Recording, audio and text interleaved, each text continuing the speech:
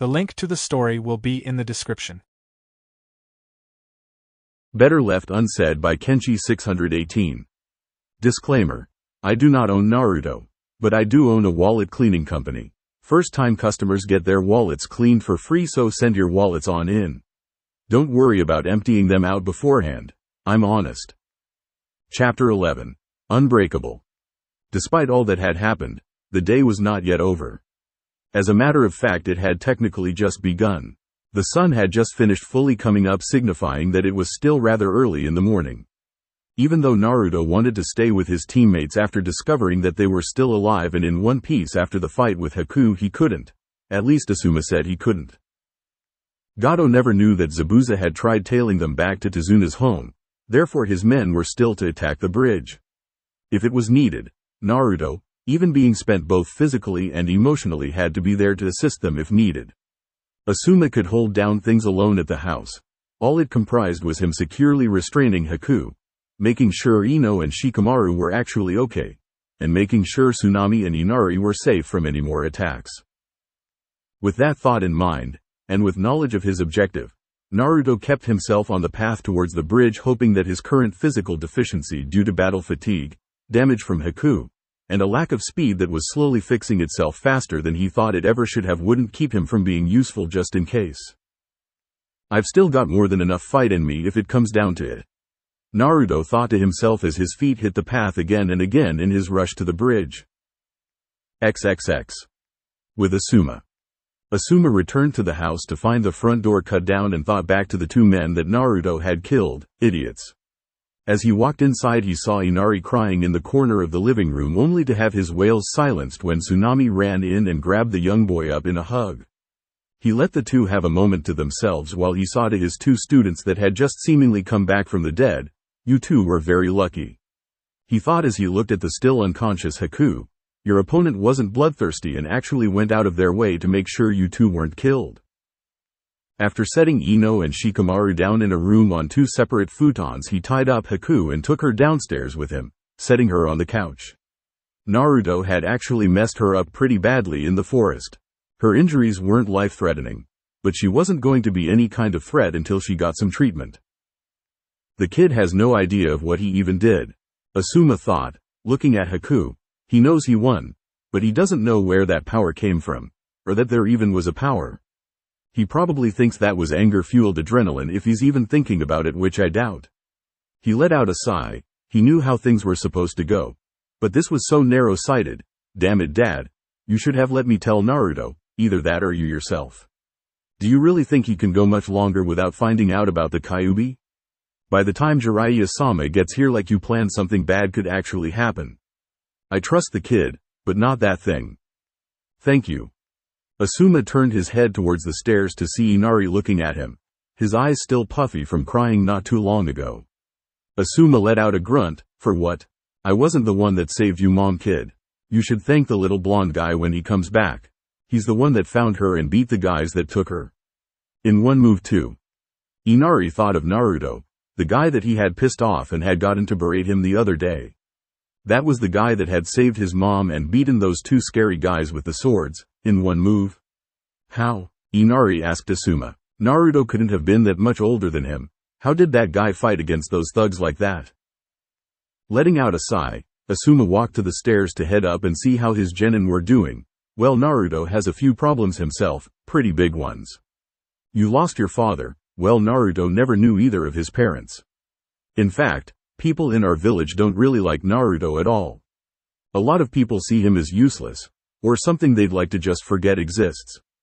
How would you like that? For people to try and deny the fact that you're an actual person and you exist just like they do? Inari shook his head. You probably can't imagine that because you've always had people that are happy to see you and love you, people to protect you. So you see, Naruto has more of a reason than you do to cry. Why doesn't he? Inari asked. Asuma shrugged, because he probably knows that it won't change anything. Crying is useless and doesn't solve problems. The only time I've ever even heard of the kid crying is when he realized his teammates weren't dead. At that, Asuma let a small smile come to his face. But then again, it's okay to cry when you're happy. He walked past Inari to continue on upstairs when the boy called out to him again. Wait, where is he now? Naruto, he's on your team like those others, isn't he? Asuma chuckled and ruffled his hair. Well, let's say that Naruto's job isn't quite done yet. He's still got to protect your grandpa, and he'll give it his all, just like with everything else he does. I wouldn't worry about it. He's a ball of energy and win. What? Inari said with a confused face, energy and win? Yeah, Asuma said as he made it the rest of the way upstairs. The win's the most important part. I'd hate for him to be a ball of energy and fail. As he made it all the way upstairs and Inari went downstairs, Asuma found Tsunami leaning against the wall with a smile on her face. Are you alright? I'm fine, she assured him. Naruto-kun was able to stop them before anything could happen at all. And thank you for talking with Inari like that. I'm sorry this has been so much trouble for all of you. Asuma waved it off. It's all a part of the job, ma'am. And it's not over yet. If you think anything is off at all, I want you to call for me. I'm going to be routinely patrolling the place and keeping an eye on my genin. The prisoner won't bother any of you. She's no threat. A grin came to his face. I can think of a way to repay me though, he said, getting a rather shocked look from Tsunami by the sound of want in his tone. She was about to call him out on it until he pulled a pack of cigarettes out of his vest pocket and held it up with the same grin on his face and a thumbs-up gesture. Tsunami shook her head with a humorous smile on her face. Sorry, Asuma-san. I would rather the inside of my house not smell like an ashtray.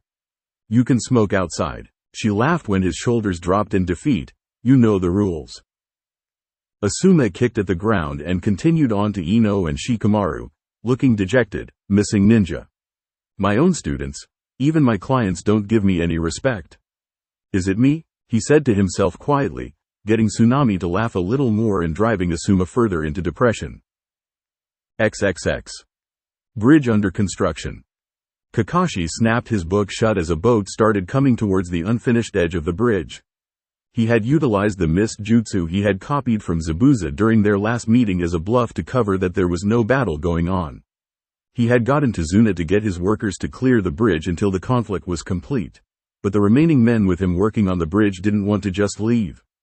If they were planning to fight Gato over the bridge, they would damn well be there for it. After seeing Naruto put down a good number of them the previous day, they found themselves fired up at the prospect of being able to get their own shot. The village had been stirring ever since the word of some kid that could replicate himself beating down Gato's men came through. Thus currently on the bridge it was Kakashi, Choji, and Sasuke in front of Sakura, who was slated with protecting Tazuna throughout whatever happened, and 20 of Tazuna's workers behind them. Taking quite a while with the job, aren't you, demon of the mist? Gato's voice said from within the rather sparse mist. However, it was thick enough for him to not be able to make out much more than silhouettes that he mistook for Zabuza and Haku.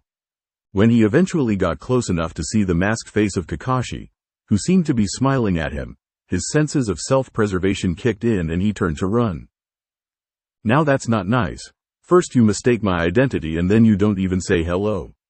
Those are terrible manners, Kakashi said as he drew a handful of shuriken and threw them after Gato. However, with the mist in his way, Kakashi mistook his position and wound up hitting 3 of Gato's hired men, only managing to cut the short man on his shoulder as he continued to run. Anyone who kills that ninja, I'll give you 1 million ryo, Gato yelled frantically, and that finally got his men in gear. Good luck with that, Kakashi said in a voice that sounded bright and honest before he pointed his fingers forward. Sasuke, Choji, straight ahead. This many bandits wouldn't have been enough to deal with Zabuza even if they had fought a full battle, and he would have won. Zabuza would have massacred more than half of them before anyone by some stroke of divinity managed to put him down.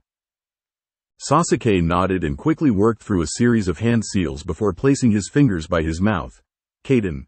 Gukaku no Jutsu. Fire release. Great Fireball Jutsu.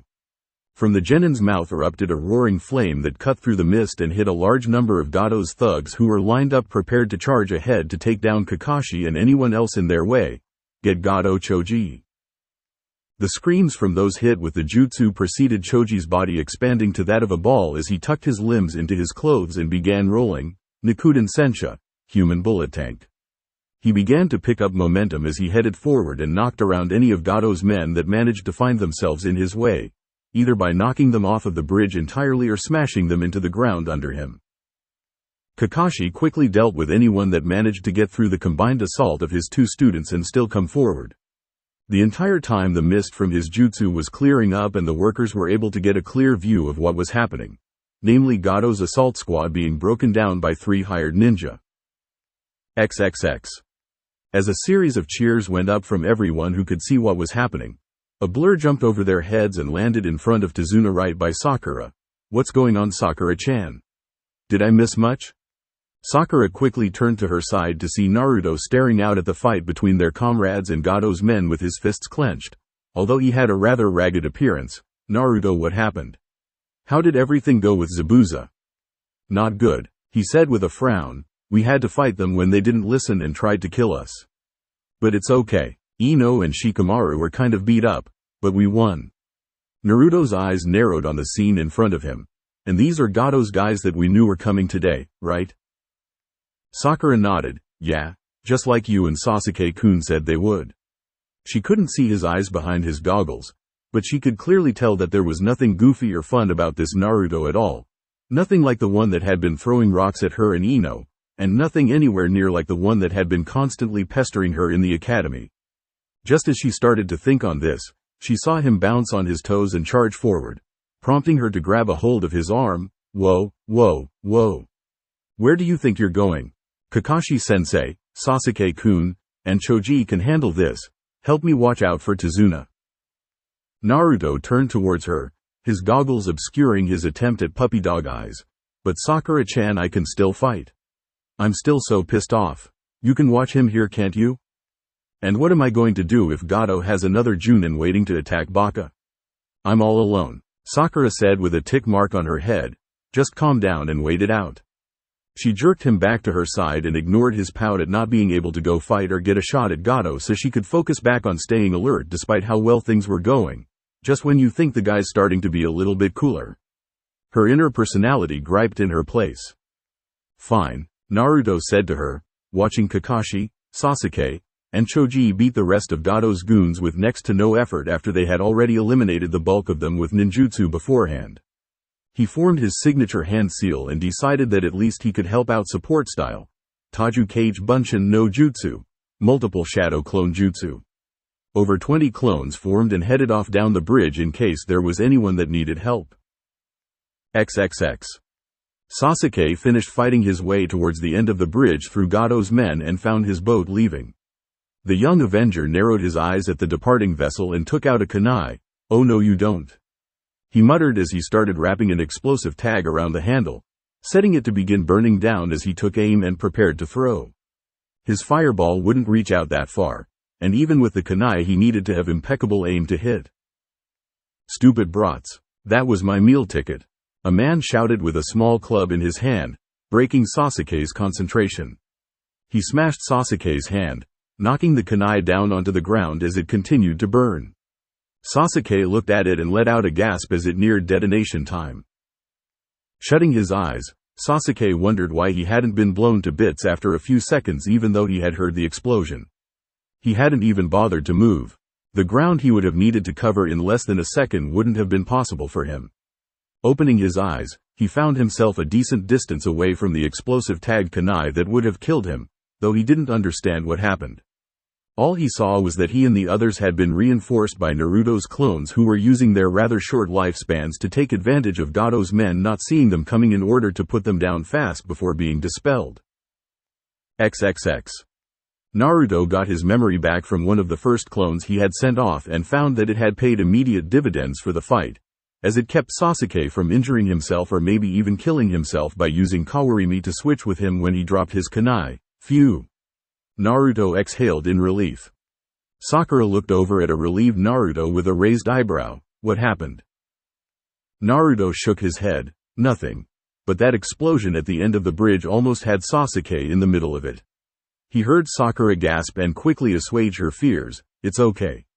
My clone got him out. He's fine." Sakura's face reflected the relief she felt. This was turning out well, very well. Zabuza had been defeated and was out of the way, no longer a threat, and Gato's attempt to cheapskate his way out of a deal with someone under his employ was failing epically. XXX. Kakashi had to admit, his genin were working well. Then again, an opponent who wasn't Zabuza this time around probably seemed easy to them. Even with the numbers they were disorganized, and with seeing kids perform jutsu the little amount of a formation they could boast having quickly fell apart, especially when it became clear that Gato ditched them. And then when Naruto's clones came storming onto the scene with a vengeance and knowing what his clones had done to the last batch of thugs that came through, they had all but given up. He quickly disposed of another of the few remaining thugs with a hard backhand strike to the face. Turning towards the site of an explosion on the bridge, Kakashi saw Sasuke running towards him, dodging the men in his way effortlessly and brutally kicking them to the ground without much thought. Once he reached Kakashi, he stopped in front of his commander and spoke, anger underlying his usual rather stoic tone. "Gato's gone. He got away and he's too far to reach from here." Kakashi sighed as that miniature headache was still around and walking about. But their mission wasn't to hunt down and kill Gato, it was to protect the bridge builder, and they had done that. It would take time for Gato to re-amass a force that he felt comfortable with having them take them on, if he even decided to again. For now at least, everything was all right. As he looked down at his broody-looking genin, Kakashi's words died in his throat. He instead gave Sasuke his notorious eye smile. "It's all right, Sasuke, the mission is still well in hand. Oh, and by the way, congratulations." As Kakashi decided to do one last sweep of the bridge for injured enemies to capture, Sasuke wondered what he was talking about, and wouldn't know until his adrenaline died down and he looked into something that showed him his reflection, where he would see red eyes with a single tomo centered around each pupil. XXX. A few hours later. Other than the thugs that had been killed by Sasuke's initial fireball and the ones crushed by Choji's family jutsu that wound up dying from those injuries, the defeated hired hands were all rounded up and captured by the group of ninja and processed to an area to be held by the overjoyed townspeople. The sight of the bridge workers leading the beaten-up brutes that had been terrorizing them for well over a year brought everyone from their homes to cheer for the victory. After finding a building to hold the men inside of, and no shortage of volunteers eager to guard them until a solution of what to do with them came up, the Konoha ninja decided to head back to Tazuna's house. As the house came into sight, Naruto, with his goggles once again out of his face, had a rather tired smile on his face as he walked up the front porch. "Yeah, I did it. I'm a winner. All I do is win, all day long, Datbayo. Kami, I'm tired," he said, opening the door and walking over to a couch where he immediately sat down, tilted his head back, and fell asleep. The others stared at him from behind the couch at the door before shrugging and heading upstairs. Kakashi stared at the loudly snoring Naruto and shook his head. Well, he hasn't gotten any sleep or rest of any kind in over 24 hours. I guess it was only a matter of time before he clocked out for the night, even though it's still light outside. His eyes then rested on the still unconscious Haku that had been laid out on the same couch that Naruto sat on, further on down. "And this is our hunter ninja, I see. You're back," Asuma said, walking downstairs without his flak jacket on, and a new shirt on, one with no blood or cuts in it. "I assume everything went well." Kakashi nodded, "As well as we could have expected. Although Gato didn't want to stick around once he realized that we weren't injured in the least. He left his men behind to cover him, and he wound up getting away." "Oh well," Asuma dismissed with a sigh, "he'll be back, and we'll be waiting." Besides, Naruto and Sasuke gleamed the location of his base on wave out of one of his men the other day. "If you're feeling antsy, we can check it out. See if we can't nip this all in the bud while we have him on the ropes," he suggested to the masked ninja. "Maybe," Kakashi said thoughtfully. "We'll have to think about it." Asuma accepted that. There was no reason to go all out after they basically broke the back of Gato's homegrown force of men and the missing ninja he went out of his way to hire. Contacting more that were strong enough to beat them would take more time than he had. The bridge would be done in less than a week at this rate. He looked down at the sleeping Naruto and smiled. The brat did good today. He did the lion's share of the fighting against her, he said, gesturing towards Haku. Kakashi raised his only visible eyebrow in shock. That's rather impressive. I'd give him some serious points for style if that were the case, because that would make this one hell of a day for a genin, or any ninja. He leveled a half-hearted glare at Asuma, Of course you would have been the one that strong-armed him onto your team instead of mine. I don't get any respect at all. Well, that is until I actually fight people. Then I get respect. Or is that fear? Meh, fear, respect, same difference. He then turned his attention to Haku. What do we do with her? Asuma replied quickly, as he had all day to think about what exactly to do. She's our prisoner until the bridge is complete. Just until then? Kakashi asked. Asuma nodded. By then the mission will be over. And even now, Gato won't be paying for Tezuna's assassination if he even stuck around. He knows what we're going to do.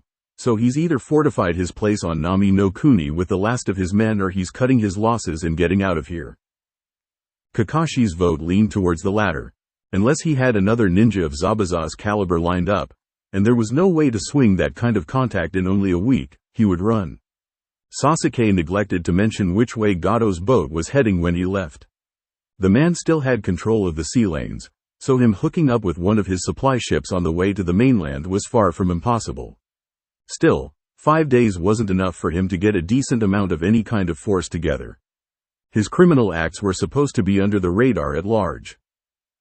He's gone from here, Kakashi confirmed. Nami is only one place that he was trying to enforce complete control over because he saw an opportunity and could keep the place isolated so word never got out. He still has branches and branches of business elsewhere, though he may lose some face when the events of what happened here gets out to the public around the world. He said that, but he doubted it. Guys like Gato needed to be finished off or they would just cause trouble elsewhere. Oh well, there was always a chance that he would do something like this again, and he'd be waiting. Maybe if he were lucky enough someone else would get a shot at him and finish the worm for them. Good, Asuma said as he headed towards the front door to get some air. Now I'm going to go into the forest, confirm Zabuza's dead, and scream in pain for a few minutes. Zabuza might have cracked some ribs during our fight, and doing your own stitches sucks because you can't use any painkillers. Have fun, Kakashi replied flippantly to his fellow Junin. XXX. Sakura, Sasuke, and Choji looked at a bedridden Ino with wide eyes after hearing what she said. You're saying Naruto was the one that beat the hunter ninja? Sakura asked in disbelief. Ino nodded weakly. She and Shikamaru wouldn't be moving about freely for at least a full day due to their bodies having been in total shutdown for as long as they had been. Shikamaru didn't seem to have a problem with this at all, as it meant that he could catch up on his sleeping, which he was currently doing. And this left Ino to field all of the questions that the others, namely Sakura, had after she had gotten the lowdown from the others on just what they had done at the bridge.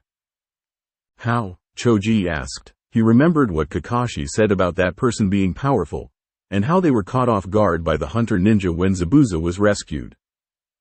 Ino frowned. I didn't see that part. Me and Shikamaru didn't last that long after we freed Naruto from that weird dome of mirrors. The plan Shikamaru had was working perfectly, but we weren't able to completely keep her boxed in without Naruto there to keep up the pressure. She had injured him with tons of senbon and his muscles were shredded. I don't have any idea how he was able to win the way he was all on his own. Even he said he wasn't able to move that fast, and she was seriously fast. Choji looked over his sleeping best friend. So you and Shikamaru are okay, right? He said in a concerned manner. He wasn't even eating anything during Ino's explanation. Yeah, Ino said. Shikamaru's just taking advantage of our bodies being useless for the time being and sleeping. Sakura looked at the floor of the room apprehensively. I don't really like Zabuza's hunter ninja being in the same house as us. Even if she already was defeated. Naruto beat her already, Sasuke said firmly. It's over, Sakura. She's not a threat anymore, so it's nothing to worry about, he said, as he stood up to leave the room. He had heard all he needed to about what happened. All things considered, it had been a relatively good day all around considering how it had started, especially for Sasuke. After his close call with the explosive tag, he had managed to unlock his Sharingan. He still didn't know how he had gotten out of there, but decided not to look a gift horse in the mouth. XXX. Later that night, Naruto woke up suddenly, remembering that the last thing he did was crash out on the sofa once he got through with everything he had done for the last day and a half. He found that a blanket had been thrown over him and the lights in the room had all been turned out. The blonde genin cracked his neck, having had it hang backwards hours without moving and stretched out, bumping into something next to him on the couch. It shifted slightly, but other than that didn't move. Naruto rubbed his eyes and looked to his side in the dark. Yawning, he quickly let out a pulse of his echolocation jutsu and saw Haku's form in his mind right next to him, tied up. From this range he could make out every last detail on her. And he knew that her eyes were open and she was wide awake, just like him. He just sat there in the dark, not moving or saying anything. However, by then he had also made it clear that he was awake as well. Eventually he heaved a deep sigh and spoke. "Haku, did you keep my team alive on purpose?" "Yes," she said lowly. Naruto could tell that her spirit was broken. When she saw Asuma walk over after the fight with Zabuza, she knew what had happened. Naruto freaked out when he thought his friends were dead. He could only imagine how Haku felt knowing that unlike him her precious person was actually dead. No false death state for him. Especially when Asuma left and actually confirmed his kill after they had all gotten back. But Naruto wasn't aware of that part. "Thank you," that was all Naruto could really say to her. She could have killed his friends. It had probably taken more effort for her to find a way to simply incapacitate them instead of going for the kill. "If you really were grateful," Haku said in the same low tone as before, "you would kill me, Naruto-kun." Naruto found himself getting rather angry at her again. "I told you already. I'm not going to kill you, Haku. At first I was going to do it to be mean seeing as how you wanted to die. But I'm still not going to do it. What kind of way to repay you is that? You let them live and went against orders and in return I kill you. That sounds really great, doesn't it?" he finished sarcastically. "Zabuza-sama was all that I had," Haku said earnestly, her voice starting to sound rather choked up as she gave him her story of how as a child her father had killed her mother and tried to kill her too due to her Kekkei Genkai, how she had managed to kill him in self-defense, and how she had roamed the streets before being found on the verge of death by Zabuza. "He was the only person in the world that acknowledged my existence and gave me a purpose, and now he's gone. Tell me, Naruto-kun," she said, and even without light in the room he could tell that she had turned her eyes to attempt to lock with his. "What am I supposed to do now?" "Anything," Naruto answered immediately. "You can do anything you want, Haku-chan." Naruto said, feeling his ire of her dying down now that everything was over, especially since everything she had known had been taken away because of this one mission. "I understand. But the difference between me and you is that if you had actually killed Ino and Shikamaru, I would have kept going, somehow. I'm not telling you to suck it up or get over it, how could I? I'm just saying, you're still alive, and living for a single person like that, while it might make you feel needed, what do you do when you fail? Look at you, you want me to kill you so you can follow Zabuza." "I was his tool," she said, trying to defend her viewpoint on the matter. "I was a weapon only meant for Zabuza-sama to use for his goals. I'm not good for anything other than that." He was really arguing a losing battle here. Haku was so completely devoted to Zabuza that without him there wasn't anything else to her. What could he do? Get her someone else to live for? Who? Him? Yeah, right. If not a person, then Haku-chan, Naruto said, getting her attention once more. "What exactly were Zabuza's goals? You said he needed you for them, but what exactly was he trying to do?" He almost didn't want to know. Zabuza had not been a particularly pleasant person to say the very least. Between fighting Team 7, shooting him down when he tried to warn him of Gado's treachery, tailing them home to take out Tazuna, and trying to kill them to top it all off, he hadn't exactly endeared himself to Naruto. Something that otherwise wasn't that hard to do, the boy had to admit to himself. He certainly wouldn't be losing any sleep over Zabuza being put down once and for all. He was a right many notches above those scumbags Naruto had put 6 feet deep on the path to Tazuna's house, but far from a good person. Haku sounded eager to explain what made Zabuza tick, it appeared. As if what she had to say would make Naruto believe that he was a wonderful person somehow. Zabuza-sama's ambition was to kill the Mizukage and wrest control of Kirigakure from him. And there that went. Another notch dropped for Zabuza. Naruto never really needed to know that. Naruto could never even consider ever trying to take out Hokage Jiji. The man was a hero to him. But then Haku continued, the country had been suffering unrest for quite some time. The barbaric practice of academy students fighting one another to the death to become shinobi, and the encouragement of exterminating those with Kekkei Genkai like myself were just a few of the examples of the man's crimes. No one else would stand against him. And that changed things. Hearing that Zabuza actually stood against something like that was actually pretty heavy. But then again, if that was why he was fighting, then why on earth was he helping Gato? That seemed rather counterproductive in the grand scheme of things, didn't it? The money for assisting Gato was very good, Haku said, answering the question that Naruto never asked her in the first place as she continued to explain. It would have served as a fantastic point of beginning to fund a possible return to Mizu no Kuni and another attempt at the Mizukage, possibly with far more assistance this time and a palpable chance at actually changing the regime. Hearing how much happier in comparison Haku sounded when talking about Zabuza's ambition gave him an idea. If she was only living for Zabuza, then why not live for Zabuza's ideal? He just had to make sure it wasn't something evil like he originally thought it was.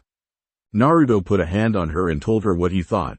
Hey, instead of trying to die because Zabuza isn't here anymore, why don't you try to carry out his dream for him in his place? Yeah, you could totally do that, Haku-chan, he said in an encouraging manner.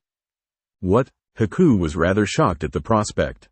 She had to admit that the idea had merit, and to finish up Zabuza's unfinished business would be something that she could do to find herself useful to her master even after his death. Still, how would she ever possibly pull that off?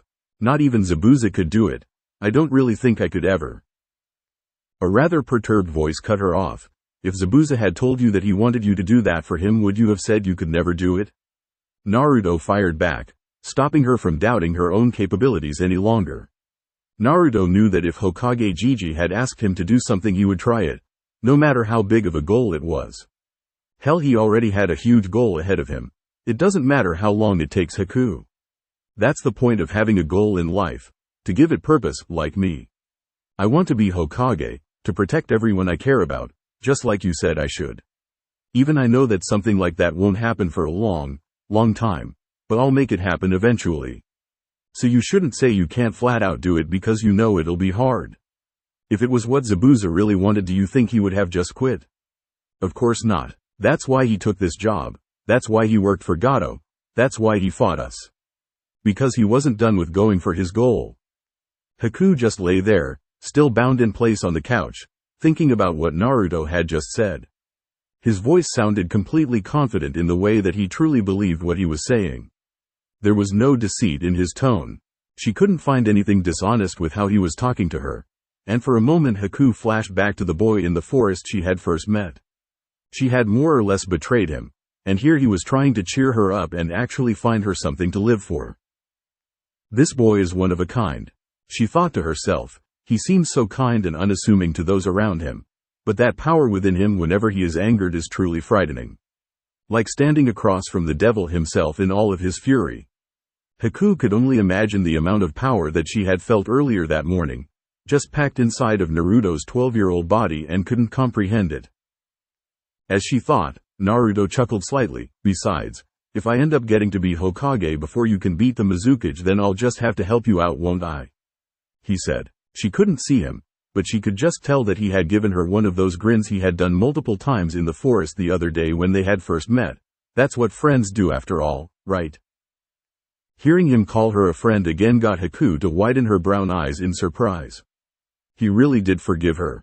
And knowing that, she couldn't fight down her own smile, even in the situation she was in. Yes. That is what friends do, Naruto-kun. I would be glad to accept your help in the future. But I have to become way stronger if I am ever to defeat the Mizukage. I will too, Naruto said. A Hokage can't be weak, can he? XXX. The next day. Asuma walked into the room his team used for lodging to find that Naruto wasn't there. He wasn't downstairs either, but Haku was right where he left her. Looking rather bored, but other than that she was fine. He'd have to see about having a doctor come up and check on her. That and make sure that Ino and Shikamaru wouldn't suffer any lasting effects from Haku's senbon putting them in a near-death state. Hello, my temporarily invalid genin, he said brightly, getting a groan out of Shikamaru and a yawn out of an awakening genin. How are you feeling today? Ino sat up relatively easily and stretched her arms out. I'm fine. A little stiff, but better than yesterday, Asuma-sensei. How are things coming along with the bridge?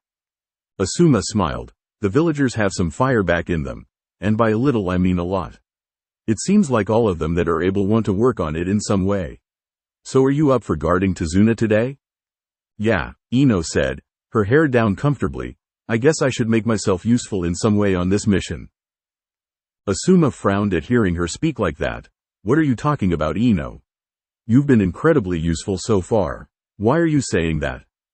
Ino shook her head. I really haven't been. The only fighting so far that we did, either Naruto handled it all, or when I actually had to fight Haku I wound up getting beaten. We might as well face facts. Shikamaru and I might as well have not been there. Naruto beat her without any help. You were more of a catalyst than you'll ever know, Ino. Asuma turned to Shikamaru, who was facing away from them in his futon. And is that how you feel, Shikamaru? You didn't dispute her, and don't play dead over there. I can tell you're awake, he said, getting a sigh from the pineapple-haired boy as he turned around. Shikamaru had his usual bored expression on his face. Well, I won't say that we were useless. We did manage to get Naruto out of that tough scrape he was in inside of that dome. But in the end he was the one that got hurt doing all of the fighting. All that Hunter Ninja did was disable us in one move once we were found out. In a head-on fight, Naruto was the only one that was a match. And, Asuma said questioningly, he wanted to hear what Shikamaru had to say about the matter. What does that mean to you? It's troublesome, Shikamaru complained, getting Ino to roll her eyes at hearing him use his catchphrase. But letting Naruto handle all of the real fighting isn't fair to him. We saw what was happening to him, Asuma. He was getting torn apart in that dome. I don't know how he lasted the entire time. I got hit only a fifth of the times that he did, and that was all I could take. Ino held herself and shivered slightly. He had so many of those needles in his body, all over. I took one of them and my entire body shut down and he stood up and fought looking like a porcupine. I can't believe it now that I'm thinking back on it. Her eyes hardened. He's our teammate. We can't just use him and wait for him to set up Shikamaru's strategies for the checkmate. He's tough, but what if next time he fought someone with more power behind their attacks to go with the speed? How much would be too much? Asuma let her get out her frustrations and fears that she had after the fight with Haku before speaking. You know, Naruto is the one that thinks he failed you guys. That got the eyes of both Shikamaru and Ino to lock firmly onto him, as if they were willing him to elaborate. He thought Haku killed you both at first and he knew that he was the muscle behind the team. When you both went down he felt like he was too weak, that he couldn't live up to the importance of his job. We're supposed to be a team, Ino insisted. It's my fault that we're so unbalanced and have to rely on Naruto for frontline fighting. He shouldn't blame himself because I couldn't defend myself. Shikamaru sat and thought about his role on the team. He actually enjoyed it so far because Naruto was always willing to step up and do whatever task they had. He didn't want to say that Naruto carried the bulk of the work because of him, but it was definitely disproportionate between Naruto and Ino, who always seemed to do more than him. Even in the battle with Haku that seemed to be the case. And as much as it sucked to admit it, that would wind up getting someone killed against an opponent that wasn't as merciful as Haku. The laziest member of Team 10 sat up in his futon and rubbed the back of his neck. Well, a good strategist fights on the field with his own soldiers. After all, if I feel good enough about a plan to send Naruto in, I'd better be willing to step in there myself along with him. He let out a sigh, and if I'm going to be able to keep up with that troublesome bastard, I'd better start getting better at being more than just being number one at running away and hiding. So damn troublesome. Asuma looked at his students proudly and made a conscious thought to step up and start guiding them towards whatever they felt they needed to make them better ninja once they got home. And that's how you teach. Kurenai claims I'm not a good role model. What does she know anyway? My kids have great morals and common sense. XXX. Forest clearing near Tazuna's house. Naruto stood with his foot tapping the ground impatiently. Come on. Let's get this show on the road. I want to kick your ass before breakfast is ready, Sasuke Teme. Sakura, Choji, and even Inari stood off to the side at the end of the clearing among the trees to watch from there. Yeah, whatever, Dobi, Sasuke said, stretching himself out to get ready before shoving his hands into his pockets. We need a referee for this. He looked over at Sakura, who seemed eager to volunteer, and shook his head.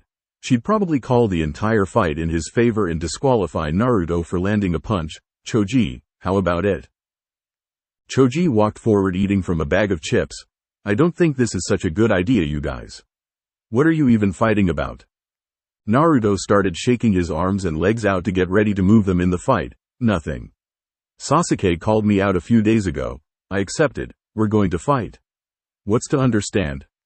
Sasuke nodded in agreement. It's just a little test.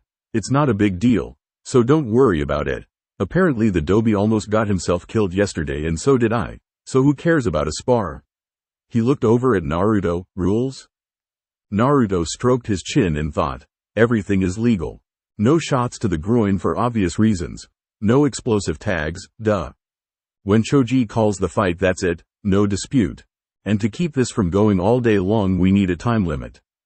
10 minutes? Sasuke nodded. Right, if it goes 10 minutes it's an automatic draw.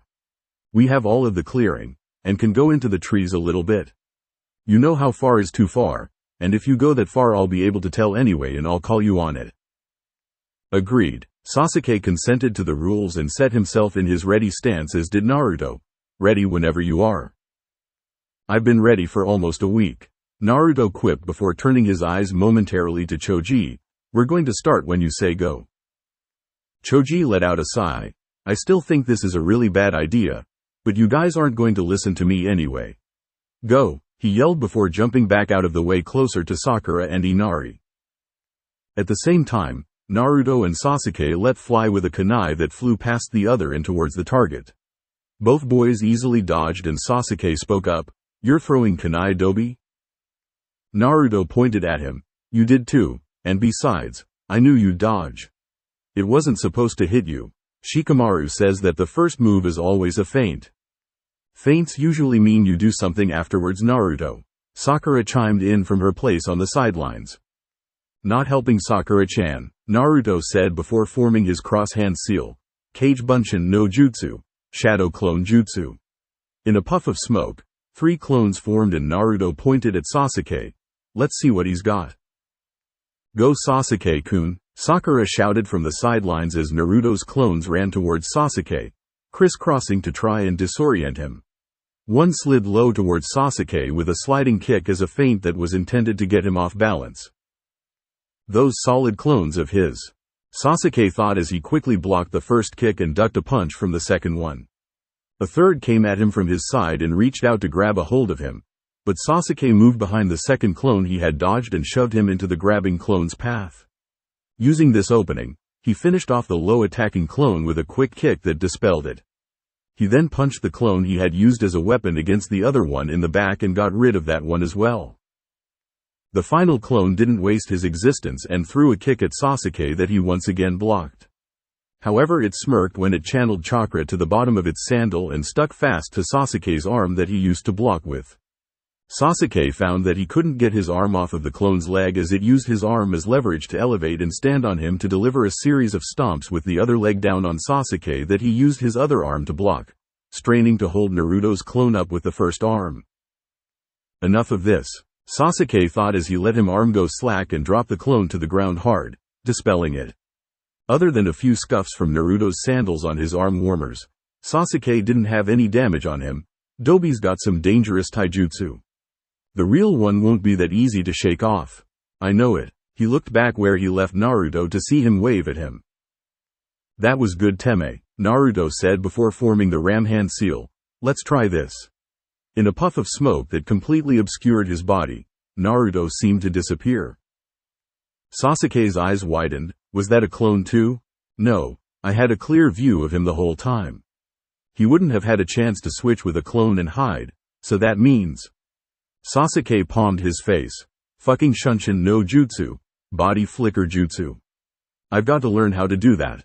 He mumbled before a smirk came to his face. Well, now it's as good a time as any to put this to the test. He said as he let his eyes activate the Sharingan, prepared for any move Naruto could and would make as he waited him out for a minute or two. All he needed was the sound of the slightest movement and he would turn his head and see anything coming his way. Come on out, Dobi. There's nowhere you can hide where I won't find you. Who's hiding? A group of voices chorused simultaneously. From one side of the clearing, over a dozen Narutos dropped from the trees, all cracking their knuckles and smirking. You could take on 3 of us straightforward. Another clone picked up where that single one had left off. But let's see how you can take boss's coordinated assault. he said as a few of the clones jumped into the air and threw shuriken at Sasuke to cover the approach of the infantry clones that began a rush towards Sasuke. Sasuke quickly fished out a set of shuriken in each hand and took aim immediately. The second the clones jumped into the air, his Sharingan had them pegged all the way, and by the time they reached the apex of their jumps and were prepared to let their weapons go, they were already hit and dispelled by Sasuke's own. The ground clone saw him release his shuriken, and without missing a beat or even checking to see if he hit his targets, Sasuke immediately rolled through his hand seals for his next move.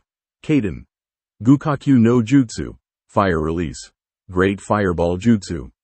From Sasuke came a towering fireball that hit the clones and roasted them into defeat, leaving behind a modest crater where it had hit them. Sakura looked on at Sasuke handily dispatching Naruto's clones with his clan's signature ninjutsu. Sasuke-kun is so cool. He beat all of those Narutos just like that. Choji gulped in apprehension. What if the real Naruto was in there? He didn't want to have to explain to Kakashi and Asuma why Naruto was extra crispy once they came back for breakfast. Stop. Everyone froze as Naruto walked casually from a hiding place from the trees and strolled over to Sasuke's crater where there were still remnants of flames flickering in it. Naruto fished a cigarette from his jacket pocket and used the fire from the ground to light it and take a long drag from it, exhaling in relief. Okay, now I'm good, he said with a grin. Sasuke narrowed his eyes and flicked a shuriken at Naruto, hitting him only for him to burst into smoke. Fucking stupid ass clone, Naruto griped audibly as he rushed from his cover of the forest at Sasuke while other clones concealed in the foliage covered him with projectiles. Sasuke dodged the weapons that he saw coming clearly, threw his own in return that got him the satisfying popping sounds of clones dropping like flies, and prepared for a fistfight with the original who looked like he was through messing around. Instead of waiting for Naruto to try and make contact with that dangerous taijutsu of his, Sasuke shot a sidekick at Naruto's stomach that hit him and forced Naruto to let off an oof that sounded like music to Sasuke's ears.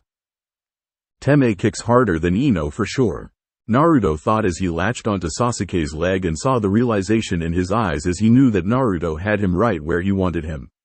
Not accepting that Naruto had the clear advantage, Sasuke contorted his body and delivered a punch that hit Naruto on top of the head, forcing Naruto to click his teeth together when his jaw slammed shut. That was all well and good for Sasuke, but Naruto still had his leg. Damn, he's still stuck to me like glue, Sasuke mused frantically as his eyes could clearly see, but do nothing about it, as Naruto still had him. He couldn't dodge, he was stuck, and no amount of blocking would save him for long. Naruto was clearly more physical than he was and could take one hell of a punch.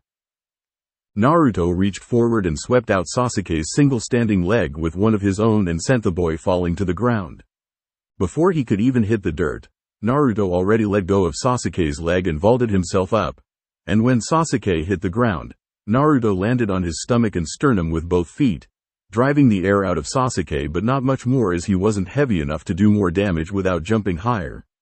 Still, Naruto stuck a foot to Sasuke's chest and shot his other leg up for what was to be an axe kick to land on either his head or his chest.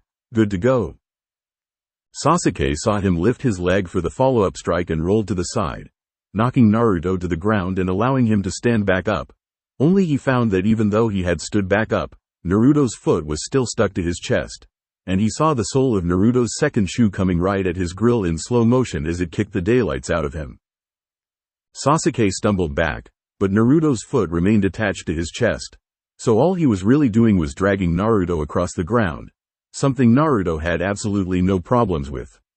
And he found no relief or mercy from the blonde human anchor as Naruto peppered his person with nasty up kicks to any place on Sasuke that they could reach. Head, body, hell even legs. It didn't matter, Naruto's legs were like angry, violent pistons. And as long as he didn't kick Sasuke in the junk by accident, it was all good.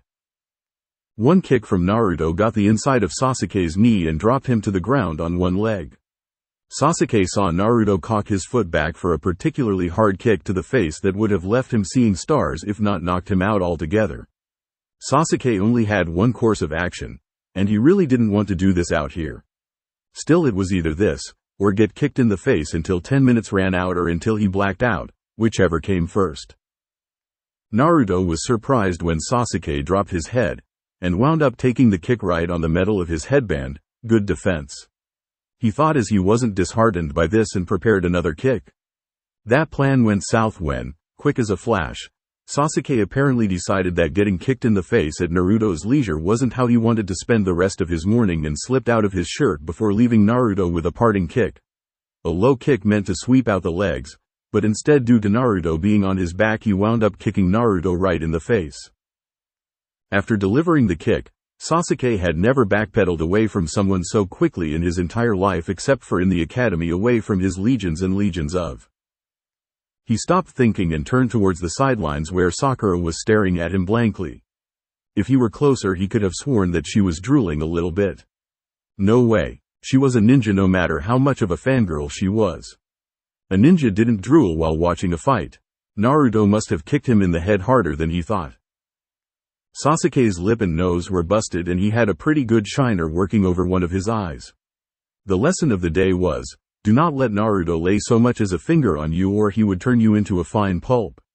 How to fight without enough distance to stick and move was never covered in the academy because ninja were supposed to be more nimble than others and able to avoid attacks from regular people.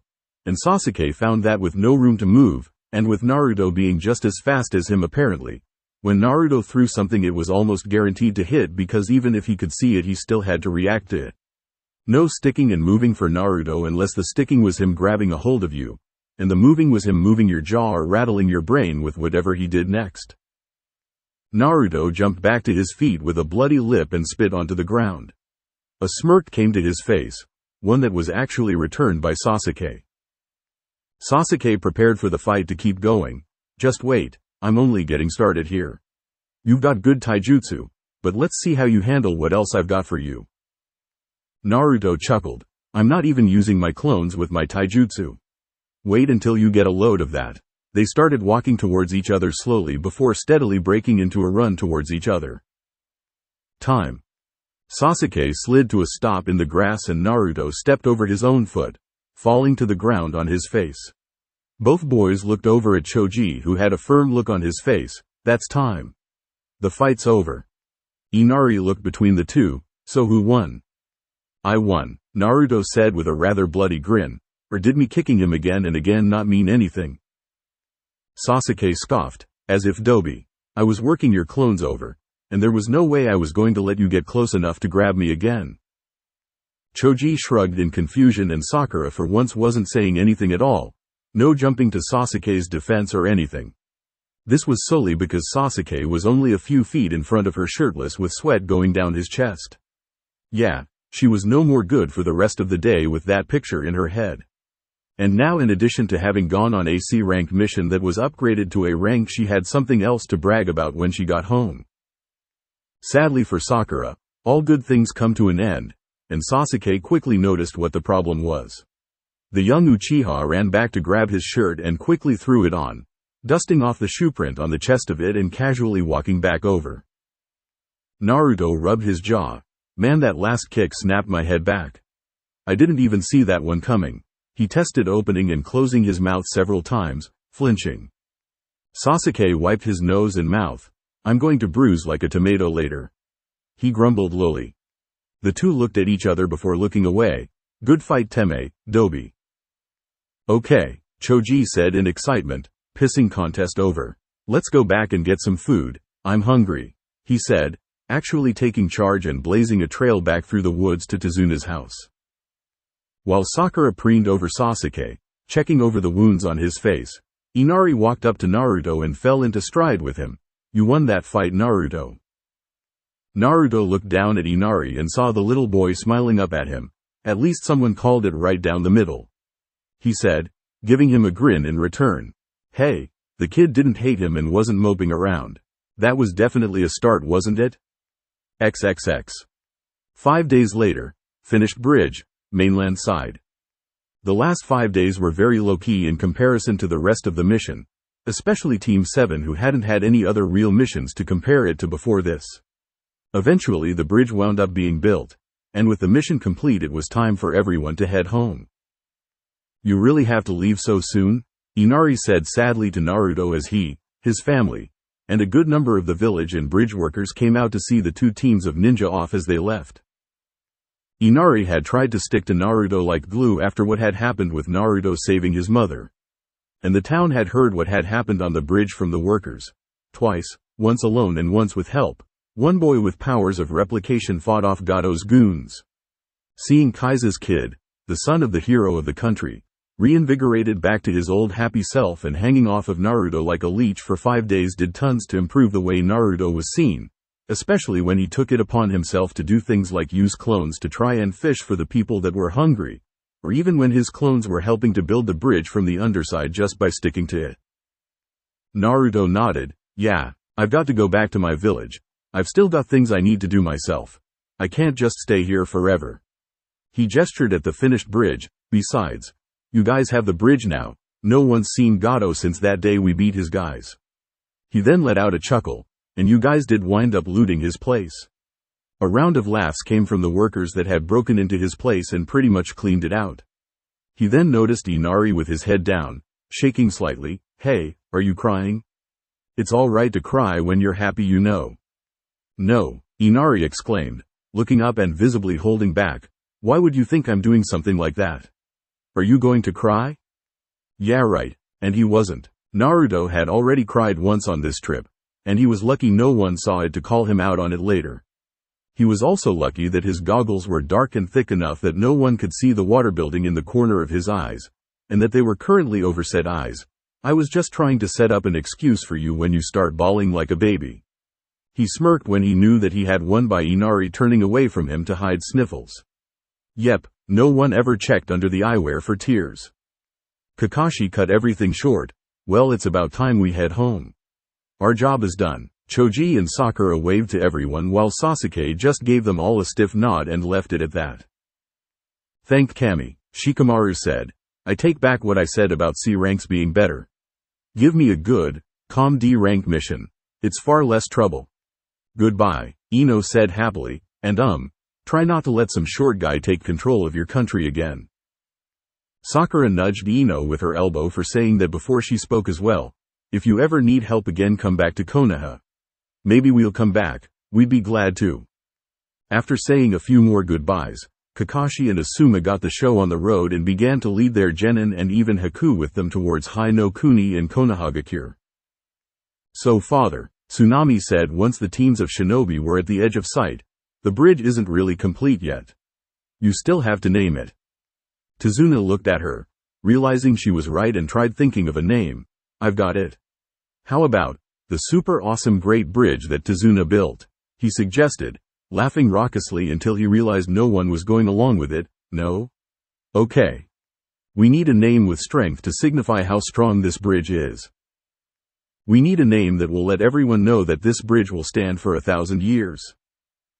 I've got it, Inari yelled out excitedly. How about the Great Naruto Bridge, for the strongest guy the first no? Tazuna looked out at the horizon for the disappearing the ninja as the people behind him began to chatter about the name. Apparently it was rather appropriate for more than one reason, especially considering what the country was called before this, to be named after that person. All right then. This bridge is now the Great Naruto Bridge, for the person that showed us all that having the courage to stand up is real strength. XXX.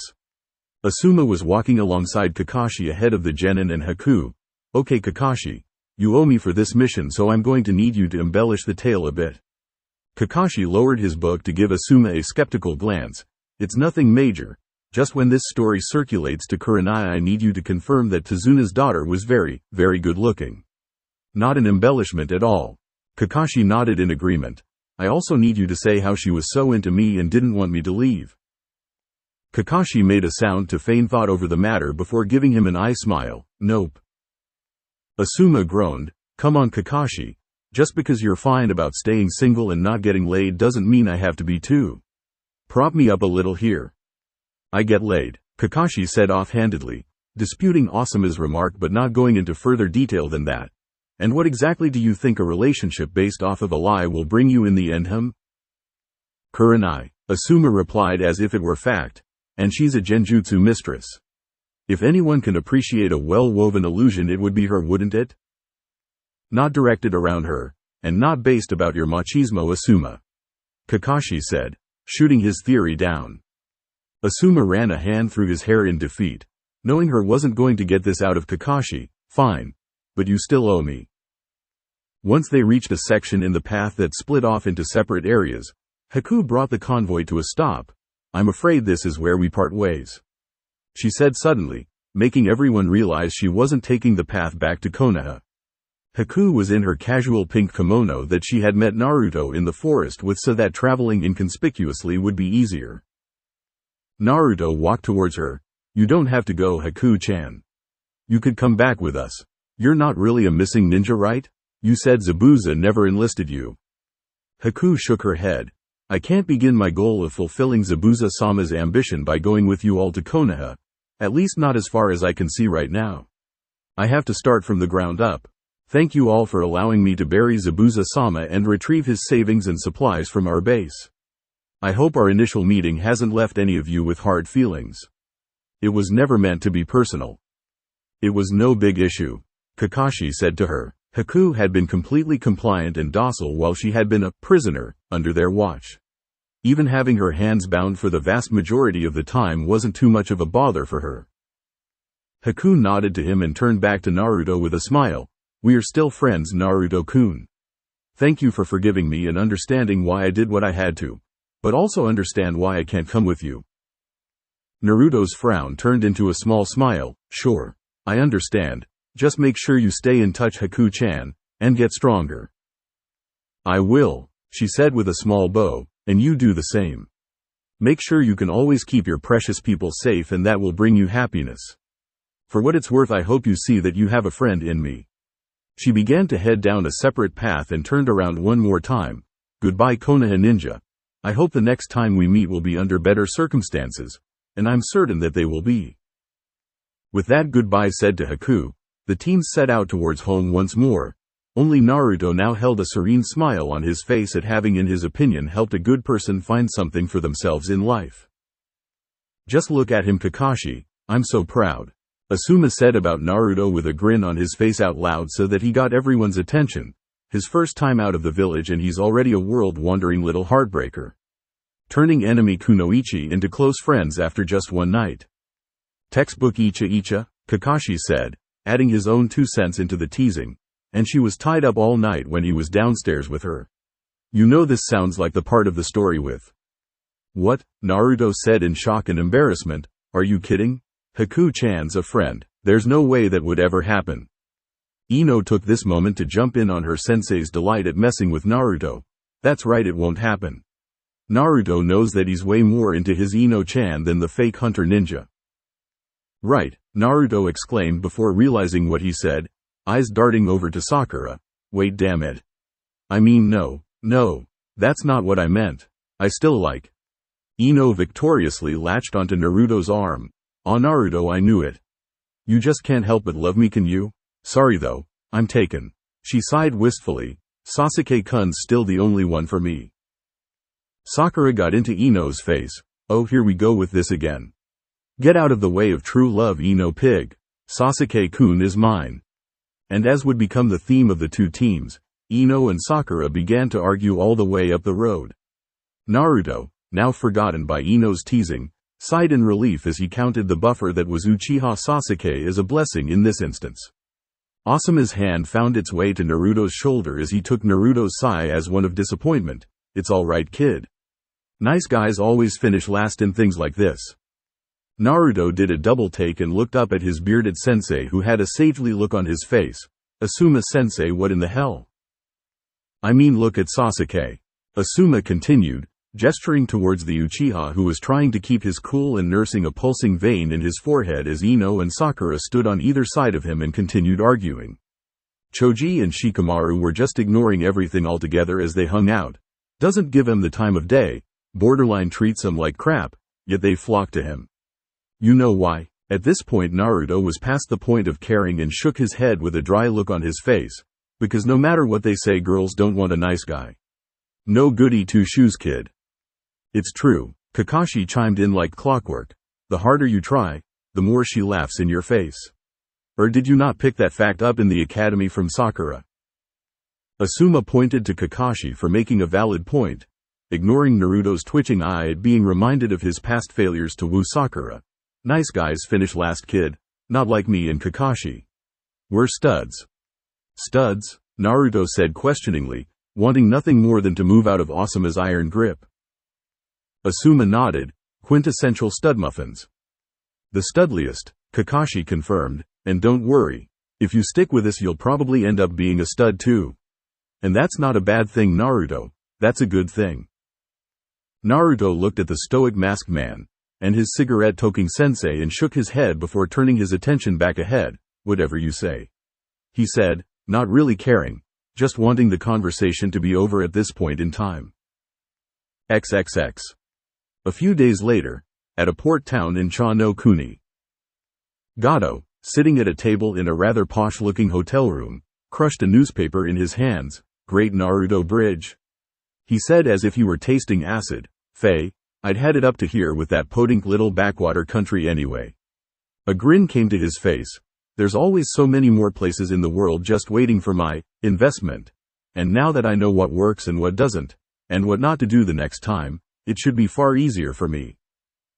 He laughed to himself and poured himself a glass of wine. Yes, it's just good business after all. How to train your genin. Tip 8. Motivation is key. It's very difficult in this world to get someone to do something for nothing. Everything in this world is done with a particular positive reaction in mind. You do your job well so that you get paid and can possibly make more money the next time around. People do other people favors in the hopes that one day the favor will be reciprocated.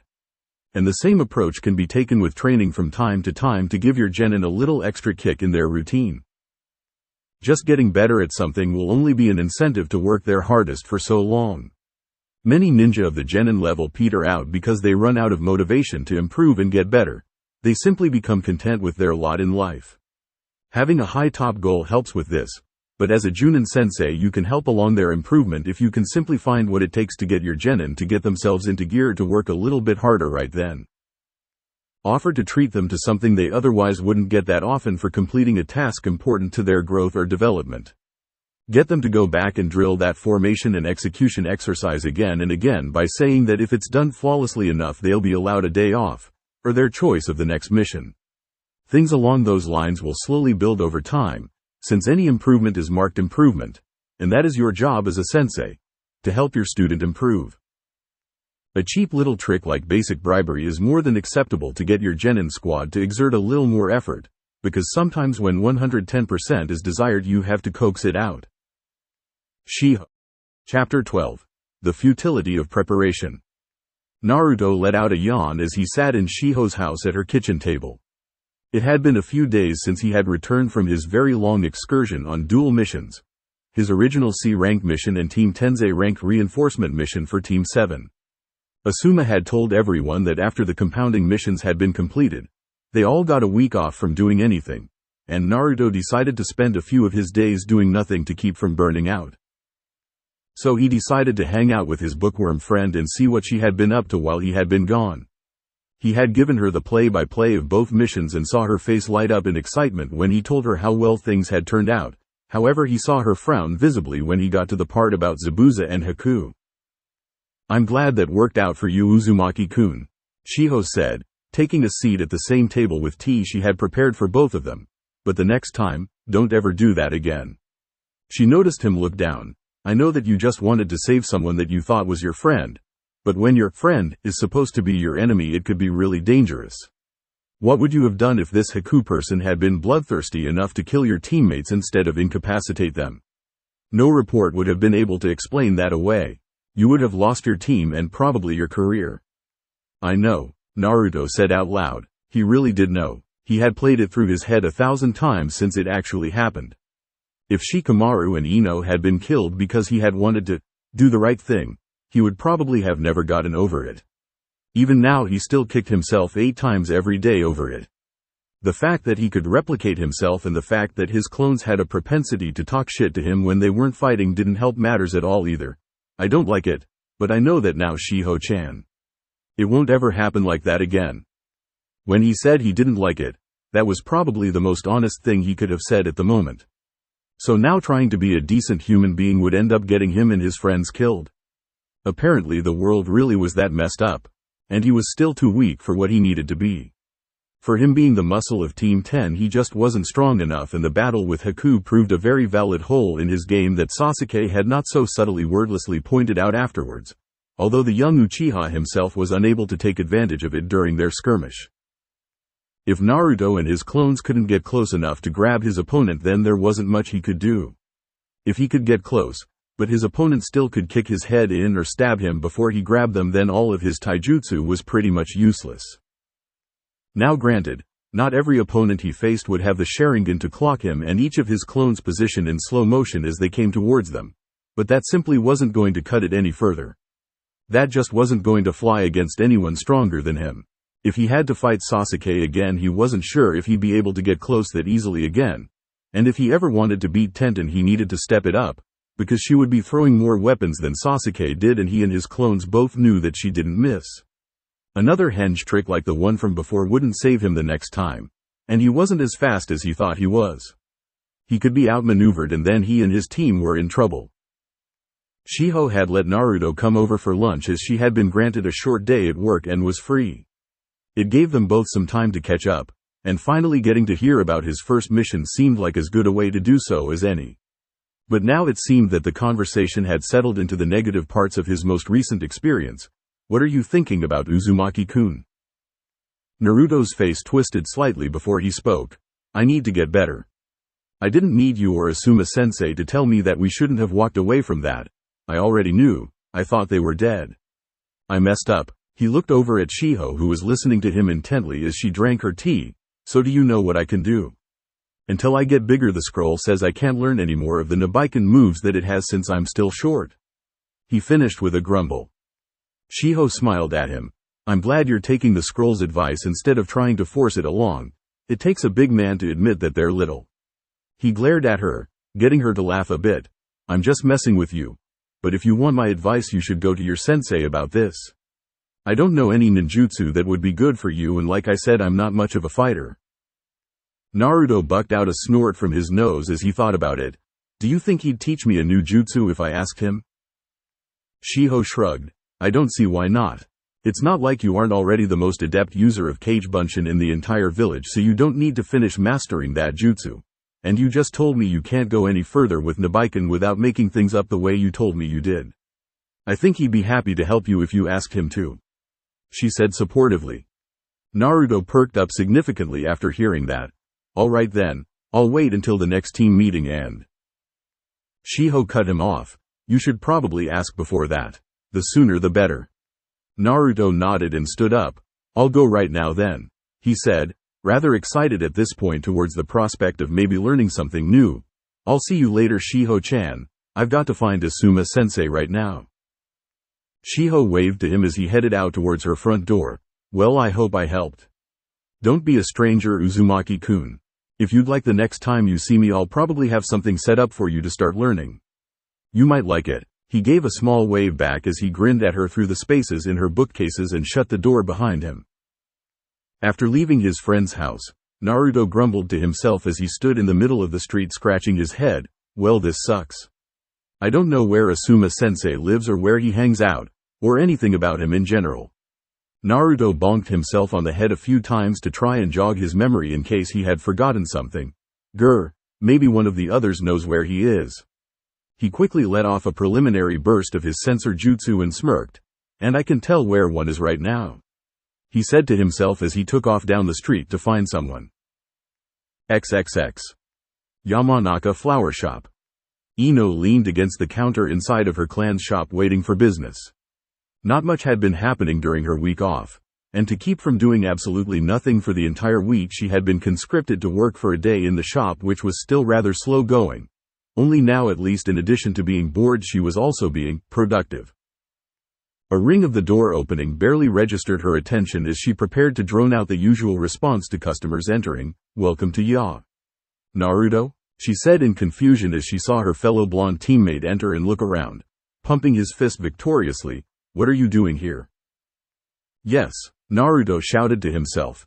I thought I messed up for a second and still couldn't read signs with my jutsu. He then noticed Ino looking at him blankly as if wondering why he was there. "Hey Ino, how's it going?" She let a humorless smile come onto her face as she sat her elbows on the counter and placed her hands under her chin. "I'm so bored, Naruto. Please tell me you've been doing just as much of nothing as I have." "Pretty much," Naruto said, rubbing the back of his head with a salty look on his face. Ino laughed slightly. By now she knew that Naruto hated not really doing anything, so this week off was probably killing him slower than it was her. They weren't even halfway through it yet. "Listen, I need your help really quick, can you?" She blinked her blue eyes in a confused manner before pointing around at the store. "I'm working right now, Naruto. I can't leave. What if a customer comes in later?" Naruto stared at her and slowly brought his fingers up into the cross seal he used to form Kage Bunshin before Ino cut him off from doing so. Knowing exactly what he was about to do. "No, Naruto, that's a bad idea. You don't know anything about these plants and you'd leave a hanged Kage Bunshin?" He brought his fingers down to cancel attempting the jutsu. "Well, damn Ino. I know how to water and take care of the plants and act like you long enough for you to help me out. I just want to know where Asuma-sensei is." Ino arched a feminine eyebrow at hearing what Naruto needed from her. "Well, how would I know where he is if you don't? Check his house or something." "I don't know where that is," Naruto admitted, putting his hands in his pockets and kicking at invisible dust on the ground. "That's why I'm here." "Where does he live?" Ino shrugged helplessly. "I wouldn't know. I figured either you or Shikamaru would know where he lived if anyone would know." "You're out of luck this time with me." She then had another thought. "Why are you looking for him anyway?" Naruto frowned. "I'm going to see if there's anything he can do to help me get better. I almost got you guys killed back in Nami no Kuni. Kage Bunshin are cool and everything. But if that's all I've got to go with my taijutsu, then I'm still too easy to scout." Ino gave him a dry look that showed her lack of amusement at how he perceived his own skills. "Yes, if Naruto couldn't grab you, then there wasn't much he could do other than exhaust you. And the bulk of his solo offense was directed around him doing whatever it took to get close and get a hand on his opponent. But he really underestimated his own ingenuity when it came to doing just that." Naruto's masterful use of henge to deceive his enemies was even something that Ino had worked on trying, and Shikamaru had even worked it into one of their regular strategies. If anything, Ino was the one that figured she needed to pick up something new, hence why she had taken to watching the shop today with no complaints. If she could get on her dad's good side, then maybe she could get him to help her with something else. Maybe help her come up with new ways to hit Shintention no Jutsu without anyone helping her keep the enemy busy, or even a new jutsu altogether. Ino opened her mouth to talk Naruto down about how what happened in Nami no Kuni was all of their faults when an adult male voice sounded out from behind her.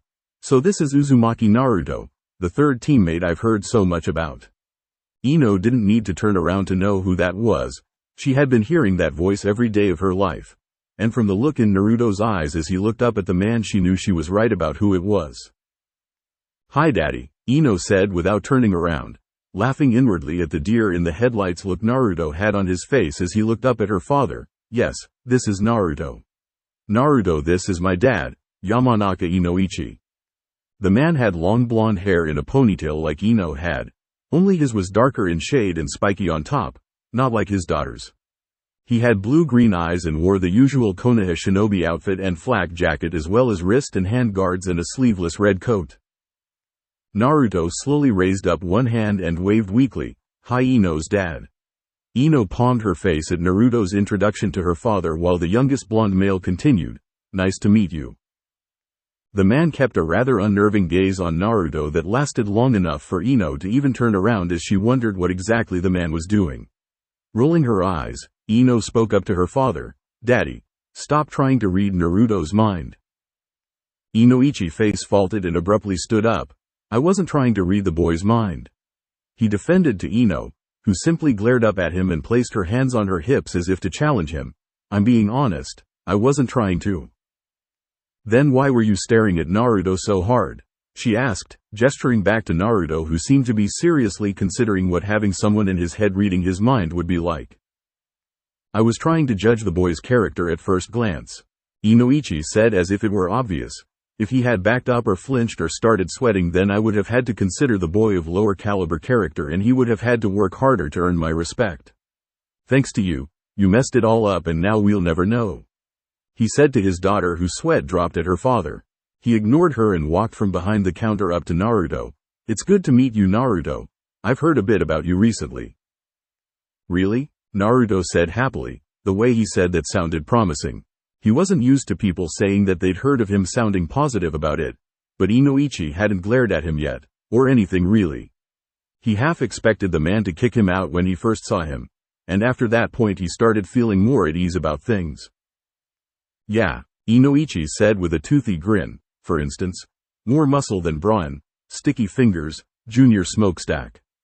Naruto's face fell to one of a deadpan with each title he had apparently been given that Inoichi recited. His vision slowly turned to Ino, who was smiling apologetically and actually mouthed the word, sorry, to him.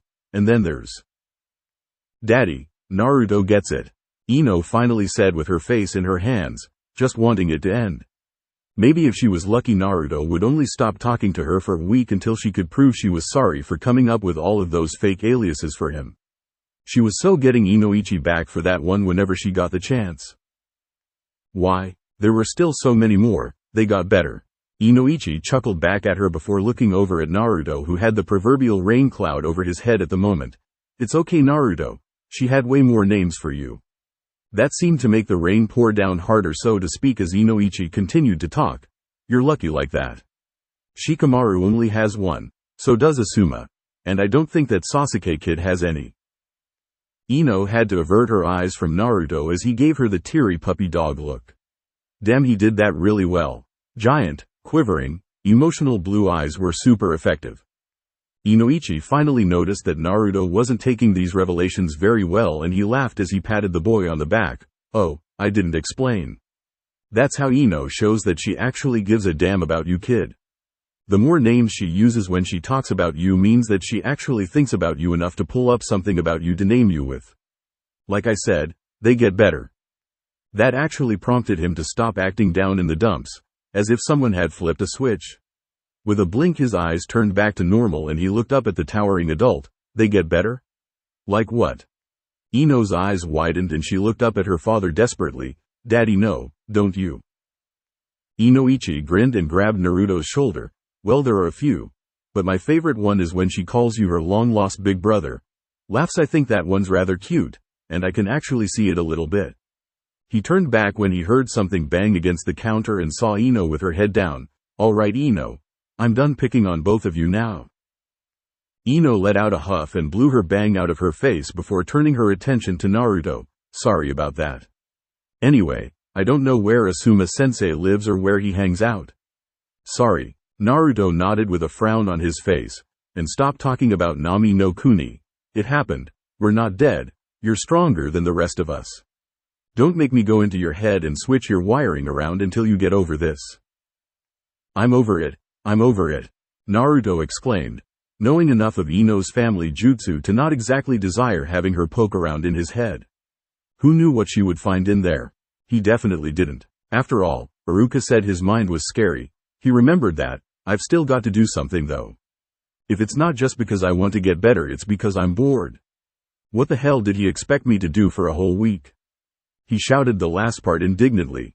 Growling to himself, Naruto turned and headed towards the door to the shop. I'll see you later, Ino. Maybe Shikamaru knows where he is. Ino waved to Naruto as he left. Bye, Naruto. As Naruto disappeared from the doorway of the shop and headed off towards wherever he planned on heading to next. She then turned to Inoichi with a dry look on her face. Did you have to tell him the long-lost big brother thing, Daddy? That was a slip. Inoichi laughed as he started returning to the back. Yeah, a slip. Just like the other slip that you called him. Or did you want me to tell him about that instead? He said, getting Ino to give him a wide-eyed look. I could go find him right now and tell him the other thing you called him. He might like that one. You tell him that and I swear to Kami Daddy all. Ino threatened, prepared to fight a losing battle against her old man if he was even slightly sincere with his previous suggestion. Inoichi just waved her off as he vanished from the front area of the store. I thought it was just a slip. He taunted, I like that boy more than the Sasuke Kid you've been talking about for the last 5 years anyway. Ino didn't bother chasing him back there as someone still had to watch the front and her shift wasn't over yet. She simply seethed in the front.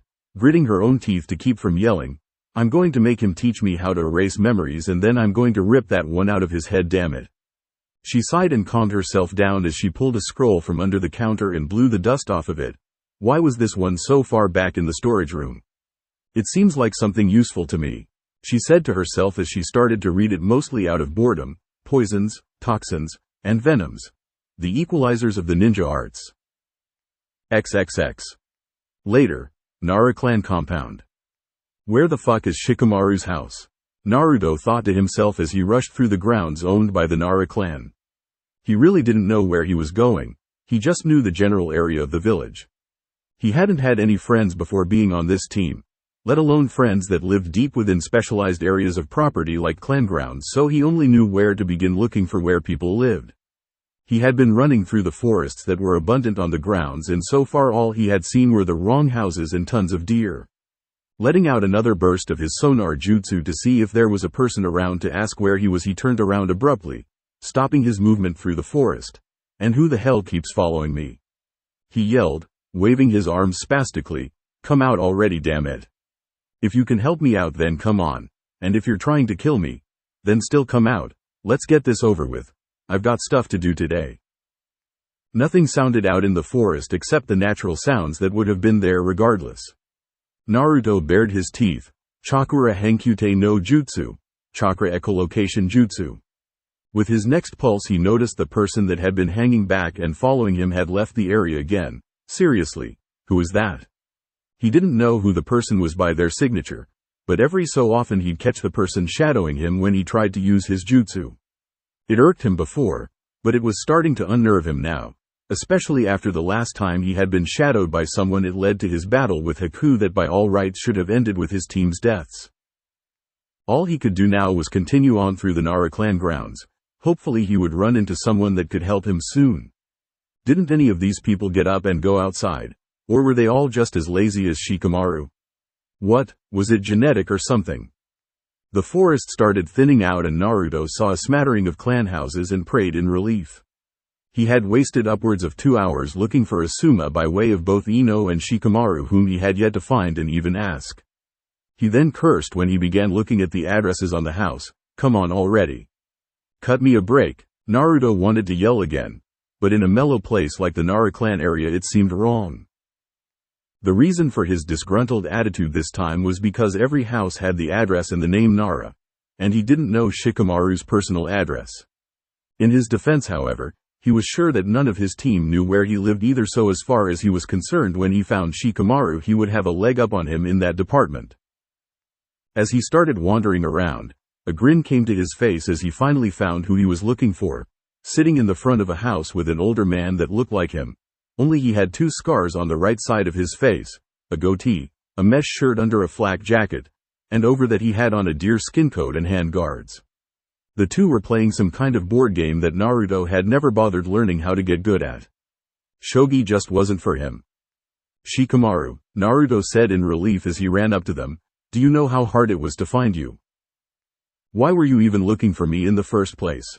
Shikamaru asked him as he stared down at his pieces while his dad waited for his next move.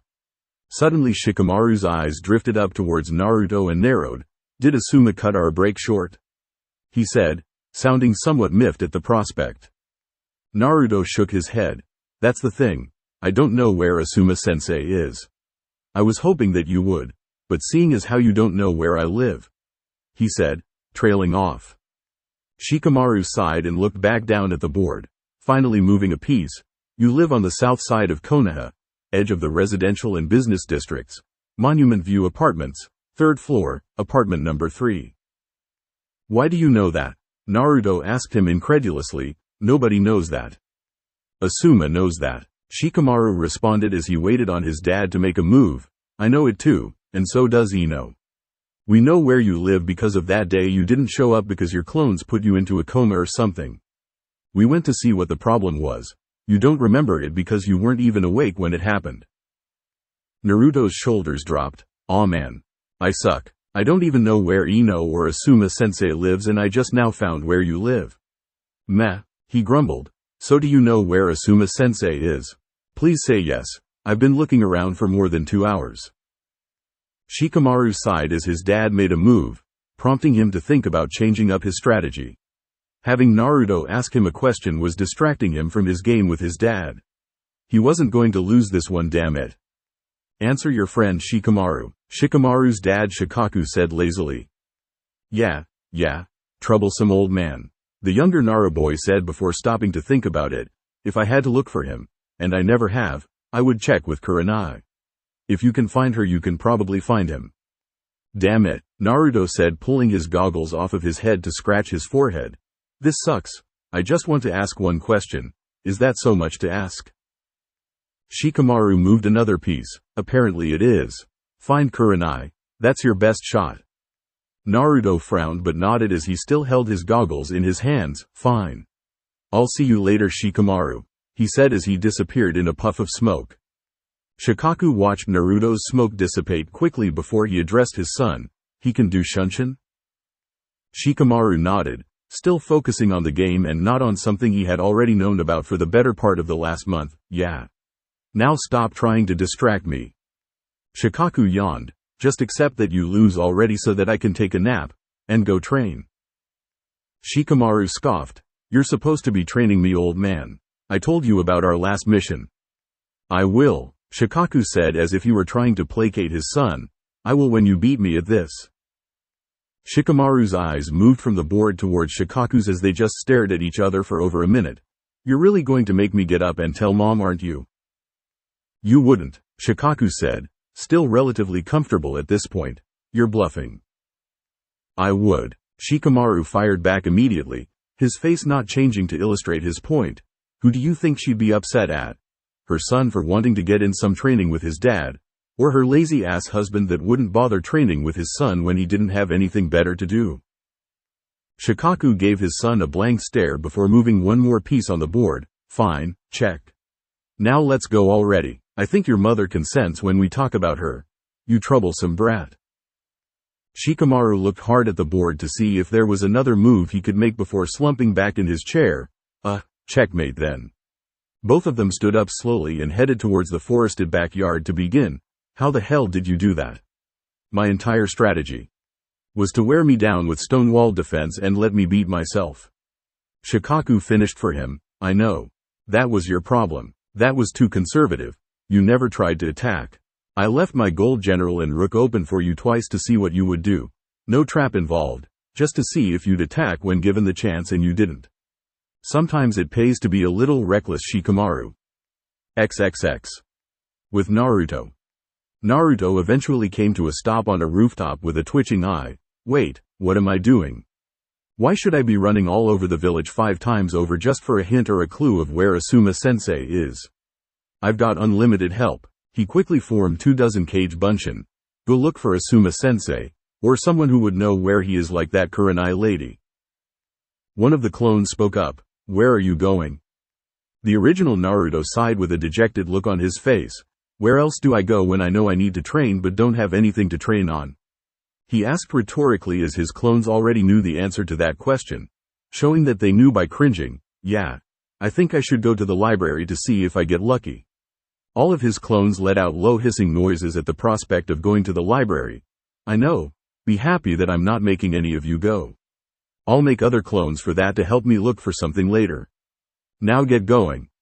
The clones saluted and took off in their search for Asuma while Naruto made his way towards Konoha Archive Library to see if there was anything worth digging up, like the gold mine he had found in his taijutsu theory scroll. He doubted it, since his clones had scoured the place with Shiho, someone who actually knew what to look for, once already over the period of an entire week, and pulled up nothing. Yeah, I'm not going to the library. He thought to himself as he dropped back down on the street and began walking. If I want to read a book, I'll just go to Shiho-chan's house and ask if I can get anything from her. She has enough books in her house for it to be a library by itself. Gah, why is having time off so irksome? Naruto said to himself as he dropped back down onto the street. Ino's working. Shikamaru's being Shikamaru. I can't find Asuma-sensei. And I don't have anything to do today. He blinked after subconsciously letting off a pulse of his sonar jutsu before twisting his face rather angrily. And come out or stop following me already, damn. I can sense you. I just don't know who you are. He yelled into the air, confusing all of the villagers. Letting off another wave of it, he shook his head at the signature vanishing again from his radar. Taking his headband off to scratch his forehead momentarily, he stared at it before pulling his goggles up in their place over his forehead. As he continued walking through the village, he loosened his headband so that it took on the shape of a bandana that he tied back around his neck. With nothing to do but play the waiting game, Naruto decided to just walk about the village. Maybe something would find him and fall right into his lap.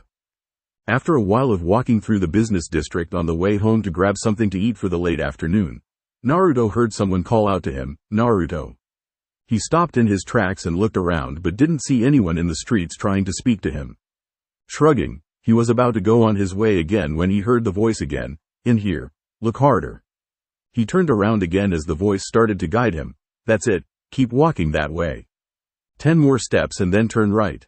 He did as instructed and wound up looking inside of a doorway at Tenten, standing inside of a shop, stocking packs of shuriken. "How are you? Long time no see, Naruto-chan." And just like that, his good mood at finding someone to hang out with for a bit was gone. "Do you have to call me that? Am I your senior in age and rank?" Tenten asked him in turn, a grin on her face. "So what's up?" she asked him, finishing her task that Naruto walked in on her performing. "Not much," Naruto replied flippantly. "I'm supposed to be looking for my sensei, but I don't know how to find him, so right now I've got nothing to do." "What are you doing stocking stuff?" Tenten gestured around the store. "I work here sometimes. Why else do you think I can afford so many weapons on a genin's regular salary? I'm not a part of any clan that has a storehouse full of them. By now you should know we don't make that much money." "True," Naruto admitted. With the missions they did, he only had enough money really for his necessities and not much for anything leisurely. Hey, since he was there, he might as well have a look around and restock on his stuff. As much as he didn't want to spend all of that money on new stuff, he had to eventually. He used a lot of weapons in Nami no Kuni. "Do you mind if I have a look around?" Tenten shook her head. "Not at all. Why would I? You want me to help you out?" Naruto smiled slightly. "Yeah, if you're not busy. I need a new set of kunai, and a few shuriken to restock with." Tenten nodded and began leading him around. "That sounds easy enough. Come with me, I'll get you all set up."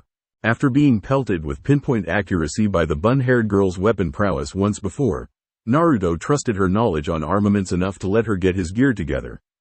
As she grabbed the equipment they had gone around to collect, she tried making small talk. "So anything happened lately on those ever so exciting D-rank missions?" she teased. Naruto's eye twitched. That's right, she didn't tell him that he'd be doing odd jobs instead of actual ninja stuff when he had clearly talked to her about it before he ever started doing them. Thus when Naruto put a vindictive smirk on his face, he didn't feel too bad about it. "Oh, I wouldn't know. We did like 10 and I got to do a C rank." That got her attention, and Naruto decided to go in for the kill. And before we even got back from it, we were given an A rank mission to reinforce another team. We had to fight missing ninja and help a country free itself and everything. And Tenten's reaction didn't disappoint.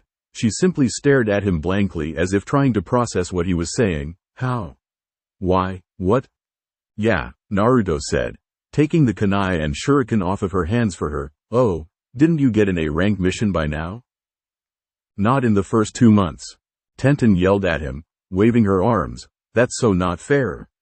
"What the hell?" She actually pouted at Naruto getting a mission like that so soon after getting started. It totally wasn't fair to her. And Naruto, seeing her pout for the first time ever, started laughing at it. "Are you going to tell me about it, or are you just going to keep laughing?" Naruto stopped laughing enough to speak. "Can I do both?" He was enjoying actually getting to one-up someone for once.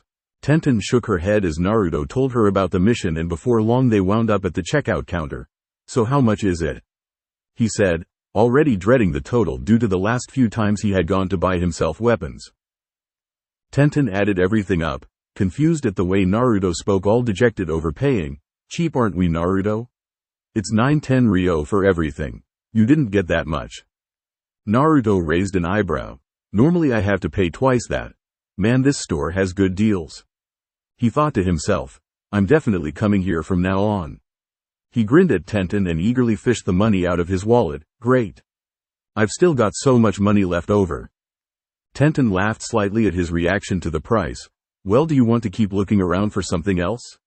Naruto looked around before turning back to her and nodding. All right then. How much money do you feel like spending? Naruto looked through everything he had left in his wallet and answered, I think I can spend another 2,000 after buying this stuff, and then I have to save the rest, rent, food, and savings, you know.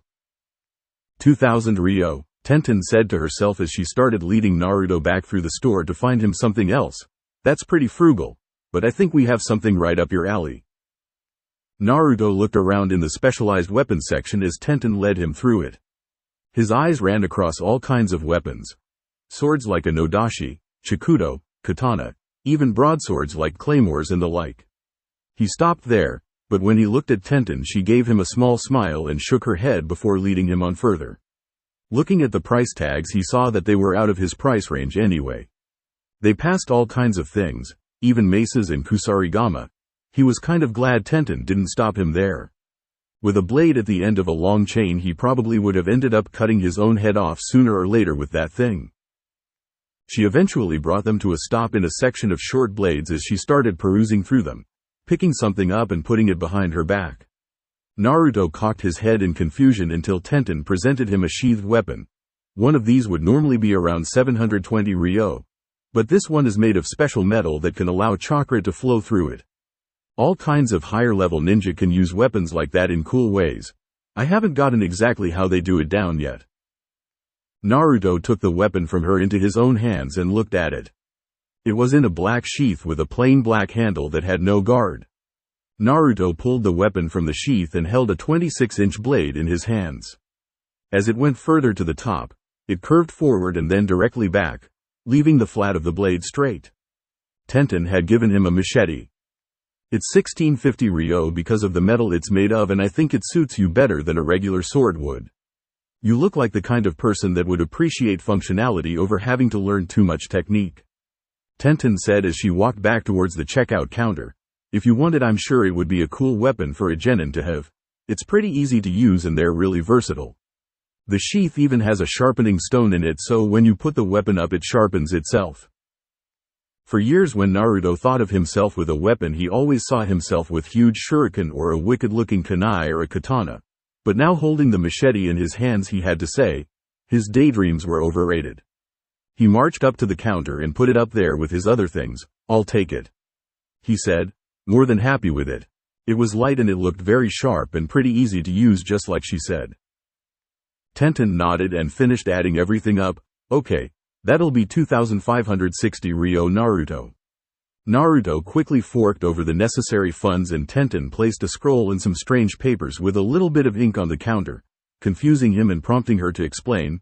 We got a shipment of sealing supplies, so as a promotional thing we're giving away samples of ink and papers to start with to people that spend over 2,000 Ryo in here. Maybe if we end up getting some to someone that enjoys it a bit, we can sell more of the stuff quicker. I tossed in a sealing scroll too, like what I had for my weapons. It's just that mine is special. Naruto grinned at Tenten as she placed all of his stuff in a bag to take out.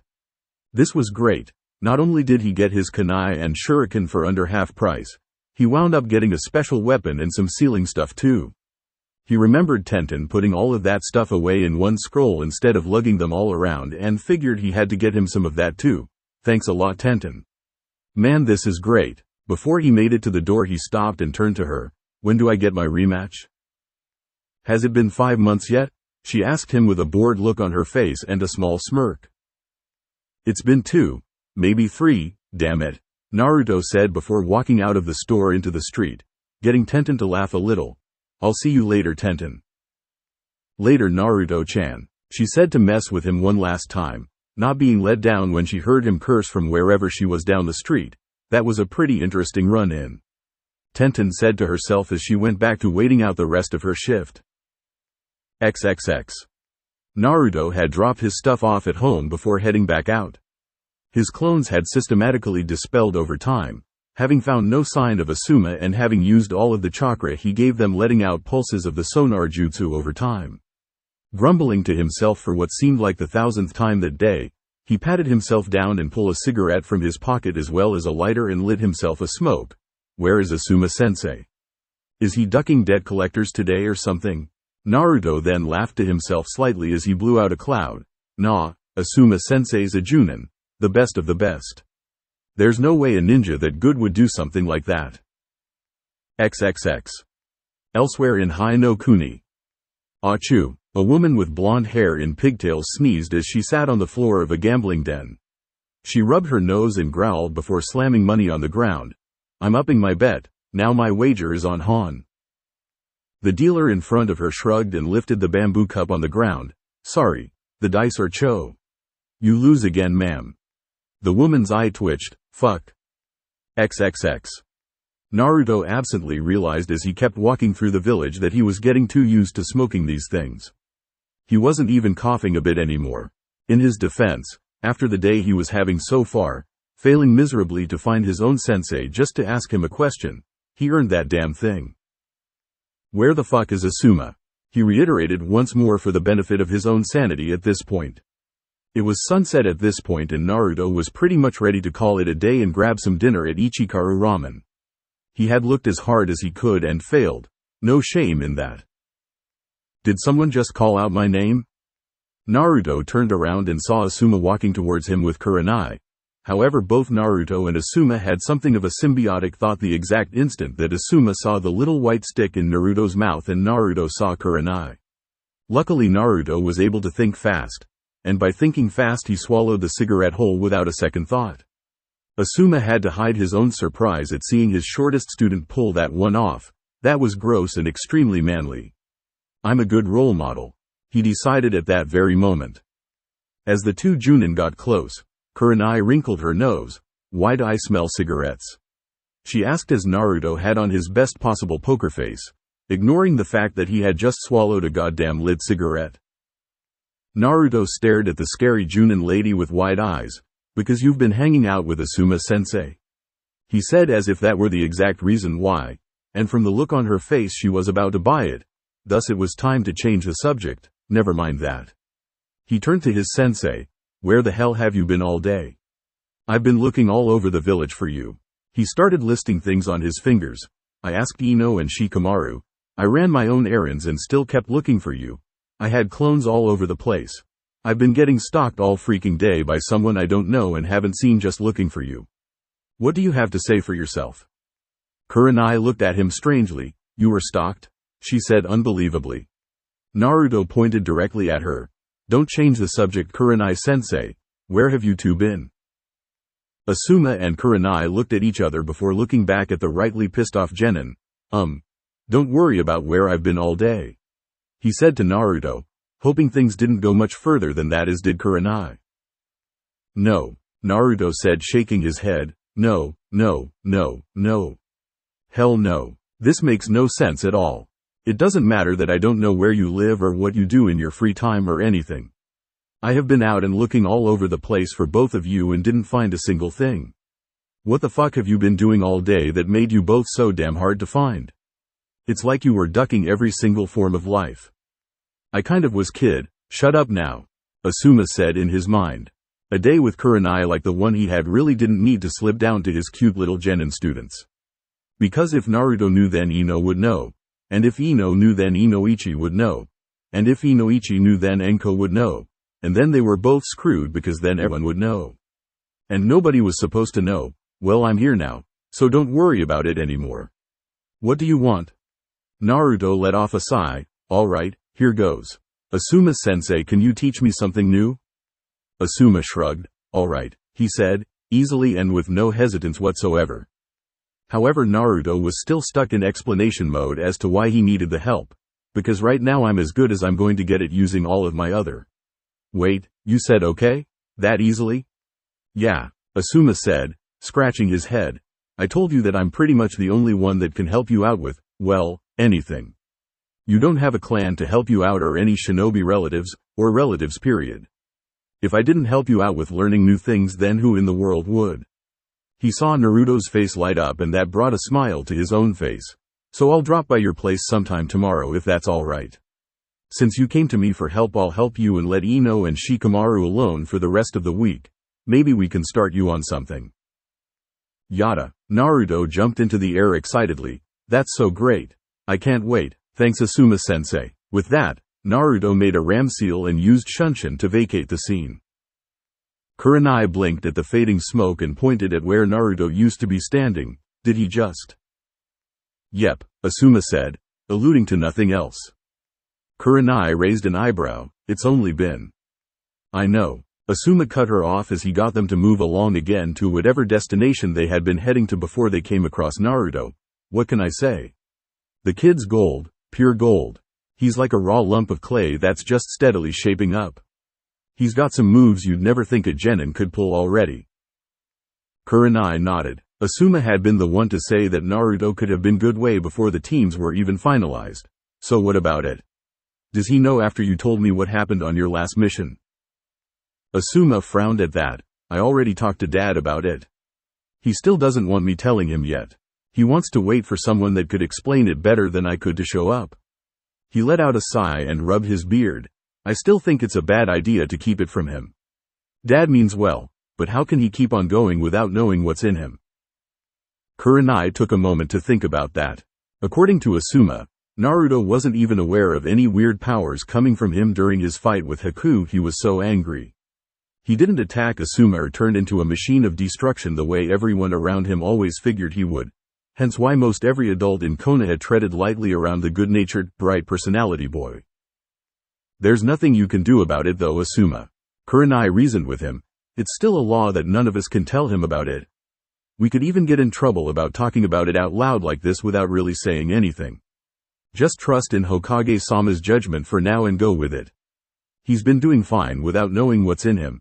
It can wait a little longer. I still don't like it, Asuma said, fishing a cigarette out of his vest pocket. Kurenai didn't even bother admonishing him for smoking around her, seeing that he was really sort of upset about things at the moment. It's like putting Naruto in a minefield and telling him to run laps. There's so many things that can go wrong. Kurenai could see that he was going to be overthinking this for the rest of the day and then some. She only had one more thing left to try to get Asuma out of his slump, or else she might as well have left him alone to think right then and there. So, are we going back to your apartment or mine? As she noticed him freeze up and look at her blankly, she knew that had worked towards snapping him out of it. XXX. The next day, Team 10 training ground. Naruto still had his headband in the form of a bandana around his neck and his goggles set squarely on his forehead as he looked at his sensei, who was grinning widely. Asuma-sensei, why are you in such a good mood? Studly reasons, kid, Asuma said cryptically as he walked over to Naruto, fishing something out of his pocket. Okay brat. You can walk on water like a pro at this point, and from you showing off with Shunshin yesterday I guess you've got that down. So now we're going to get you jump-started on something advanced. It might take you a while to get it though, even with your clones. He pulled out a slip of paper and put it into his hand. Channel chakra into that. Naruto looked at his sensei and then at the paper in his hand before doing as he was asked. The paper split in half, surprising him. What happened? Did I use too much? Asuma had a look of noticeable surprise on his face. No, that was just fine. Exactly what was supposed to happen. A smirk came to his face. It looks like as a sensei I picked right going for you again. Naruto, you have an elemental chakra nature of the wind variety just like me. Lucky you. So, Naruto said, not necessarily getting what the big deal was at the moment. What does that mean? Asuma chuckled and put a hand around Naruto's shoulder as he led him along. I'm glad you asked. Let me explain to you. You're really going to like what I have to say. I can almost promise you that. How to train your genin. Tip 9. Sleep is for the weak, not. You want your genin to work hard, but there's a point when training hard turns into overtraining, and there are some problems with that. Overtraining can result in injuries, and over time these injuries can accumulate and wind up shortening your genin's overall career. You know, unless you've got some kind of weird genetic disposition to healing yourself up as good as new like nothing happened. Hee. The same thing goes for missions as well. There is only so much of the time that you can force your squad to keep giving 100% before their performance begins to suffer for it. You can't always go full blast. Have light days where you don't train as hard, or even give them days off, especially after difficult missions. If your team is well rested, then that just makes them all the more better in the long run. If you have an overachiever, well, you tie him, her up and make them rest. Who cares if it's not his, her choice? What is this, a democracy? It's for their own good. In the end, if you don't let or make them rest, then eventually their best just won't be as good as it would have been otherwise, and that could prove to be fatal, both to the mission you wind up on, or to their very lives. Shiho. Chapter 13, 44 Ways to Kill You with a Pimento. The week of Team 10's sensei prescribed downtime had come to an end, and before long they were right back to work, as all three of the young genin class shinobi had incentive for wanting to get stronger. Ino, for wanting to provide more than a mere support role to the team. Shikamaru, so that he could find himself capable of going through with his own plans instead of having to use his teammates as living chess pieces, as well as bettering his strategies that his father showed him he was still lacking somewhat in. And last but not least Naruto, who believed that he wasn't strong enough to still be accepting of his role as the team's direct conflict fighter and overall self-professed guardian of sorts. But with him, things were coming along smoothly, especially after the little boon bestowed upon him by Asuma during their down week. Flashback. 3 weeks ago, 4 days into Team 10's break. Naruto sat cross-legged on the ground in front of Asuma under the shade of the single tree in their team training grounds, clearing against a rock. The man himself was leaning against the tree trunk itself with a very satisfied smile on his face. It's really a good thing for you that I'm your sensei. I think I'm the only other wind user in Konoha other than you now. Naruto nodded and stayed silent for the time being. He was aware of elements at the very least. Like for instance, he knew that Sasuke shot big-ass fireballs around at his leisure, something that Naruto actually wished he could do. Why couldn't he have been fire-natured? That seemed so much cooler than wind. I mean, who didn't like fireballs and explosions? And when he set the explosion, he would just turn around and walk away.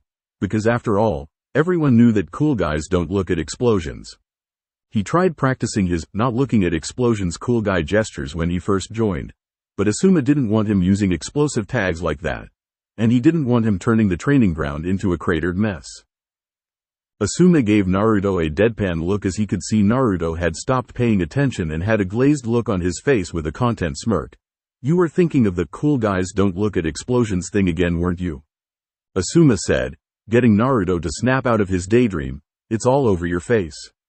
And now you have that look of, why didn't I get fire or something so that I could make explosions like Sasuke? Naruto just chuckled sheepishly and rubbed the back of his neck. No. So come on and tell me already. What's so great about wind and what can I do with it? Asuma sighed. Having to defend his best element to this kid wasn't how he anticipated his training to go. Alright. Wind, in my opinion, is the best element for you out of them all. Fire is too wild for someone like you. Lightning is too precise. Water is too loose and flowing, and earth is too straightforward and set. With wind, it's the best for the way that you fight, close to mid-range. How? Naruto asked him skeptically. Won't wind just blow stuff away from me? That's cool and all, I guess, but it won't really beat anyone. I need to be close for my taijutsu to work and everything. Asuma shook his head. That's a misconception. While a lot of wind ninjutsu blow things around, there are more of them suited towards cutting things. He pointed to a nearby tree and pulled out one of his trench knives. You see that tree? Naruto nodded and Asuma threw it. As the weapon stuck itself into the tree, Naruto waited for something to happen, but it never did. That's it, he said, turning back to Asuma. If I knew how to throw that thing, I could have done that. Asuma pulled out his other trench knife. Fair enough. Okay, you see this one? Naruto again nodded, but with less enthusiasm this time. Move. Naruto raised an eyebrow but got up and moved towards Asuma, who threw the trench knife against the rock that Naruto had been standing by. The weapon split right through the stone, kicking up dust from the destroyed stone. Naruto pulled his goggles down over his eyes and pulled his headband in the style of a bandana up over his mouth and nose until the dust cleared. That was awesome. Teach me how to do that. Can't yet, Asuma said. Learning how to manipulate the wind chakra you have takes work. You can't even generate your chakra the way it's supposed to be for that to even work. He told Naruto as he walked over and picked his trench knives up. So he couldn't learn how to cut through a rock like butter right off the bat. Okay, he could deal with that for the moment. Walk before you run after all. So if I'm not going to be doing that, Naruto said, pointing at the destroyed rock, then what am I going to be doing? Asuma turned his head up. Get a leaf.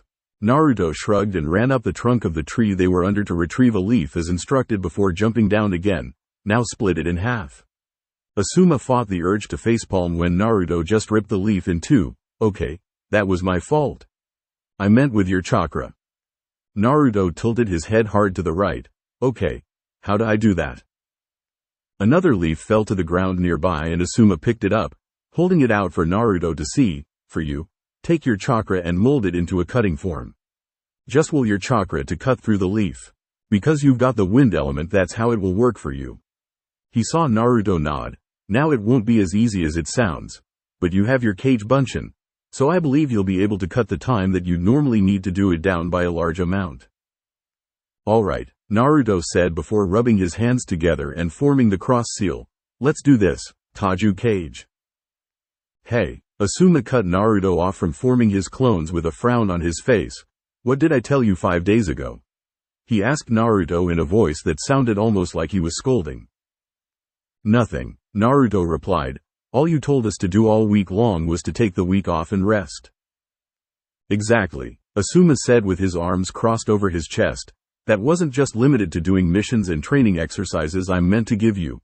That was also meant to mean that you aren't supposed to train at all.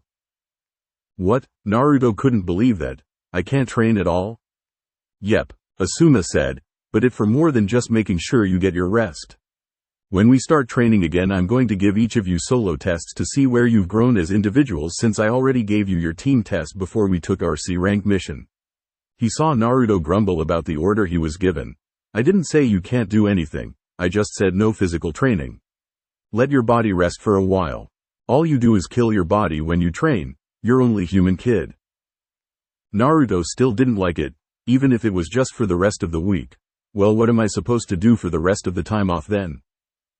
I don't know. I can't tell you what to do for the rest of the time. The older man said, before contributing a thought. Why not take up a book or something? He noticed Naruto glaring at him. What's wrong with that? Naruto kept up his heated look at the Junin. You were trying to be funny just now, weren't you? End flashback. And for the last few weeks, in the time that he and his team hadn't been working on their missions or going with exercises that Asuma had given them to improve as a team, Naruto had been doing his best to split a leaf when they were given time to train on their own things, which was what he had been doing at the moment. Yep, him and about 30 clones, all with leaves in their hands. Naruto and all of his replications were focusing hard on the leaves in their hands.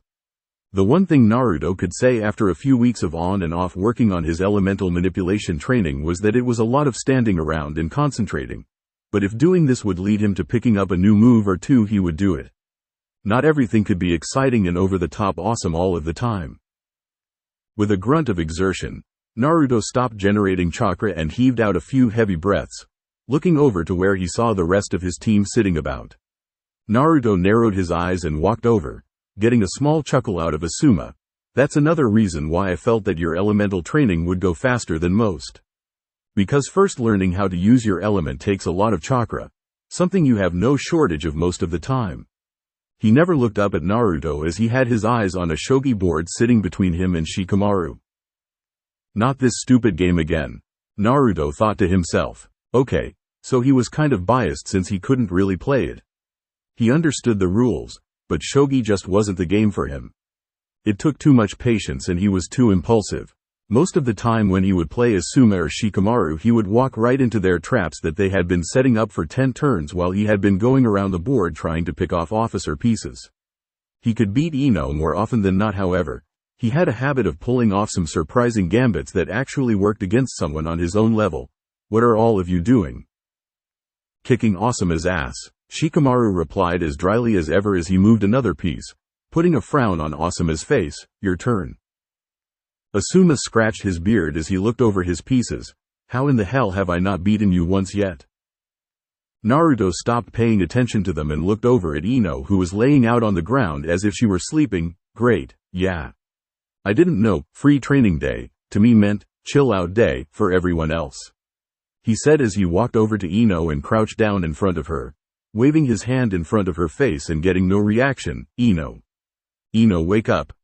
Ino is awake, Naruto, Asuma said, scowling over how Shikamaru was working him into a corner on the shogi board. She actually is training right now. Naruto blinked before opening his mouth in understanding. Oh, her clan jutsu. But where did she go? There's nothing around here. Just when he said that, a bird landed on him and pecked at the top of his head 3 times. Oh! He almost managed to swat the bird, but it managed to fly away first. After a moment, once the bird landed in the tree that marked the center of their training ground, Ino's body then began to stir on the ground. You're so lucky that you didn't hit me while I was in that bird, Naruto. Naruto looked at her as she sat up, rubbing her eyes. You can hit birds with that move? Ino nodded. Well, it didn't know I was coming. It's not that big of a deal. She then noticed that Naruto had stopped training and popped up to her feet quickly. Oh, there's something that I've always wanted to try, Naruto, and I need your help. Make a cage bunshin. Naruto quickly did as she asked of him, and in a matter of seconds, Naruto was standing right next to the original. So what's up? What did you need? She made the hand seal for Shintenshin no Jutsu. I wanted to see if I could take control of a clone. But you're the only person I know that makes tons of them the way that you do. You cage bunshin and most other solid ones have consciousnesses. That's why they can follow orders. I just want to see if this would work. Naruto nodded and moved away from his clone. Shintenshin no Jutsu. Mind-body switch jutsu. Naruto's clone's head snapped back in an alert motion before slumping down, while Ino's body fell back down to the ground in a heap. Even Asuma and Shikamaru stopped what they were doing to watch. Asuma was only thankful that Ino hadn't tried to take the real Naruto's body. But what would happen in a clone body?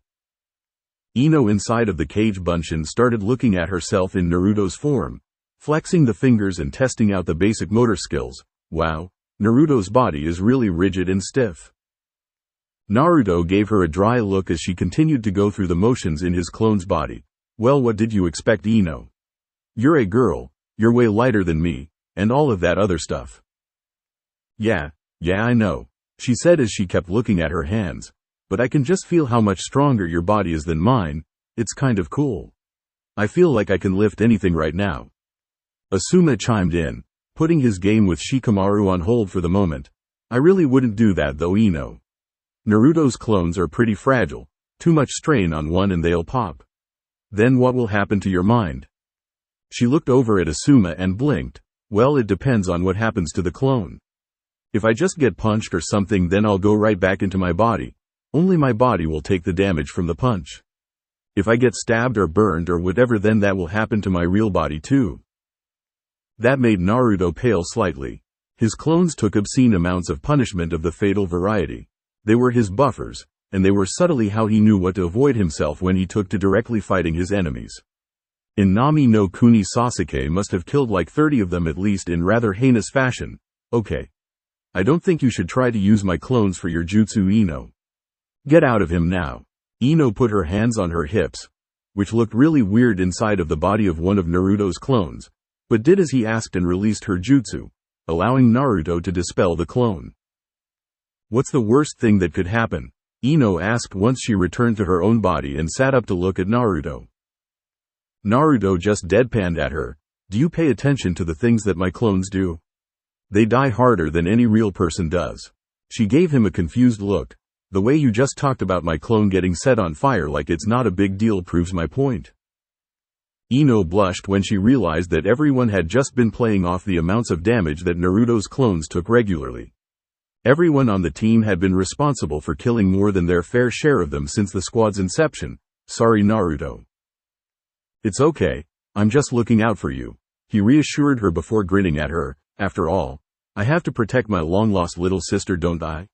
He said in humor, remembering his run-in with Ino's dad. Damn it, that better not stick with him, Ino thought to herself, although she could see that he was teasing her. If she reacted to it angrily or something, then he definitely would have kept calling her that just to mess with her. He was just being good-natured when he said it the way he was at the moment. Still, he'd better not start seeing her like that for real. Checkmate, Shikamaru said to Asuma before yawning. Asuma looked at the board from every angle he could find as he tried to figure out an excuse of some sort. Maybe if I... Nope, Shikamaru said with finality, cutting off whatever he was going to say. Yeah, but... It's over, Asuma. Shikamaru started putting all of the pieces away. Lose with some dignity, why don't you? Asuma finally sighed and conceded that he was still unable to beat Shikamaru at shogi. What was with that kid? He had an answer for everything. It hadn't taken him long to figure out that Shikamaru was a genius, but to put it into action at a young age like this was something else entirely. Fine, dismissed for the day. He said in a defeated manner, we'll be taking another mission tomorrow. Asuma said as he slogged away in a dejected fashion. Ino looked at Asuma slowly leaving the training ground and turned to Shikamaru. I think you broke him. Shikamaru picked up his shogi board and smirked. Well, it was only a matter of time. I've beaten him like 37 times already. He started walking away as well. I'm going to go see if Choji is done for the day too and see if he wants to hang out for a bit. Do either of you want to go? Ino shrugged. Why not? I was just going to go home, but all I was going to do was start to dip into my extra training. And I could do that anytime tonight for what I was going to do for it. Sure.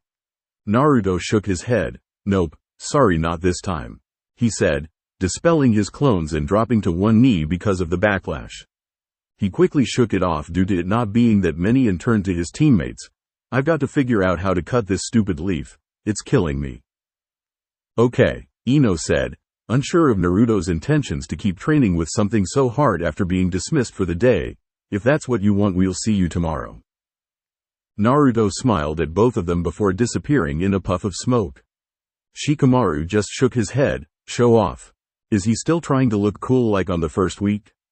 I thought he knew by now that guys like us aren't supposed to look cool when we do stuff.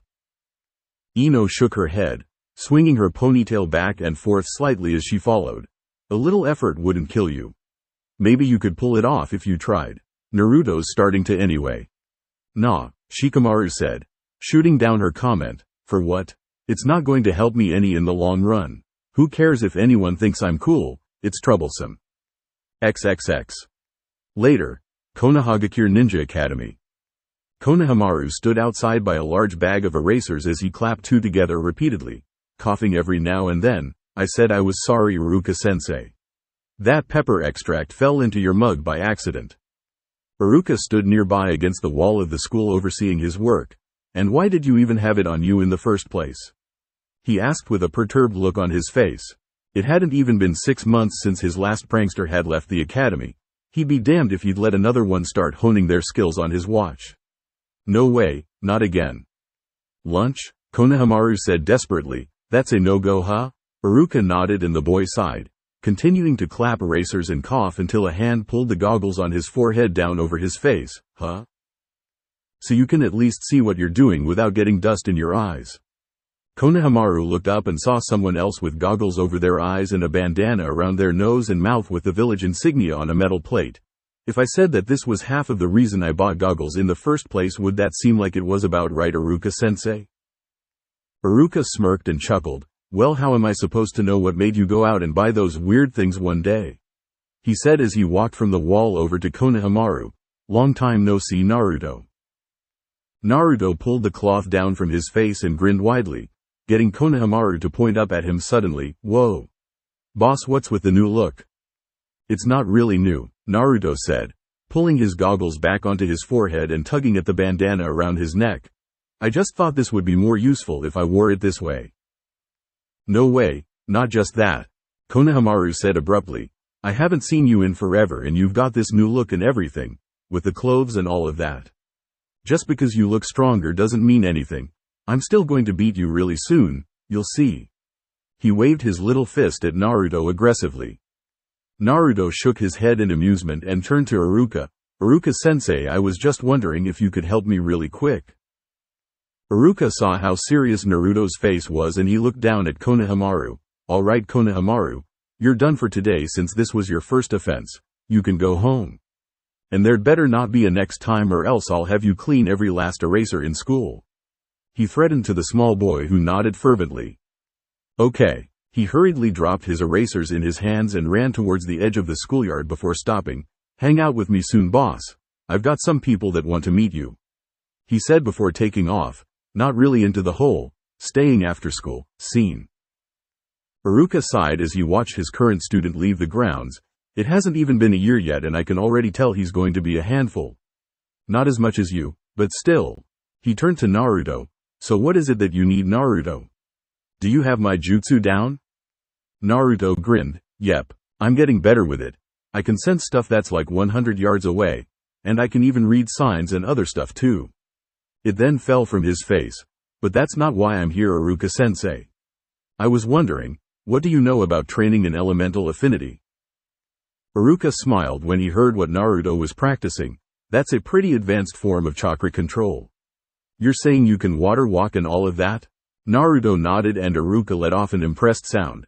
Well, this coming from the kid that couldn't focus for long enough to balance a leaf on his head.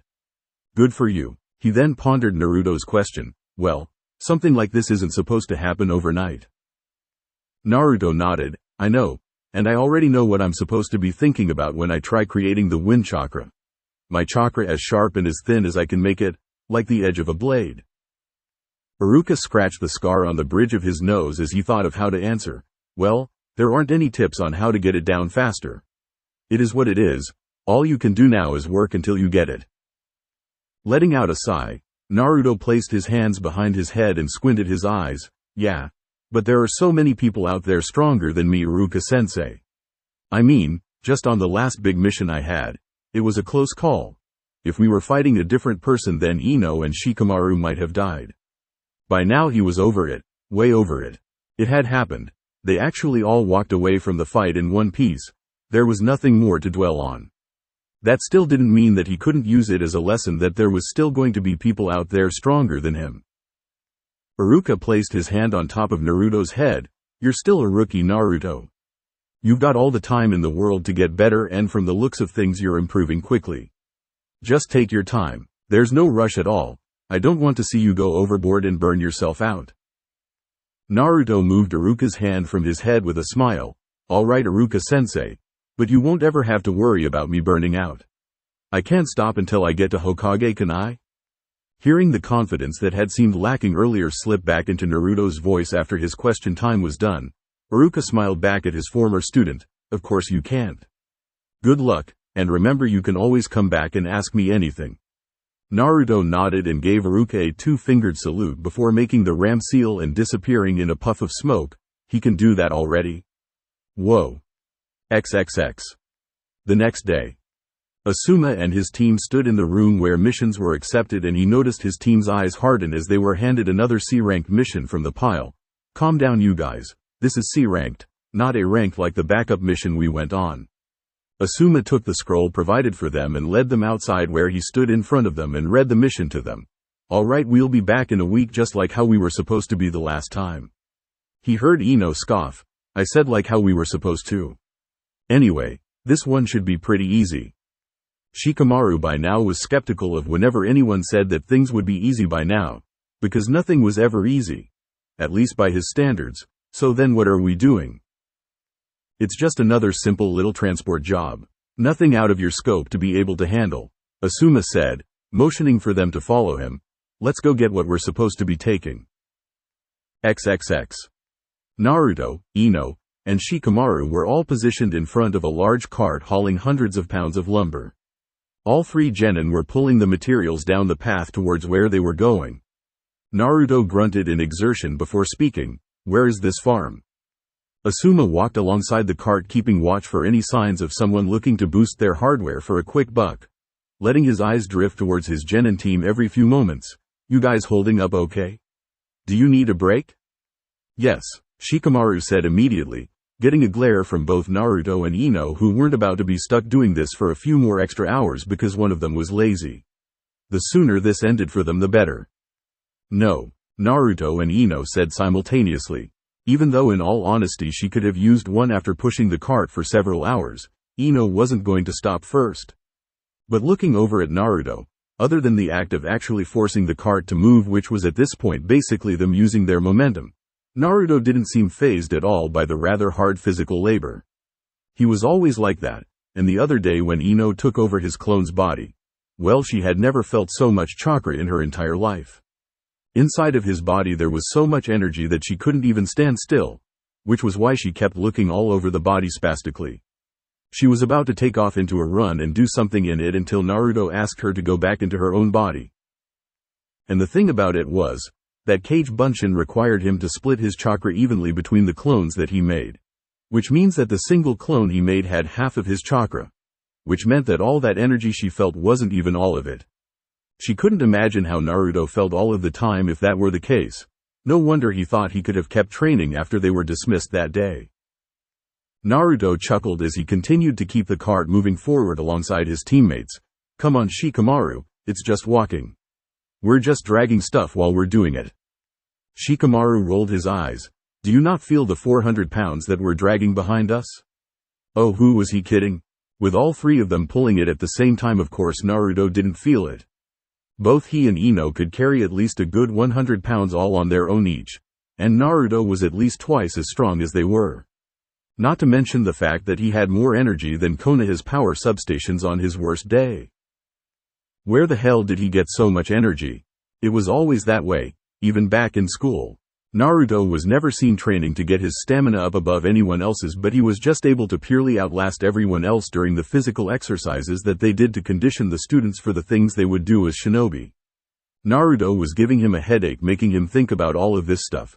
But since all they were doing was hauling a cart, he had plenty of time to think. It's good for you, Asuma said, about them dragging the cart. When was the last time you all did anything physical like this anyway? Just think about how good the trip back will feel without the cart, and that will make you feel better. With that being said, the only sound coming from the immediate area was the sound of the cart's wooden wheels bumping along the road. After a few minutes, Naruto sighed and spoke again, filling in the silence of the ordinary C-rank mission. Seriously, Asuma-sensei, where is this farm? XXX. Konohagakure no Sato, Hokage Tower. Hiruzen looked over the correspondence from the message that had been sent to Kusagakure. It was much the same as the responses that he had been receiving from other villages. The idea of carrying out the Chunin exams in Konoha this year did not appeal to any of the other villages, and there was no other location that the villages could all agree upon. None of the 5 major villages felt like going to any of the others this year to allow their genin to compete. The old man furrowed his brow as he tried thinking of a solution. As the location had to be finalized within the next month, or else this time around it wouldn't be happening, as at least another month would be needed for preparation. This won't do. All of this back and forth over the matter won't solve anything. What is needed is a neutral site for the exams to take place this time around. A place that none of the other villages can complain about, and joint proctors can be provided from each village. A place that won't tolerate anything other than complete impartiality over the issue. This might solve another problem of accused bias from the hosting villages that inevitably came through year after year, and in all honesty quite a bit of it was well-founded. Even if it hadn't been intended, there was never really a level playing field. Whenever coded messages were used that needed to be deciphered, it was always a code that the host village was already well versed in. Battlefields were usually well suited for use by the hosting competitors' genin due to how they had trained for the duration of their careers. There were a myriad of ways that each time bias was founded, and sometimes a genin passing the exam and getting promoted wound up being because of the village they were in to take the exam in the first place. It wasn't a perfect solution, but it was better than arguing back and forth and wasting valuable time that could be better served to set things up. Now, even if the proposition was accepted, it would still need to be cleared with a third party, the country that would be the host of this exam. If everything fell into place as it should, then the plans could be finalized in a matter of around 2 weeks, leaving 6 to 8 weeks for everything else to come together. Plenty of time. Hiruzen smiled triumphantly. It would go through, as no one would have any reasons for things not to proceed as he would suggest. After all, there was no more neutral nation around than Tetsu no Kuni, Land of Iron. With this fact in his head, Hiruzen began writing out a reply to continue correspondence and a proposal to all of the villages that would potentially be sending teams. With things the way they were now, this had the potential to be the largest Chunin exam that had ever been put together. A letter needed to be put out to all of the villages now. This could be a major event seen worldwide, a boon to each participating village's economy and then some. A true joint meeting of the best from the future shinobi of the elemental nations. XXX. With Team 10 within Hai no Kuni. It had been a day of travel as the Genin team and their Junin sensei continued on towards their destination. And even though Naruto's clockwork cry of, "Where is this farm?" was starting to grate on more than a few nerves, Ino and Shikamaru had to agree with him in wondering just where the hell this farm was. And their moods didn't improve in the slightest when they found that the farm they were meant to bring lumber to was positioned in the middle of a rather plentiful forest. It was like a slap across the face to the three kids hauling the materials, especially Shikamaru, who had actually deemed it necessary to exert himself dragging that crap all over for an entire day. "Where is this farm, damn it?" Naruto growled out for what seemed like the 1,000th time for the span of their mission. Asuma still stayed supervising the trio of Genin as they dragged the cart along a forest road. "It's close, just keep on going. If you look hard enough you can see it through the trees. And it's more of a ranch, Naruto." Naruto mumbled as he kept on working. This was like a D-rank mission, except they actually had to travel a ways outside of the village to get it done. Farm, ranch, whatever. "I can't see anything, Asuma-sensei. I can't even get anything with Chakra Hankute no Jutsu. Chakra Echolocation Jutsu. All I get are trees. These woods are pretty thick." Which brings us to part 2 of our mission. Asuma said as he pulled the scroll dictating their mission parameters. "After we deliver the lumber we've been hired on to transport, we're to stay back and protect the livestock and other animals until they can put up the fences that they need to build. That should take a few days." Shikamaru sighed in relief. That sounded good to him. Just watching animals for a few days and nothing else sounded pretty laid back to him. Thank goodness the harder part was about to end. And just as Asuma said, it didn't take much longer for them to finish making their way through the forest to find themselves in a clear-cut area, rather large, with a pretty good-sized house in the middle of the property near a farmhouse.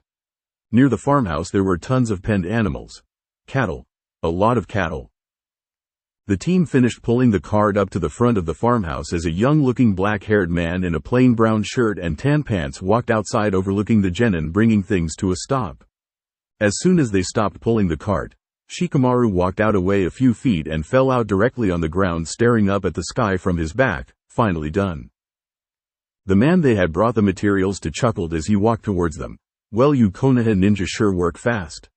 I wasn't expecting you all here until at least this evening. You all got here bright and early this morning." Asuma grinned at his team, Ino leaning against the cart, tired from dragging that thing for over a day, and Naruto, who yawned as if that was just his warm-up for the day and he was still waking up. "Well, there's no reason to go slower if we can actually keep a faster pace, right? It wasn't that far out from Konoha." The man rubbed the back of his head. "Yeah. But I don't have any workers here except for me and my little cousins, and they would have been all kinds of useless when it came to dragging that stuff, even though they're just as old as your team here." He extended his hand to Asuma. "By the way, Shinobi-san, my name is Kojima Katashi. It's a pleasure to meet you." "Likewise," Asuma said, grabbing his hand and shaking it heartily. "I am Sarutobi Asuma, and these are my Genin. The boy on the ground is Nara Shikamaru, the girl is Yamanaka Ino, and the blonde boy is Uzumaki Naruto." "Who's outside?" a youthful male voice called out from inside the house as footsteps sounded out towards the front door. "And these are my cousins that I had been talking about," Katashi said, gesturing minutely towards the door. The first person outside was a boy around the kid's age with black hair and a straw hat on his head. He wore blue jeans and a dust-colored shirt that had the look of a poncho. "This is Shigeru." He looked towards said male younger cousin. "Where is your sister? It's about time to start for the day." "She's inside. Do you think she'd actually be out here or somewhere else?" Shigeru said as he walked down the stairs of the porch, looking at the new arrivals. "Who the hell are they?" His eyes stopped on Ino, however, who wasn't paying the least bit of attention to him beyond seeing who had asked about them. Katashi pointed at the Konoha ninja with a smile. "These are the shinobi I hired to bring the lumber up here and watch over the cattle until the fence is built, since you and Kiyomi fought so hard to not drag last of the stuff that I had to buy back here." He finished chidingly. "That was a seriously long trip back here," Shigeru complained. "And you wanted us to drag that stuff all that way? What are we, the cattle we keep?" "Oi," Naruto and Ino replied indignantly at being compared to cattle. Shikamaru didn't respond because he was busy catching up on the sleep he had missed that morning. "Right there on the ground. Who's cattle?"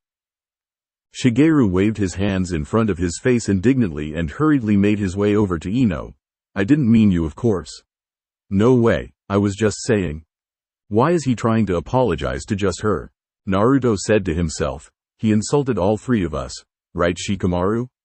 He looked over at Shikamaru, who was on his back with his eyes closed on the ground. If you don't stop acting like you're asleep, I'm going to draw on your face again. Shikamaru immediately sat up with a groan. Damn you, Naruto. Can't a guy take a break? His response was a fleet kick to his side from said blonde bastard. Yes, I'm a bastard, Naruto said, shrugging his shoulders and kicking Shikamaru playfully 3 more times. Or have you met my father? Katashi turned towards the house and yelled through the open door, Kiyomi, get out here already. I already let you two sleep late today because supplies were still getting here. I'm coming, a girl's voice yelled from inside before rapid footsteps made it outside. A girl with black hair like Shigeru and Katashi appeared on the front steps, only hers had been done in twin braids down her back. She wore jean shorts that came to her thighs and a white shirt over a jean vest to go along with white boots and gloves. Is it time to work already? She said, blocking a yawn from coming forth. You've got it, Katashi said. Meet the group of ninja that will be keeping watch over the cattle until everything is done. The leader Asuma-san, and the genin under his command, Ino, Shikamaru, and Naruto. Shigeru grinned at Ino lecherously. So your name is Ino, is it? It's fitting for someone as pretty as you. Yeah, I guess, she said with a sigh. It really didn't as far as she was concerned, and she could tell already that this was going to be a long few days. Naruto grabbed Shikamaru by the back of his vest and yanked him to his feet. Say hi, Shikamaru. Even you can do that. Whatever, he muttered before stepping back as he found the girl Kiyomi danger close to him. Can I help you? Kiyomi had a light blush on her face as she studied Shikamaru. So you're here to help us out for a few days? Shikamaru looked over at Naruto, who gave him a look saying that he was just as lost as he was. So what can you tell me about yourself? Like, what do you like to do? Who cares? Shikamaru thought as he took a few steps back. Nothing. I don't like doing anything, he said. Kiyomi frowned when Naruto spoke up. He's seriously telling the truth. He doesn't like doing anything. He then recoiled slightly when he felt the girl's glare on him. I wasn't asking you, she growled out before changing back to a sweet tone and looking at Shikamaru. I was asking Shikamaru-kun here. Naruto felt rather offended at how he had been treated not even 5 minutes into meeting these people, and then finally noticed Shigeru hitting on Ino as she steadily ignored him and tried blowing him off. With a sigh he walked over to Asuma and Katashi, shaking his head. This is going to be a long goddamn mission, isn't it? Sorry about that, Katashi said to the shorter blonde boy. My aunt and uncle gave me the money to buy this land and cattle to start my business on the condition that I would take my little cousins and show them the concept of hard work. It hasn't really worked though, since they're both kind of brats, Naruto suggested, turning around to see his 2 unfortunate teammates and the 2 siblings that had apparently found love at first sight. Asuma palmed his face at Naruto's choice of words. What? We were all thinking it. I just said it out loud. Katashi crossed his arms over his chest.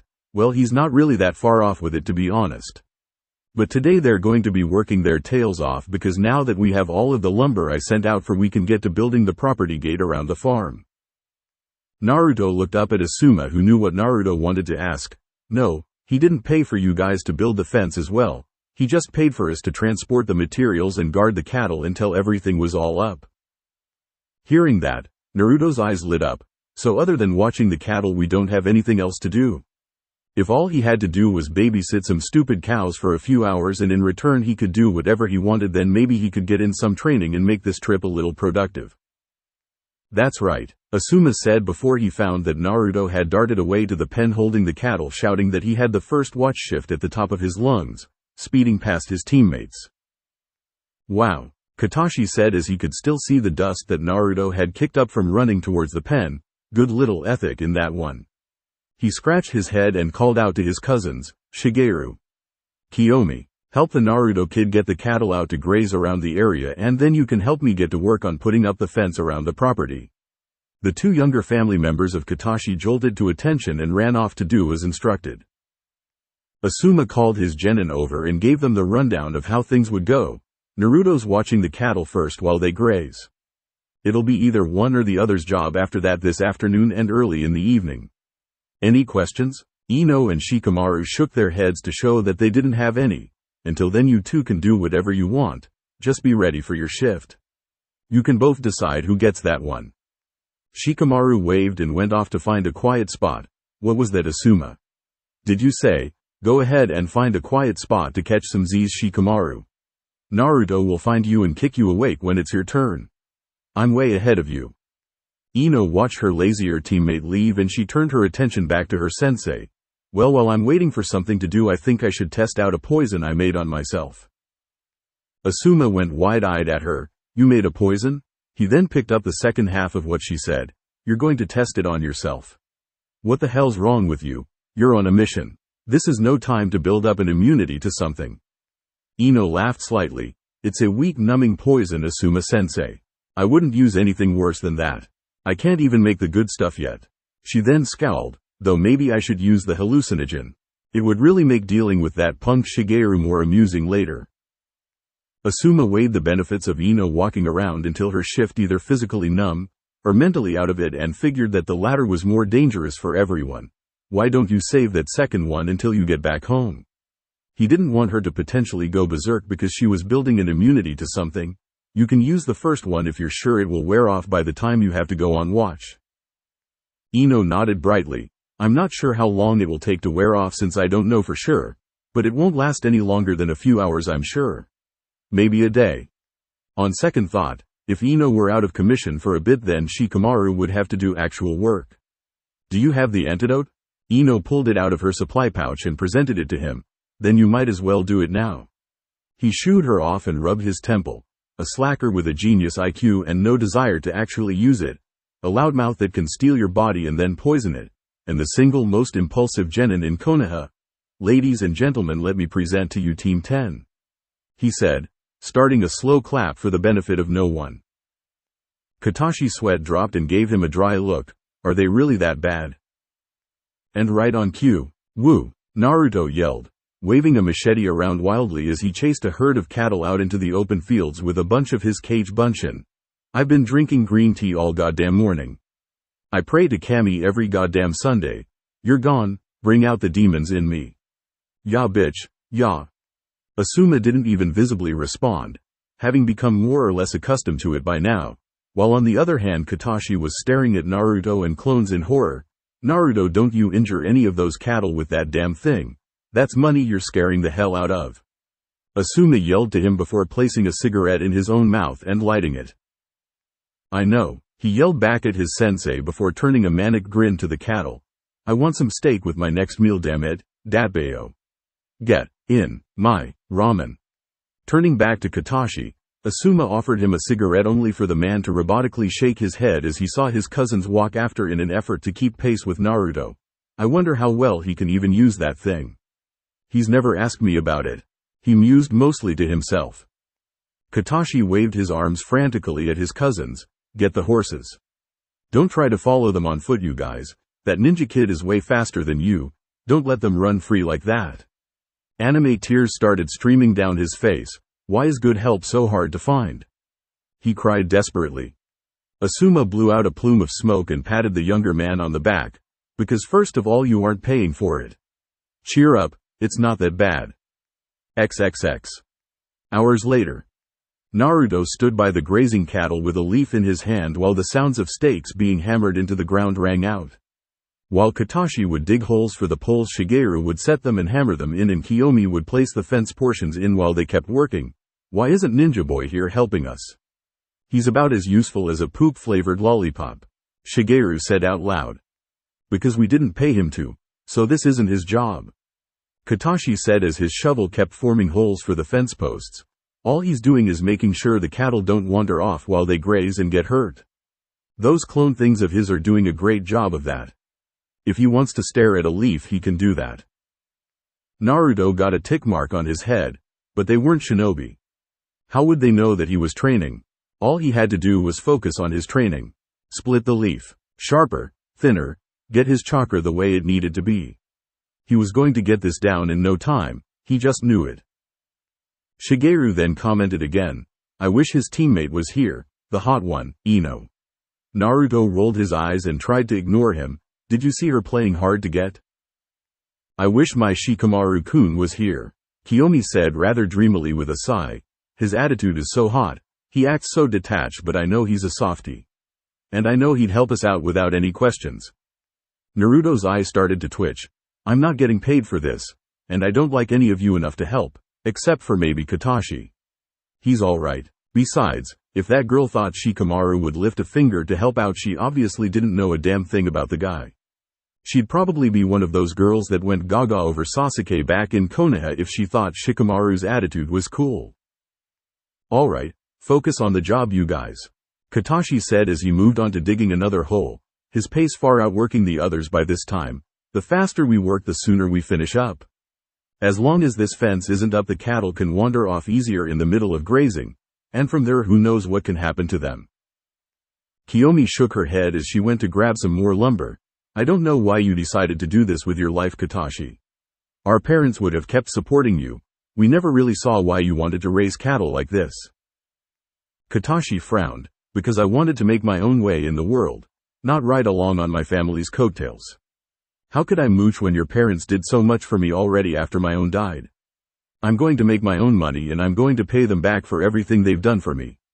You've got to learn how to do things yourself once in a while. I still don't get it, Shigeru whispered to his sister, who nodded. He doesn't have to do this, it seems really useless to me. He's doing it for himself, Naruto said to the both of them, surprising them that he had been listening. He's trying to prove that he's his own person and that people can rely on him. I kind of know where he's coming from on that. As they thought about what both Naruto and Katashi said, Shikamaru came up and tapped Naruto on the shoulder. Hey, your shift is over. I'm taking the late afternoon and early evening shift. Naruto looked at Shikamaru and tilted his head. Really? You're actually taking a shift? Did Ino threaten you? He questioned. Shikamaru frowned. Hardly. Is it really that unbelievable that I came here all on my own? Naruto gave him a deadpan look in return. Okay, Ino can barely move because she's apparently building up an immunity to something. It's not close to being fatal, but she has terrible mobility and wouldn't be any good trying anything with herding these cattle back into the pen. Naruto grinned and patted Shikamaru on the shoulder.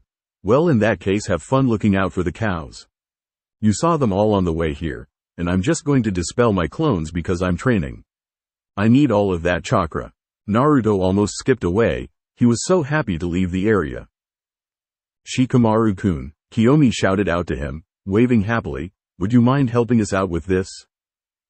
Yeah, I would, Shikamaru said as he turned around to watch the cattle graze. This wouldn't actually be that bad until it was time to put them back in their pen. Watching these cattle would be right up his alley, he thought to himself as he sat down in the grass and watched. He had a lot of things to ponder about anyway, like Naruto. After months of being on the same team, he had yet to figure out what made Naruto tick exactly. The kid was a mystery and there were no clues in his reach. He's so cool, Kiyomi said, getting his attention, so calm and aloof. I wonder what he's thinking, Shikamaru heard her say. XXX. A hidden location. Hai no Kuni. Do you know how much money all of that guy's cattle will bring us? A man said before cackling manically. He's just a baby rancher. The guy probably doesn't even have the heart to brand any of those things. If he's the guy running the place, then taking those stupid things will be like taking candy from a screamin' brat. Another more gruff voice spoke up in response. Be quiet, K. Don't think about the money we'll get until we take the livestock. Then once we've sold them off, you can think about it. Mo, you're so boring, Manabu. The cackling voice of K said again. Can ya let a guy fantasize about living large for a moment? Ya big stick in the mud. Now brothers, a third calm and authoritative voice said, getting the other two to pay attention to him. It won't matter after tonight because K's daydream will be real. This little ranch hand and his little brat cousins won't dare raise a hand against the Unokawa brothers. Sure thing, yes Satoshi Onisama, both K and Manabu said respectively. Satoshi chuckled softly. Now my dear little brothers, prepare for tonight, we move on that little ranch then. XXX. That night, Kojima Ranch. Stop messing with that leaf, Naruto. Ino said in a rather strained voice as she slowly stood up from the kitchen table inside of Katashi's house. Naruto was sitting down across from her staring at that leaf like the world ended with it. You've been trying to cut it all afternoon since you came back in. Naruto looked up from the leaf at the blonde girl sitting across from him. Yeah. Well, you've been sitting there all day doing nothing. Ino's eye twitched as the feeling started coming back to her body quicker than before. I used more poison than I thought. You should have known that when you sat here and tickled me for 10 minutes when you first walked in, you bastard. And there had been nothing that she could do since he and her were the only ones in the house. Yelling for Asuma wouldn't have done any good. A seductive smirk came over her face after thinking about it for a moment. Did you like touching my body like that, Naruto? Naruto's face started turning red. Why, you're wearing bandages under your clothes. I didn't really touch anything, he muttered, turning away from her. Ino batted her eyes at him to tease him further. That's no excuse, you liar. If you couldn't feel anything, then you wouldn't have done it for so long. Even when you do stuff like that, you're so gentle with me. It's so sweet how you take care of your Ino-chan. I always knew you were the more responsible one to put in charge of my body. Tickle her when she couldn't fight back, would he? It's a good thing that no matter what, she could always push his buttons like this. Stop saying stuff like that, damn it, Naruto said, pulling his bandana up over his face to cover his red cheeks. It's not fair. I can't do this kind of stuff to you. Ino sauntered over to him as he had his back turned and draped herself over his back in the back of his chair. Why? What's wrong with touching me? I'm just your long-lost little sister, aren't I? She then lowered her voice to a whisper as she pulled his bandana back down to his neck. You've never done anything naughty with my body while I wasn't in it, have you, Goldie-kun? Naruto was about to yell at her, but found that he couldn't muster up the voice to do it. Just the tone of voice Ino used made him shiver. In his opinion, she just had to find a way to use that in her fighting. Although maybe he was the only person that it would work on. I'm not hearing a no, Ino chided further, right next to his ear. You big perv. Not a perv, Naruto growled out as footsteps from upstairs eventually led to Kiyomi walking in, and Ino slipping back into her seat almost unnoticed by Naruto. The lack of her pleasant scent in his sinuses was his only initial indication. And the extremely satisfied look she had on her face due to making the last few moments very hard for him was very hard to ignore, especially when she winked at him. Kiyomi walked in and placed her hands on her hips with a pout. Where is Shikamaru-kun? He should have come in by now. Even Katashi came in. Naruto and Ino both frowned at her. Naruto's was far more pronounced though. Katashi had let them stop for a short rest and for a little snack, and they had never gone back outside, even when he did. Ino stood up from her chair and headed towards the outside. He's probably bumming around somewhere outside. I'll go find him. I need a walk anyway, she said, cracking her back. Stiff from her numbing poison. I'll just stretch my legs a bit. Go ahead. I'll just keep trying to split this. He looked at the leaf in his hand, crumbled from when Ino had been making him hot under the collar. God damn it. He muttered before standing up and leaving Kiyomi in the house as well as he went out the back.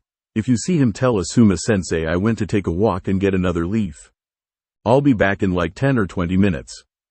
XXX. With Ino. Come on, you lazy jerk, where are you? Ino asked rhetorically, not really expecting any kind of answer as she walked outside. She had gone all around the pens and she already knew that Shikamaru wasn't in the house. Are you really going to make me look all over for you? He hadn't been seen since he somehow got all of the cattle back into their pen, though she was sure that Katashi did most of the work there.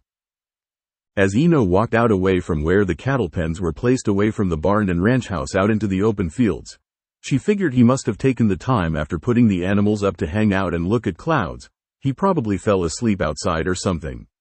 She thought with a humored smile. Well, hello there, Ino-chan. She cringed once she heard that voice. What are you doing out here all by yourself? Ino turned around and put a strained smile on her face. Hello, Shiger. I'm just taking a little walk, stretching my legs out a bit, she said, but her thoughts were quite different. Go away.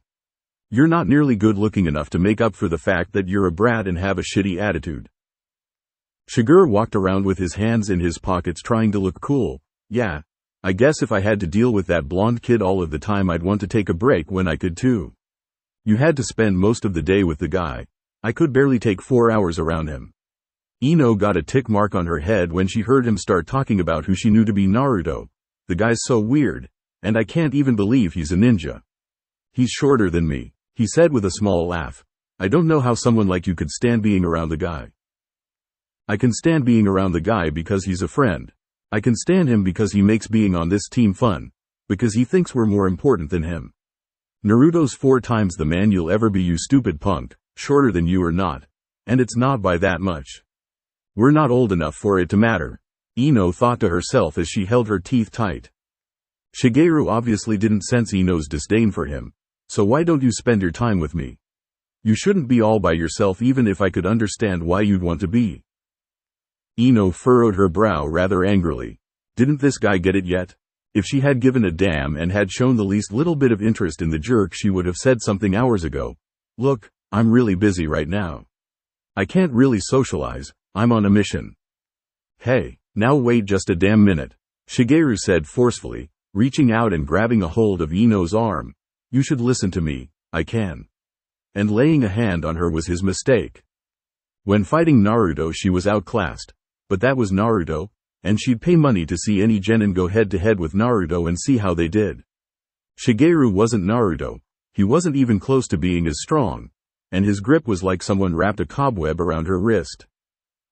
Without even registering what had happened, Shigeru found himself face first against the ground with a mouthful of grass and dirt as Ino had a knee in his back and his arm bent behind him. Don't touch me, you toad. I don't appreciate you trying to cut down my teammate, and I don't want you hitting on me. Now go back to the house before you get yourself hurt and stop thinking with that thing between your legs. We're 12, you idiot, she said as she let go of him and walked away. She almost snapped his arm like a twig. What the fuck was he thinking trying to lay a single hand on her? Shigeru sat up, spitting out the soil he had taken a big bite out of when Ino slammed him to the ground. What's your problem, you bitch? I'm going to. He shut his mouth when a kunai neatly deposited itself blade first in the space between his legs on the ground. Please go back to the damn house and leave me alone, Ino said to him in a sickly sweet voice that actually put a chill down his spine. She had her back turned to him, although she didn't walk forward another step. Now. She didn't turn around to see, but she could hear him clamber to his feet and run away from her at full speed. Once she was sure he had gotten far enough away, she let out a sigh and brushed her bang out of her face. Okay, now I really do need to take a walk. If I see that asshole again when I go back to the house, I might do something I'll pay for later. She took pride in her appearance, as did many kunoichi. But the phrase, look but don't touch, could never have been more fitting for another group of women than female ninja. What exactly was Shigeru's grand plan? Hope she didn't tell anyone after he tried to force himself on her. Even if she hadn't been able to defend herself, there was still the fact that after he had gotten away with taking advantage of her, Asuma, Shikamaru, and Naruto would have ripped his innards out with their bare hands for it. They were paid to protect the cattle, not the punk kid that was supposed to work on the ranch. Ino stopped walking and stewing in anger when she heard a squish under one of her feet. She looked down and paled when she saw that she had stepped in something dark brown that she hadn't seen due to it being dark out. Ew. That better not be what I think it is. Stupid ranch. She lifted her foot only to find it stuck fast to the ground. What the? It was at that point that she began to hear cackling from the open space. Who's there? Well, I was hoping to get one of those rancher brats as a hostage to make sure we got away clean, or at least use my jutsu to slow down any pursuit attempts. But it looks like I caught something way prettier. A man said as he walked over to Ino with his hands in his pockets. He had long spiky brown hair that traveled down his back all the way to his knees, and he seemed hunched over somewhat. He wore no shirt and loose brown pants with black sandals on his feet. Who the hell are you? Ino asked him, trying to buy time as she was still trying to pull her foot free from whatever it was stuck in. Maybe she could get enough time to shimmy her foot out of her sandal. The man stopped and grinned manically at her before bowing in a grand gesture. Where are my manners? He said before breaking into rather wild laughter. Quahahaha. My name is Yunokawa K. Rogue ninja and all-around friendly guy at your service. Ino narrowed her eyes at him. Another nuke nin? She opened her mouth to keep him talking. What do you want? Why did you want a hostage? Kay cackled again, Well, me and my two older brothers were looking to liberate these lovely cattle from this upstart wannabe rancher punk, ya know? Get him with someone that properly deserves the profits they'd net. Like us. Quahahaha. You're a thief, Ino accused him, still trying to subtly work her foot free. Thief, bandit, crook, outlaw. I personally prefer being called a desperado quite personally, Kay said as he held back his laughter. I swear. You and your brothers steal a few kinjutsu from your village and suddenly it gets so hard to make a living. Though I guess the people trying to kill you would do that, huh? He pulled his hands from his pocket to reveal a claw weapon on his right hand. Now it's time to come with me and all of that livestock my brothers made away with, my dear. Yeah, I'll do that, Ino said just as she finally worked her foot free of the substance she had been caught in and she drew a kunai, not. Ooh, feisty, Kay said as he jumped back to stay away from Ino. But do ya think I anticipated someone walking into that exact spot only? Keep your eyes open, girly. Ino looked down and saw that she was about to step in another pile of whatever it is she had stepped in the first time and stopped abruptly. Kay smirked and took advantage of her misstep, driving a kick hard into her body that sent her flying back across the ground. Oops, I guess ya should have been looking at me after all. Sorry. Ino attempted to get back up only to find herself stuck to the ground by her forearm that held her kunai. What now? Kay laughed loudly when he saw her stuck again. My stolen jutsu. Takumi no Nunchaku Hisen, skillful sticky splatter. I can form a material inside of my body and then use it to set traps or hold my enemies down or whatever I want. It's like rubber cement. Ya won't break it by just pulling on it. The way she was trapped, her kunai was stuck as well so she couldn't even try to cut herself free. Ino slipped her trapped arm out of her arm warmer. Okay, this isn't good. I'm far away from the house. There's got to be some way to tell my team where I am. In the meantime, he's so much faster than me though. I have to slow him down somehow. She thought as Kay ran towards her again. Kay had his claw drawn back, ready to strike. I'll cut a few chunks out of that body of yours. It doesn't matter as long as you're alive to be a hostage for us. Ino would often hide it with her evasiveness in spars, but the fact was that she had no business in a taijutsu battle, and now instead of just having to deal with fists she had to contest against a claw. No thank you, she didn't want any part of that. Ino, now disarmed, had to find a new way to fend off a few strikes from the berserk Kay, who took a sniff of the air and grew more depraved looking than before. A blonde, from Konoha by the looks of the thing around your waist, and ya smell heavily of flowers of all kinds seemingly mixed together. Ya wouldn't happen to be a Yamanaka by any chance, would ya? Why do you care? Ino said as she backed away from him and watched his eyes shine over in delight. That's great, he shouted, licking his lips. A big-time Konoha clan like that would probably have tons of money to pay for ya if we could catch ya. And even if I killed ya, I'm sure we could sell your corpse to some other village for big bucks. Hey, another hidden village would probably pay more for ya if we left ya alive. Those clan secrets of yours and all. Ino took a step back as his body started to shake as if he were having a small seizure. Okay then, no more holding back on ya, sweetie. Here's the scatter shot. Takumi no Nunchaku Hisen, skillful sticky splatter. Ino watched Kay jump into the air and spin rapidly as he began to shoot brown globs out of his mouth at a fast pace all over the place. The ground was littered with brown stains from the jutsu, and after all was said and done, Ino even had taken a few direct hits with the stuff. So gross. She said to herself as she had to keep from trying to wipe it off of her clothes lest she wind up sticking her hands to them. Kay then landed directly on the ground, grinning madly at her. That bastard can't even catch himself in his own stuff. That's so unfair. Not only did Ino have to watch her own step lest she get caught again, her opponent didn't have the same issue and he was already faster than her to begin with. Ino dodged a few more swipes until another splat noise told her she had caught her bare foot in the substance. Keeping her eyes on the entire field and her enemy at the same time was very tough for her to do. Gotcha. Kay lunged towards her in a stab with his claw, intending to go right through her. Ino slid back on her free foot with her other one stuck. She placed herself in a split, dodging the stab of the claws, and saw an opening that she just couldn't pass up. She cocked her right hand back and let it go just as hard as she could right into Kay's proverbial twig and berries. Kay let out a breathless gasp and backed away, holding his goods with a look of horror on his face. Ino smirked at getting a momentary reprieve, but that wouldn't keep any ninja worth a damn down for any good length of time, and her leg was still stuck. She reached for the supply pouch she kept on the back of her hip and felt around for a kunai to try and cut herself free with while she had the chance. "You little bitch," Kay growled as he stopped dry heaving over his testicular damage. "I'll ransom you back to Konoha in pieces. 10,000 ryo for a finger, 50,000 for a limb, 100,000 ryo for your head," he yelled as he ran towards her, swinging his claw wildly in rage. "Come on." Ino's hands fumbled around in her pouch before she finally grabbed a kunai and pulled it out in a vain attempt to try and defend herself from her place on the ground. "Ino!" Two masculine voices yelled out before a loud clang of metal rang out in front of her. Ino blinked at the sight of an orange short-sleeved jacket, the back of which had a swirl emblem on it set in front of her. As she focused what had been her moments before death tunnel vision back on the wide scope of things, she saw Naruto standing in front of her, protecting her from Kay's claw. "Are you alright?" she heard him ask her. "Why yeah, I'm fine," Ino replied, grateful for the timely intervention. "How did you know I was here?" Flashback. Just after Ino and Shigeru's encounter. In his search for another leaf to cut, Naruto had run into Asuma and both had decided to walk back to the house, with Asuma enjoying the quiet night with a calming smoke.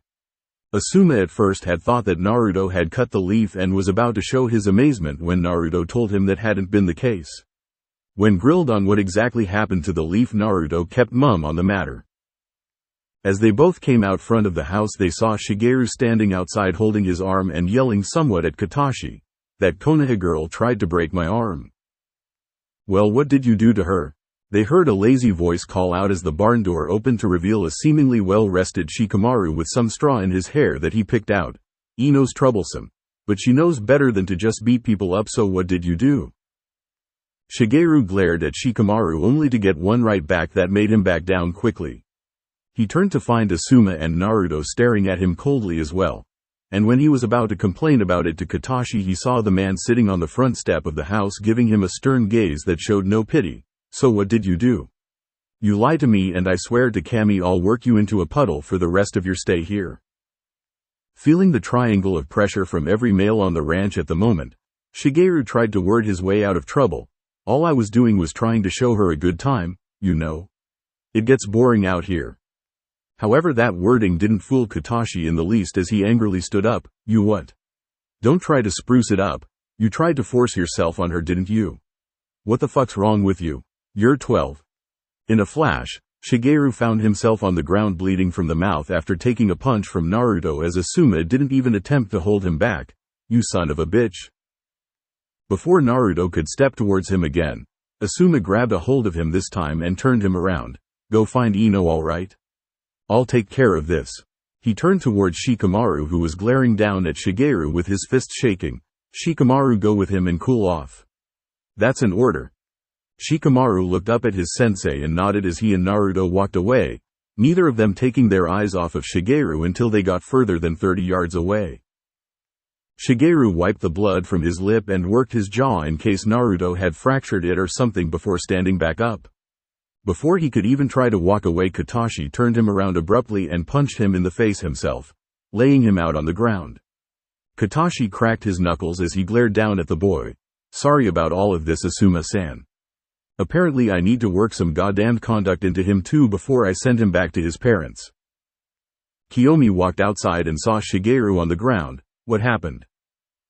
"Your brother tried to force himself on a girl," Katashi said without the least bit of remorse for what he just did. "You guys have been wasting my time for the last month since I got you out here. Tomorrow you're both going to learn the value of work the hard way. But you'll be getting it far easier than Shigeru, so just be ready." Hearing how serious and angry Katashi's voice was, all Kiyomi could do was just nod. "Good. Now go back inside and get ready to eat. The food should be ready by now." Meanwhile, Shikamaru and Naruto stomped off to look for Ino as the genius looked over at his blonde comrade. "So I take it you're more pissed off than me somehow." "Damn right," Naruto growled out, "trying to mess with Ino like that and try to pin it on her. If anyone's going to make my teammate cranky and psychotic, it's gonna be me." End flashback. Naruto struggled against Kay as he answered her. Me and Asuma-sensei showed up just in time to find Shigeru Teme complaining about you putting him face first in the dirt.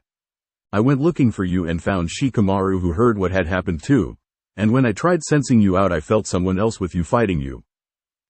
The cattle are gone, Ino said as she tried in vain to pull her leg free. We know, Naruto assured her. A clone already went to tell Asuma-sensei and Katashi.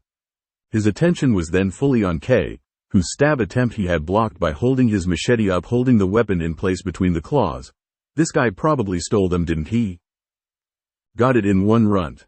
Kei taunted as he tried to push down and drive his claws into Naruto. The cattle belong to me and my brothers now, so why don't ya just give it up? I've got a better idea. As another voice rang through Kei's ears, he felt himself go rigid and unable to move. Kagemain no Jutsu. Shadow Possession Jutsu. Complete. How did you sneak up on me? Kei asked as he was unable to turn his head, but could feel Shikamaru's presence behind him. I walked. Shikamaru admitted. You always notice whenever someone tries to sneak up on you, but you never see it coming when someone just walks past you normally. Naruto already had Ino covered. There wasn't a rush. Now you said something about cattle missing? Kei cackled. It's too late now. With my brother's abilities they've gotten the animals far away from here by now. I'll never tell you anything. It was always going to be death for us. We're missing ninja. Nothing you do to me would get me to sell out my own blood. My only allegiance is to Satoshi Onisama. Shikamaru rubbed the back of his head. Man, you're going to make this hard. We're going to find them anyway. Unless they're herding them through the thick woods, there's only one way they could have used to take the cattle, and we have a walking sonar with us. We don't really need you. And you're expendable, Naruto said to him, holding the machete to his neck close enough to draw blood. Shikamaru didn't really want to kill anyone though. Ino, can you read his mind? She shook her head side to side. No. That's a super advanced technique that Daddy didn't let me learn yet. He says it's for people that intend to go into interrogation. I don't know it. Well, we can't just wait. Shikamaru tried to think about how they would handle this. Oh, for fuck's sake, Kei thought to himself as he rolled his eyes. Stupid brats. He was caught by a bunch of genin. Didn't they realize that the longer they waited the further away his brothers would get? Shikamaru finally let out a sigh after thinking for a bit and looked at Naruto. Are you good to go? Naruto nodded firmly and the pineapple-haired genin looked at Ino. Ino, turned around right now. Ino did it with a frown on her face, averting her eyes from Naruto and Kei. Go ahead, Naruto. We're wasting time with this guy. Kei's eyes widened as he felt Naruto draw the machete across his throat cleanly. So the brats had the sack to go through with it after all. His body was being held up by Shikamaru's jutsu, keeping control of his body as he steadily lost blood from his neck and choked on it.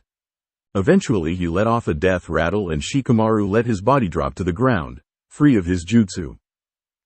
Ino kept her eyes shut until she felt Naruto grab her ankle and cut her leg free. Thank you, Naruto, she said, getting a nod from him as Shikamaru threw her the missing sandal that he had managed to cut free in the meantime. To date, Naruto had been the only one out of them to directly kill someone, and now that count was up to 3. From the way he wiped his blade clean on the grass and sheathed it, it was obvious that even though he clearly didn't like it, he could and would do such. They all knew how to kill, but watching a person die was way different than watching the small animals they had been forced to put an end to in the academy in preparation. Let's go, Shikamaru said once he saw Naruto was finished and ready to continue on. They could have only taken the main road out of here with all of those cattle. And we can't wait for Asuma to get here, whatever he's doing. As troublesome as it is, it's up to us for now.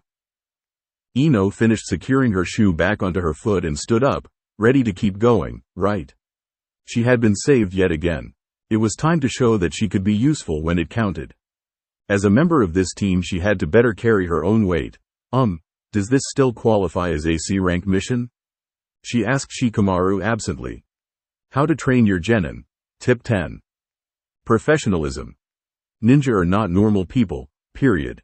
The fact that no shinobi worth their salt doesn't have something about them that sets them apart from the other regular people walking down the street proves this point clearly. I'm nothing special as far as regular shinobi go, but I'll say that I'm one hell of a codebreaker and a heck of a smart cookie. And if you ever spoke to anyone that met me they would say that I'm extremely strange. And honestly I'd have to agree. Eccentricity is the name of the game. When you want to hire a shinobi that knows how to get the job they were instructed to do done, the crazier the better usually. But on the other hand, going too far with it will not do for repeat patronage in the future to your hidden village. Most experienced ninja know this, so for all of the Junin sensei out there, please keep your genin on something of a tight leash when out and about and in direct contact with your client. Be friendly when you can, and don't be overbearing or too scary to the civvies. Always work hard and complete the mission as efficiently as your ethics and the circumstances at hand will allow. You represent the shinobi program and the entire village when you go out to work, and whatever you and your team wind up doing, please make sure things shine through for us all in a good light. The pay we get from clients that like our work and choose to hire us again for more expensive matters is very important in case you weren't aware. Now go out and make us some money, dummies. Shiho. Jutsu list. Takumi no Nenchaku Hisen, skillful sticky splatter. Supplementary, Hijutsu, Ninjutsu. This special technique allows the user to create a sticky substance inside of their body and excrete it in the manner of their choosing for a myriad of purposes. The more skilled users will have multiple ways to use the jutsu, while rank amateurs will only have 1 or 2 ways to do so. Due to this fact, skill with the jutsu is very evident quickly upon entering battle against a user. Once the material is down and around, it will stay abound for the duration of 13 days. It can be cut, but only the most powerful physical force can ever hope to even come close to tearing it. Chapter 14. Teen Outreach Summit. Kojima Ranch. By this time, Katashi had found that his cattle had been all cleared out of the pen that they had been put in after they had been allowed to graze for the day. The young rancher was panicking until Asuma calmed him down. "It's fine. My kids are already on it." "How do you know?" Katashi said in a panicky fashion. "They could have been killed, or caught, or got lost, or who knows." "Aw man, I was just starting to get this place to work out for me," he said, crying heavy anime tears. Asuma cleared his ears out, not really wanting to see or hear a grown man cry in front of him, because one of the guys that took your animals is laying dead just over the hill over there. He said, pointing to the left. "They probably headed on ahead to catch up and take the others on. But don't you worry, I'll be right behind them." He scratched his head. "Tracking isn't my strong suit. But with a large herd of cattle there aren't many places they could take them out of here. I doubt whoever took them knew we were even here." "Why?" Katashi wondered. Asuma smirked. "Because they actually tried taking the cattle in the first place." XXX. K hasn't returned yet, Satoshi Onisama, Manabu remarked as he brought up the rear of the cattle that they had managed to steal from the Kojima ranch as they directed them down the forest path leading away from said ranch. Manabu was a thickly muscled man that had a brown mohawk on his head and red war paint over his eyes. He wore a tan pair of shorts and an open sleeveless jacket, and around his mouth he had a face mask that had a demonic mouth printed on it. The face mask had tubes coming from the back going into his jacket. He should have caught up by now. "We can't keep going slow like this if we want to get away clean." A tall, lanky man with a long mustache and shoulder-length brown hair made a pondering noise. He wore an olive sleeveless shirt and brown pants to go with the red bandana around his head as he calmly led the herd forward at the head. "Well then, I guess we'll just have to leave him behind, won't we? He was the most expendable of us anyway. As long as I'm still here, then everything is fine. The plan will still go off without a hitch." "Of course, Satoshi Onisama," Manabu said, not really caring much for the fate of their brother. "If he is a liability, then his fate is his own. He was only supposed to be the diversion anyway. If he was unable to get away from a ranch hand and the brats he keeps with him, then he wasn't strong enough, clearly. Not like you and I." "My sentiments exactly," Satoshi replied coolly in an even manner. "Get these cattle to pick up the pace. It's time to get moving." XXX. With Team 10. Naruto, Ino, and Shikamaru leapt through the thick trees of the forest surrounding the path that the cattle had been driven down. Shikamaru looked over at Naruto. "Can you sense anyone yet?"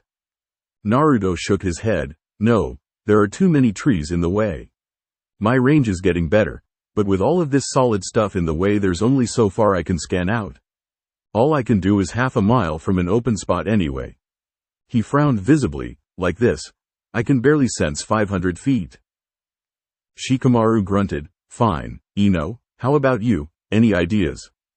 "Don't look at me," She said in a stumped manner. Maybe if we run into an owl or something I can take over a bird that wouldn't be too weird to be seen flying around so I can find them, but other than that I've got nothing. Shikamaru let out a sigh, but put his game face on as he got himself ready to put that brain of his to work. Fine.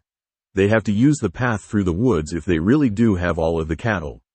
We all know that the path is a troublesome bitch. I mean, why not just make the thing a straight shot right through? What's with all of the twists and turns? Who the hell designed this thing, eh? Shikamaru, Ino and Naruto yelled at him to get him back on track. The plan? Oh, right, he said, looking sheepish at being caught rambling. Anyway, what I mean is, there's no reason for us to try to look for them and jump right into a fight against whoever took the stupid cows. The path in the woods has a ton of choke points. Ino uses some poisons and can take over bodies. I'm smarter than hell apparently. And we have with us the #1 unpredictable prankster in all of Konoha that has inexhaustible manpower by way of his clones. So who thinks that a little ambush is in order? He finished with a smirk that Ino and Naruto returned. Just find a good spot and see if we don't blow them away. Ino said with a gleam in her eyes that scared Naruto and Shikamaru slightly. Ino, Shikamaru said matter-of-factly, we can't really blow them away. We can't kill the cattle. Just remember that. They still belong to that Katashi guy and our job is kind of dependent on them staying alive. Of course, Ino said with her cheeks showing her embarrassment about actually forgetting about that fact. I knew that. It was a figure of speech. She turned away from Naruto and Shikamaru, both giving her deadpan looks with a huff. Both of you just shut up and find an ambush spot so we can put the damn plan together already. XXX. The cattle were steadily charging down the path directed from behind by Manabu, who was smirking behind his face mask. My jutsu is perfect for getting these stupid animals to toe the line. Satoshi ran ahead of the pack that he was directing, as is my own for making sure they stay together. Manabu K really served us no purpose towards our steering these cattle. When we cash in, I think his cut should be smaller than ours. It's only fair for amount of work done by each of us. How hard can it be to ensure a simple rancher doesn't come after us? He never was the brightest, you know. Manabu commented on their youngest brother K. He could have gotten himself lost. Even though there's only one trail to follow, he's done simpler things in his time. He chuckled at their absent brother's expense. Keep K off of your mind at the moment, Satoshi said seriously. We're still busy. He pointed ahead. Make sure they stay together. We can't lose any on that cliff. If any fall off, then injured cattle are no good to us. Up ahead of them, the sides of the path elevated into pair of forested cliffs surrounding the path on both sides. One of the cattle seemed to stumble in their steps before turning away from the pack and heading up into the exact area that Manabu was instructed to keep them herded away from, as if the thing just went crazy. Manabu blanched before breaking away from his spot at the back of the pack. He was on it before Satoshi ever even barked out his order. Get the thing back in line with the others. That's good money that's running away, you fool. Satoshi shouted at Manabu as the latter took off after the wayward livestock. I'm not stopping for you either, so you had better hurry up. We've had enough hindrances to what should have been an easy job tonight. I'll get it back quickly, Oni-sama, Manabu said fearfully as he chased after the single far-gone animal. Satoshi glared as his brother disappeared into the foliage to chase after their potential money. Why are my family members so incompetent? He said to himself before shrugging. Fine, I don't need them anyway. My skills are more than enough to get these cattle to market to sell. XXX. Stupid steer, Manabu muttered out loud as the animal came into sight. For a stupid cow, that thing took to the woods as if it knew where it was going. But it could only go so fast, and with his ability he could get the damn thing back to the rest of the herd in no time flat.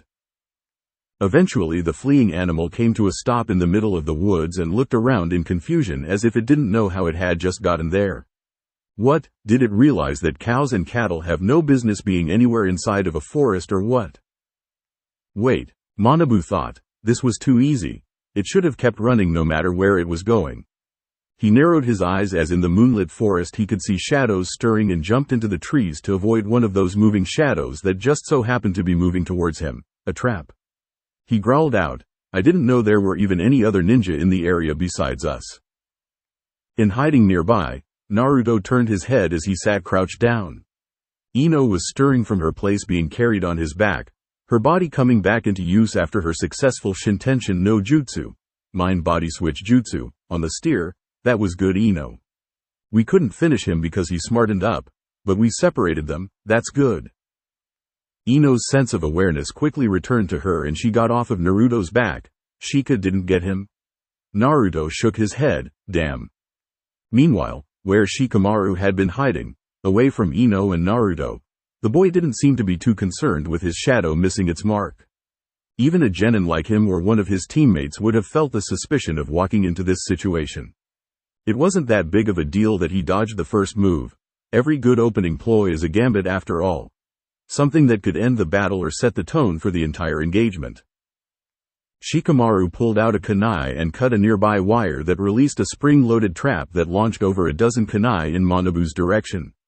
The large man vacated his spot from the tree he had taken refuge from Shikamaru's shadow in and landed back on the ground. Shikamaru didn't panic and launch his shadow in a desperate bid to capture the man. He had to be smart and pick his spot. There would be plenty of times to end things. It was 3-on-1. They knew where he was. He didn't have that advantage. Whoever you are, Manabu said, cracking his knuckles in a foreboding manner, I suggest you leave right now and let me get back to my work. You don't want to tangle with me tonight. Ruining what had been a good mood for me would be a bad idea. From their hiding place, Naruto was ready to pull out his machete and take the bastard on at the first opening. How you feeling, Ino? Good enough to take this guy down a peg, she said, pulling a senbon from her supply pouch. Hey, Haku had made using them seem like something worth picking up. I'm not very good with these yet, but if I hit him with even one, wherever I hit it'll be no more good for a few minutes at least. If I get a leg he'll slow down enough to be easy to finish. It's coated in the paralyzing poison I used on myself earlier. Her eyes darted towards his and blue met blue, whenever you're ready. Naruto nodded and braced his muscles to prepare to attack. The second I take off, let him fly. Ino cocked her arm back and the second she saw Naruto make a step forward out from their cover she threw the senbon she had in her hand and frowned when she could just feel that it didn't fly right. Damn it, my aim from far away is still terrible. How'd Haku get so good with those things? Naruto ignored Ino's miss as he saw Manabu turn his head after easily dodging her senbon. Naruto reached towards his waist for the handle of his machete, but he saw Manabu's eyes widen as he got closer. A stupid brat. He rushed forward to meet Naruto and just as Naruto pulled back to unsheath his weapon, Manabu grabbed him by the wrist he was using to pull out the weapon and threw him hard away from himself. Are you kidding me? Fine, I'll just squash you quickly and get back to business, he said, marching towards Naruto before finding himself caught in place. A smirk came to Naruto's face as he picked himself up off of the ground. Wow, Shikamaru, did I give you enough of an opening there or do you want him to throw me harder?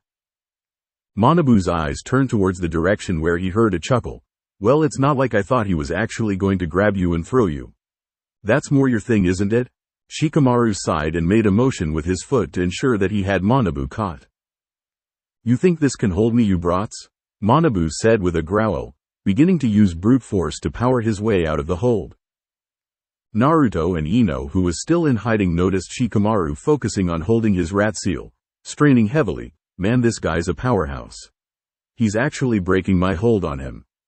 Damn it, Naruto and Ino both said simultaneously, one moving with a machete to hurriedly end the man's life before he broke free, the other moving from her cover to attempt to cut him off with her Shintenshin no Jutsu to stop his struggling. The noise of Manabu biting into something from behind his face mask sounded out before a loud slurping noise followed it. Naruto was the first to reach Manabu due to his being faster than Ino, prompting her to back off lest she wind up getting herself killed after switching bodies. This time Naruto freely drew his machete and held it over his head to unleash a downward slash to Manabu. Chikara no Honshitsu, essence of power. Manabu exclaimed in a gravelly voice before actually breaking through Shikamaru's jutsu and unloading a vicious punch directly to Naruto's body that sent him bouncing off of it like a rubber ball. I told you that wouldn't hold me, he said as his body seemed to double in size and mass, veins clearly visible all over the bared parts of his body. Arms, legs, and all over his forehead just to name a few places.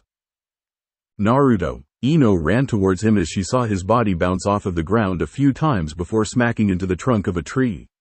Naruto let out a pained groan as he pulled himself into a sitting position. Are you alright? Naruto's breathing was slightly labored as Ino helped him back up. Luckily this tree was here to stop me. He muttered, holding his back. Am I too young to slip a disc? He asked, holding his back as his legs shook underneath him. Meanwhile Shikamaru was being pursued by Manabu, intent on not letting the hulking menace hit him. He somehow had to keep the man busy while Naruto recovered. Ino would be helpful in that regard, but after seeing Naruto get cracked it would probably have been better to have someone with him while he got his legs back beneath him, if he would be able to recover. So that left it up to him. Troublesome, Shikamaru said to himself as he got on his proverbial bicycle and got the hell out of Manabu's way, as the punch aimed at him hit the ground where he had been and formed a crater. This guy's all size and no brain. But even with no brain all that muscle he could still beat us. Ino and Naruto could see Shikamaru keeping Manabu's attention by being elusive, but his jutsu could simply be broken by this monster of a man, so his shadows were useless at the moment. He needs our help, Ino said, preparing to help now that it was clear all Naruto needed was a moment to rest up. Naruto moved himself before cringing in pain and holding his torso. Gah, it hurts. I swear he must have broken some, he said, talking about his ribs as he slid to the ground. Ino nodded and Naruto stopped her arm when he saw her guiding a senbon towards him. What are you doing? Ino blinked when she felt Naruto holding her arm in his grasp and answered as the more time they wasted the worse things would be. My poison is more of a simple numbing agent. If I can stick you right where you hurt I can at least make it so that you can't feel what hurts. It's dangerous though because you can't tell how hurt you are until it fades, but... She trailed off, looking at Shikamaru.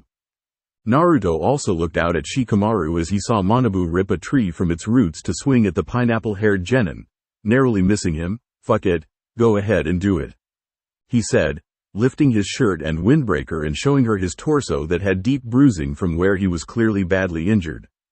Ino winced at the sight before putting it in the back of her mind and lining up his injuries in conjunction with where she knew his organs were, lest she shut one down by accident. As she stuck him with the needles she saw his eyes cloud over in something akin to relief. Do you feel better? She asked him. Can you still move? Naruto wiggled his arms and legs and stood back up on spaghetti legs.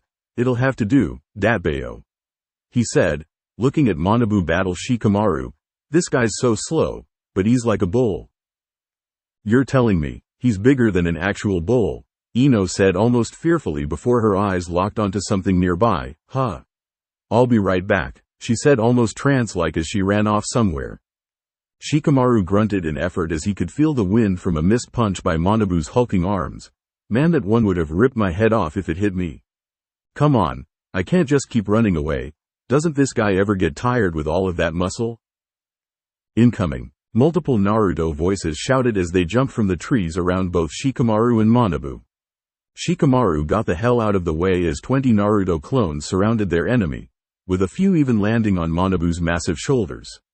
These clones were prepared to cut into the man's neck, but they were grabbed and thrown away violently, dispelling on impact with whatever they hit.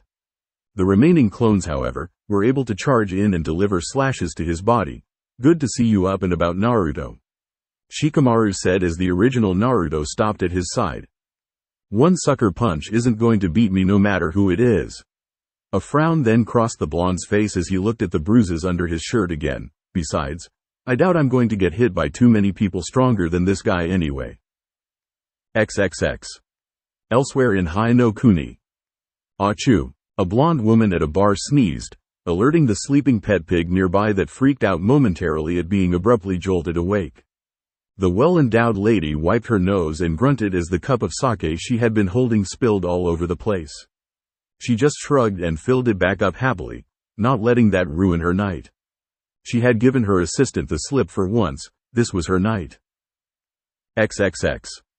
Naruto and Shikamaru didn't know what to make of it once they saw Manabu begin wildly swinging his arms, knocking Naruto's clones away in multiple amounts.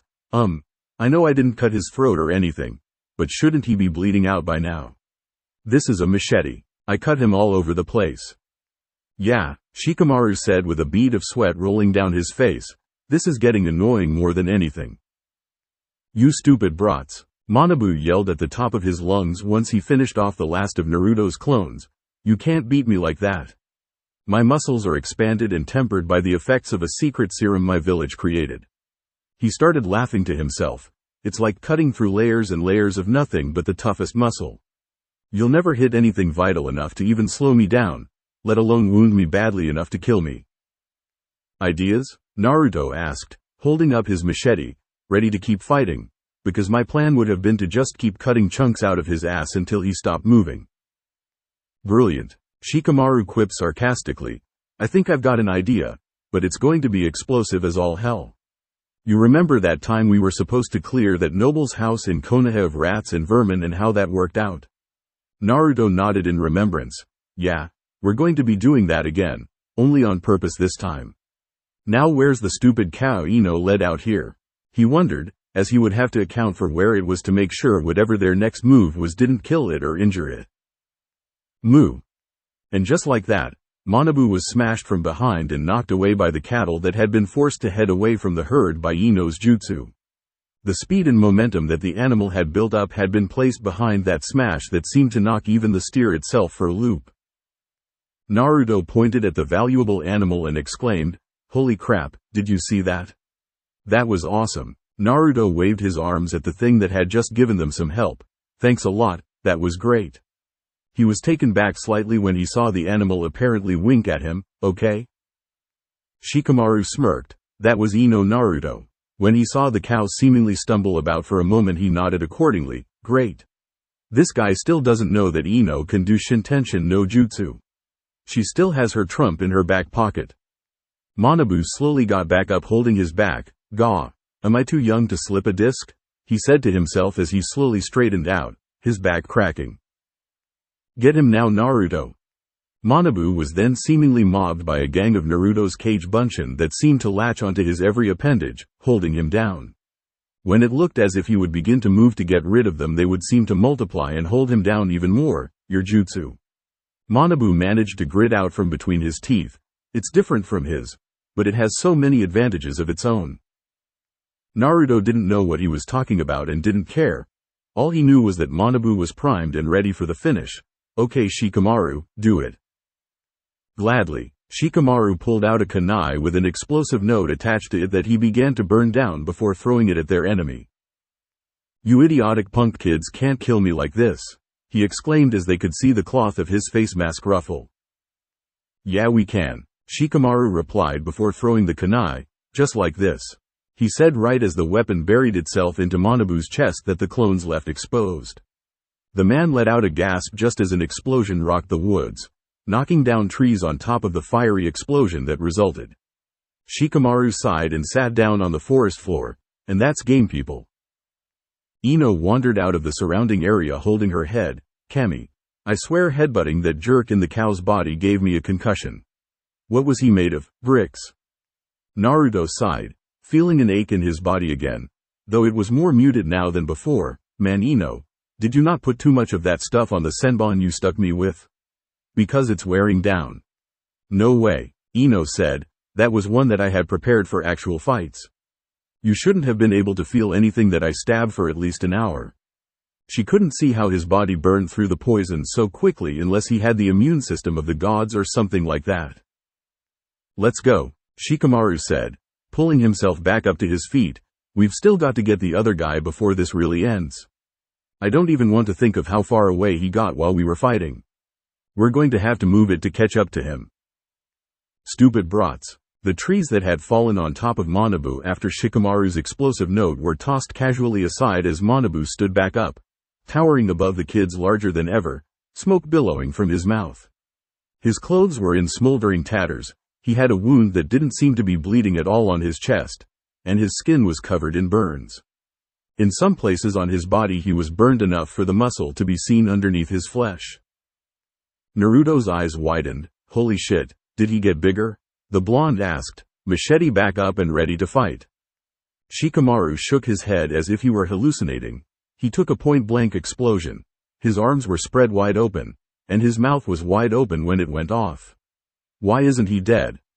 You can't kill me, Manabu yelled to the wilderness. No matter what you do, my body can just create more muscle to make my body denser and protect my vital areas. You can't reach anything that can kill me. You can't win. With my serum fueling me, you can't win. I don't know, a mature, calm voice said from around them. I think they've been kicking your ass pretty good so far. From the surrounding area walked out Asuma with his trench knives already out and at the ready. You three get moving and get to the cattle. Guys like this are stubborn ones. Hard to take down fast, kind of like cockroaches. Ino looked over at their sensei worriedly. Asuma sensei, he's tough as nails.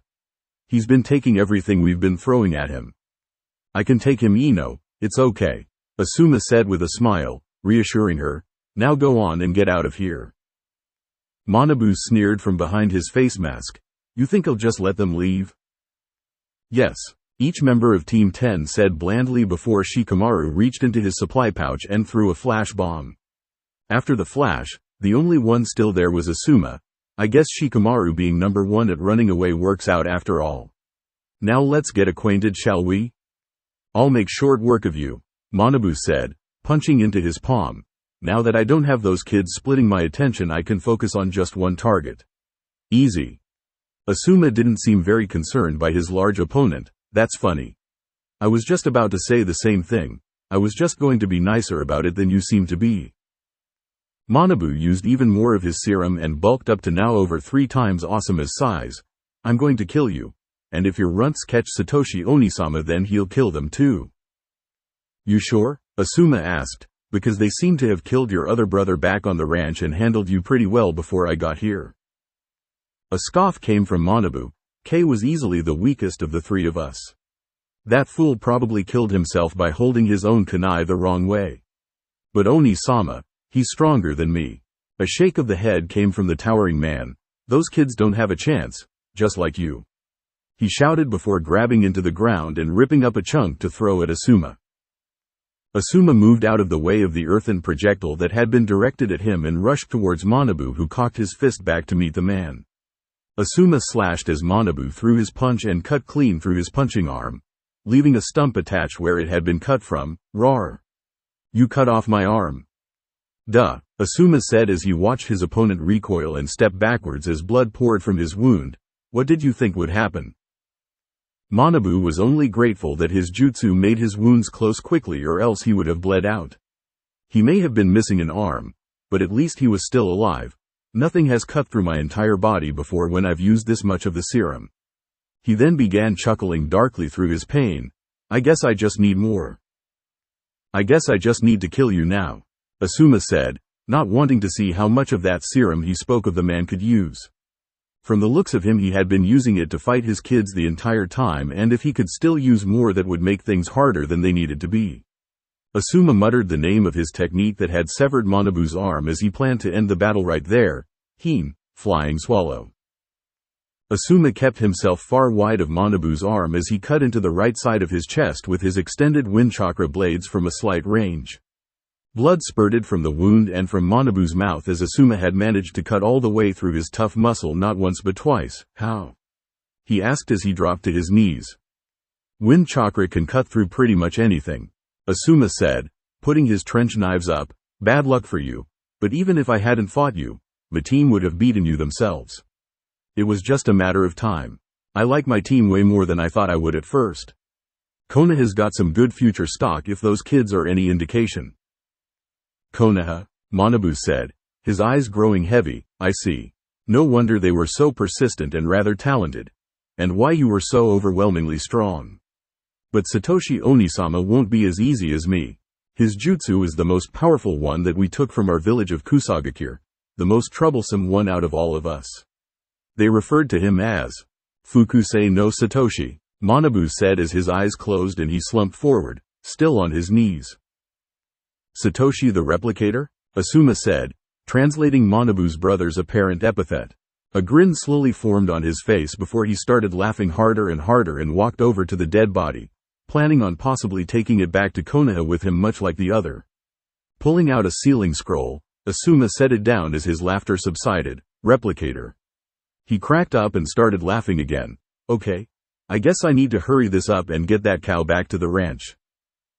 XXX. With Naruto, Ino, and Shikamaru. Damn, this is wildery, Ino complained as another branch smacked her across the face. Why are we taking the way covered in the most underbrush? Shikamaru rolled his eyes. So we can cut off the last guy who still has to take a beaten path with all of the cattle. His eyes then widened in inspiration. Wait, I have an idea. Naruto, how good are you at henge? Naruto shrugged his shoulders. You guys both know that I'm awesome at henge. Shikamaru looked over at Ino and then back at Naruto. Do you think you and Ino could work out a single transformation? Anytime, Naruto said with a smile while Ino looked apprehensive. Come on Ino, we've got this. It's just a henge.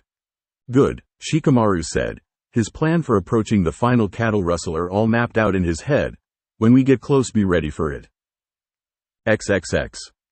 Satoshi found it far easier to move the cattle once the path he was on set itself into being surrounded by the cliffs. The walls that had raised up basically kept the cattle corralled as they moved along. His job was simpler this way. Satoshi Onisama.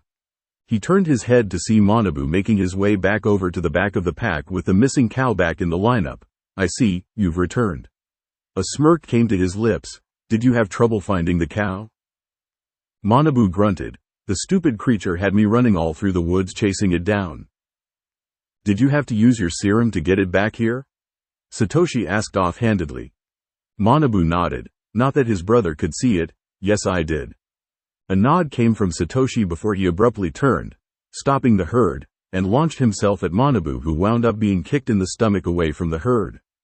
Upon being hit, Manabu turned into Shikamaru, who sat on his butt holding his stomach, troublesome. Satoshi slowly walked towards him, glaring at the Konoha genin.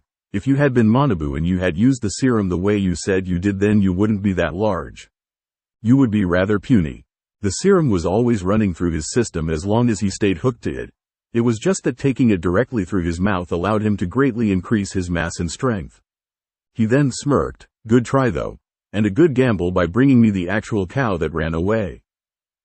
Shikamaru returned his smirk and Satoshi wondered why he was when he heard a popping noise behind him and turned to backstep out of the way of a machete slash that was aimed right at his face.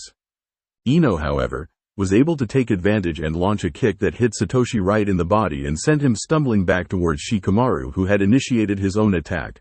Kageme no Jutsu. Shadow Possession Jutsu. Satoshi backflipped over Shikamaru's shadow and Shikamaru himself, kicking him in the back to get him away from him. I see, so you must have defeated Kei and Manabu, hence why they aren't here. He shook his head. Very well. I didn't need them anyway. Ino narrowed her eyes at the uncaring man. They were your teammates. Don't you care about them? They were more than my teammates, they were my brothers. Satoshi said, putting his right hand over his head before deadpanning at them. And no, I don't. Who needs a team when you're your own team? I didn't even need them for this job. I could have done it myself. How? Naruto asked. Even if you were good at solo missions, you still need a team for something like this. How could you keep all of the cattle going how you wanted them to?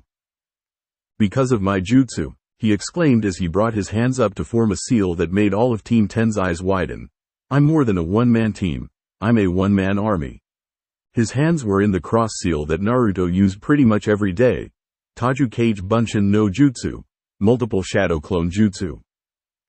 In a puff of smoke that surrounded them all, Team 10 found themselves surrounded by 30 copies of Satoshi. Wow.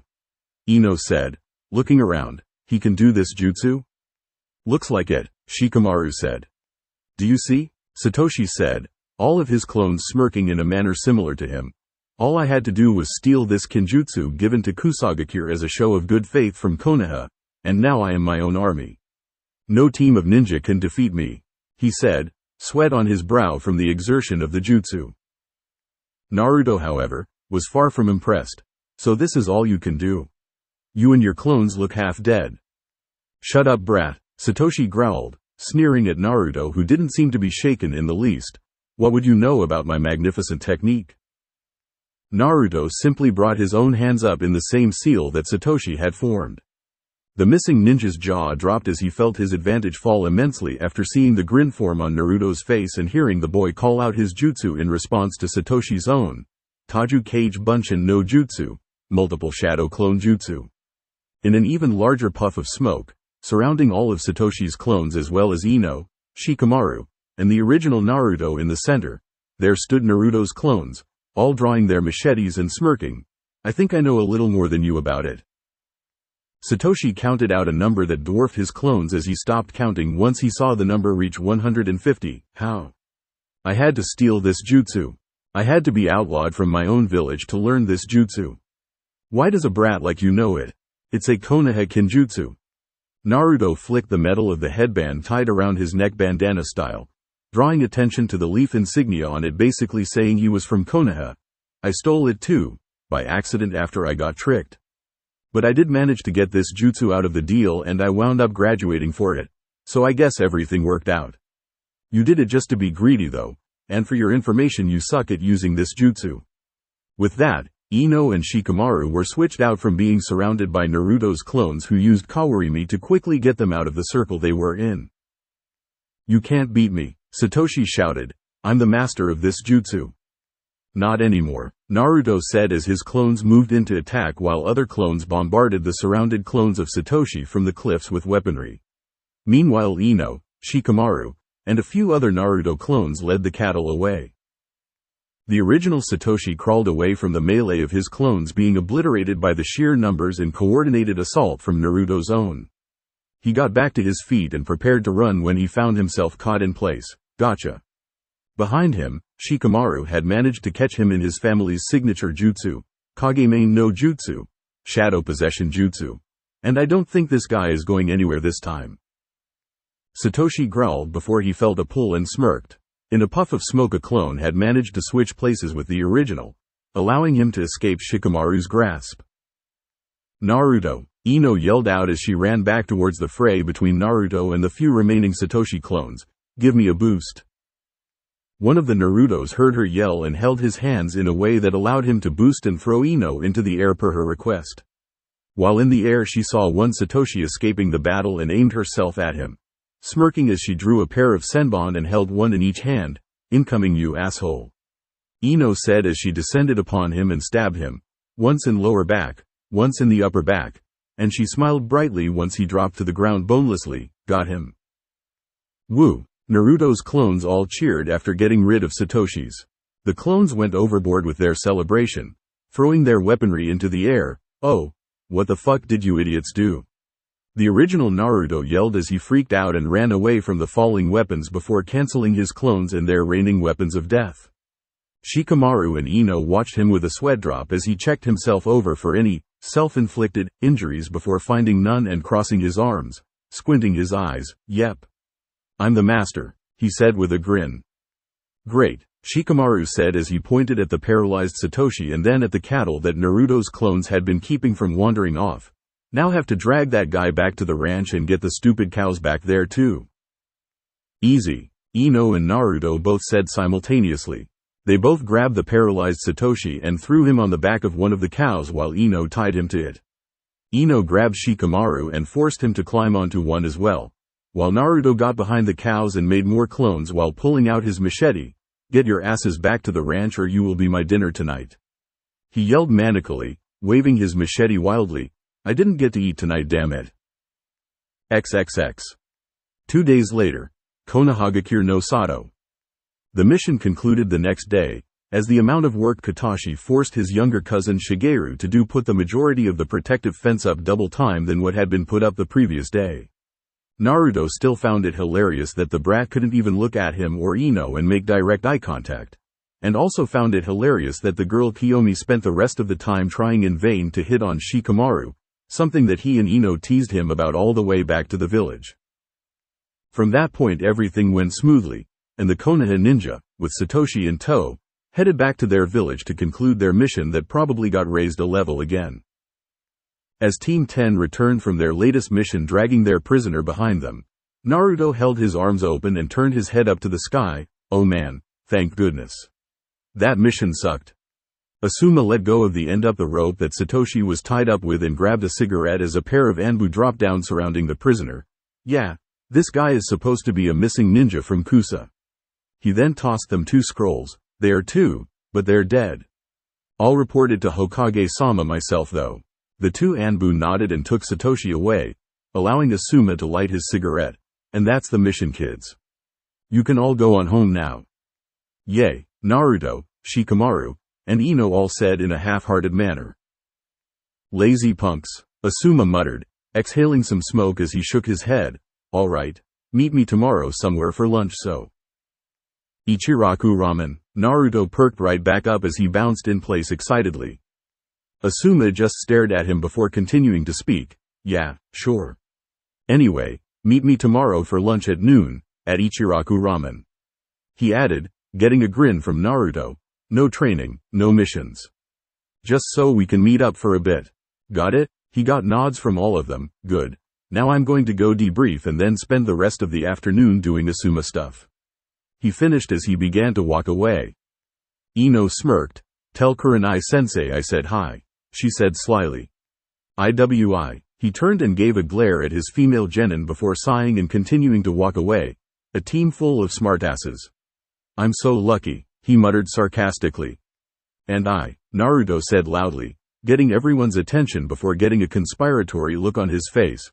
I'm going to split a goddamn leaf if it's the last thing I ever do. He growled and started stomping off on his own. Where are you going, Naruto? Ino asked him. Home, he said, waving over his shoulder. See you guys later. Shikamaru rubbed the back of his neck. Hey, do you guys want to hang out or something?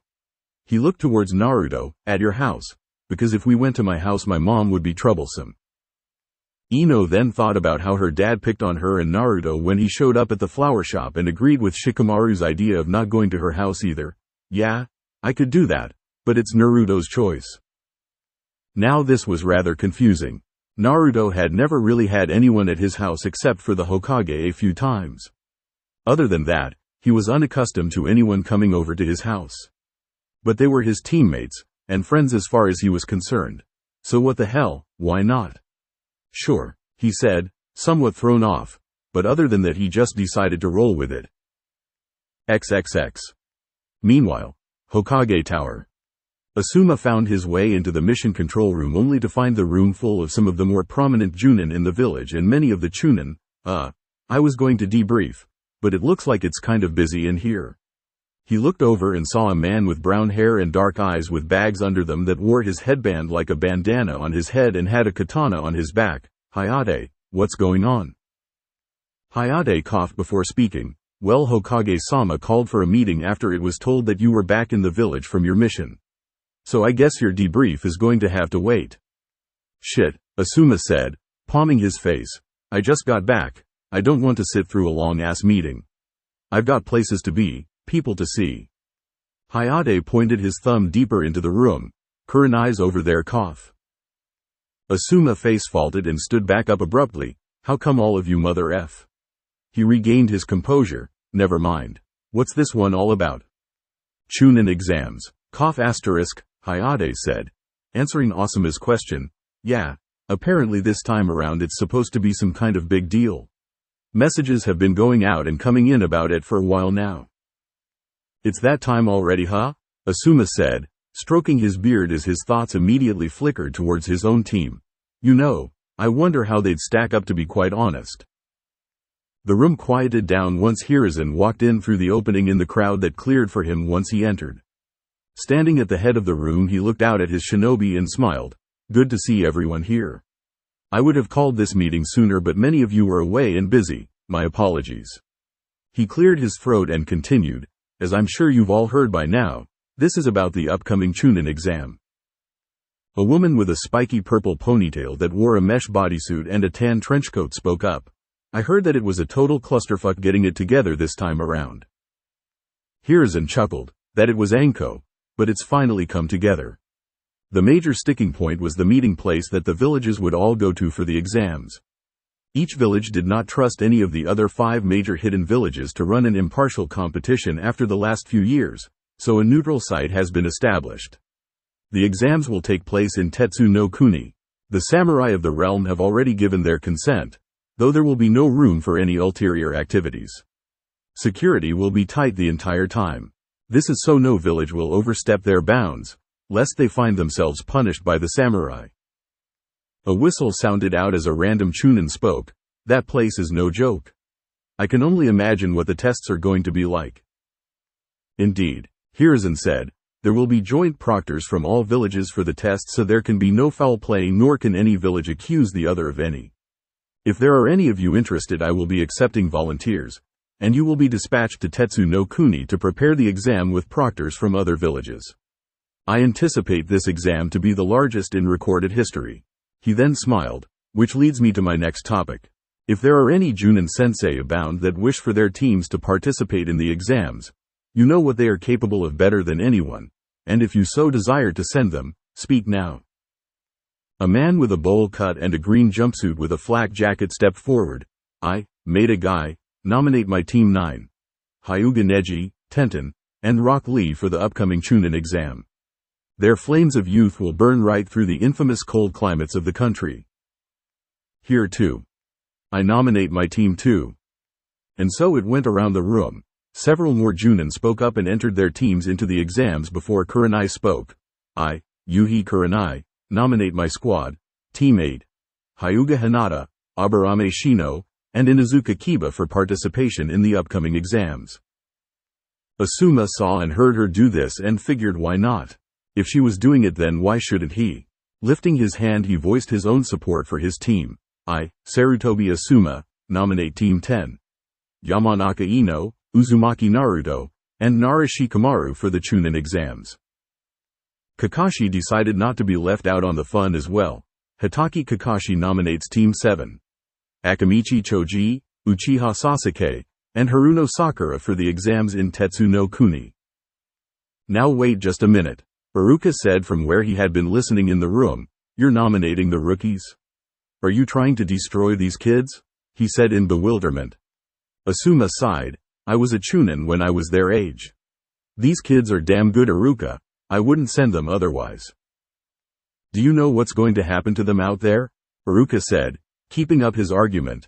If this thing is really going to be as big as you say it's going to be, there are going to be tons of teams with more experience, all gunning for easy prey.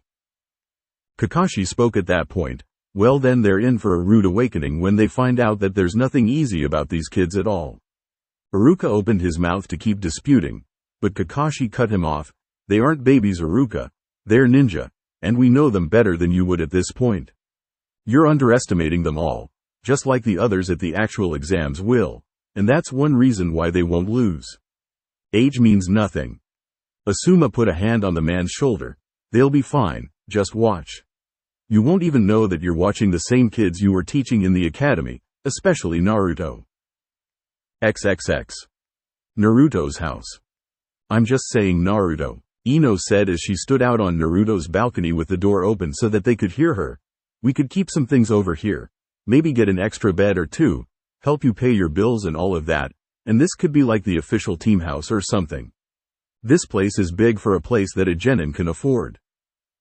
I don't really pay rent, Naruto said loud enough for her to hear him as he unpacked his stuff from his mission inside of his room. I mean, I do, but it's really cut down from what it should be. Hokage Gigi was really good about that, he said, laughing a bit.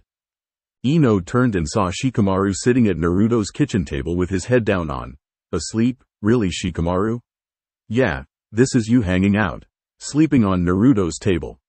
I'm tired, woman, Shikamaru said, cracking an eye to get a look at her. Shaking her head, Ino walked inside from the balcony and shut the door. Walking over to Naruto, who was still in his room. How are your ribs?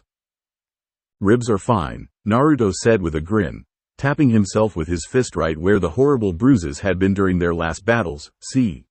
I'm good. I was all good by the next morning. If I wasn't, I would have said something. How? Ino said, not understanding much about medicine, but knowing enough from her work with senbon and poison to comprehend that people don't just heal from injured ribs over one night with some good sleep. Actually, people with broken ribs don't get good sleep, so that was another thing. You should be limping or walking gingerly all over the place.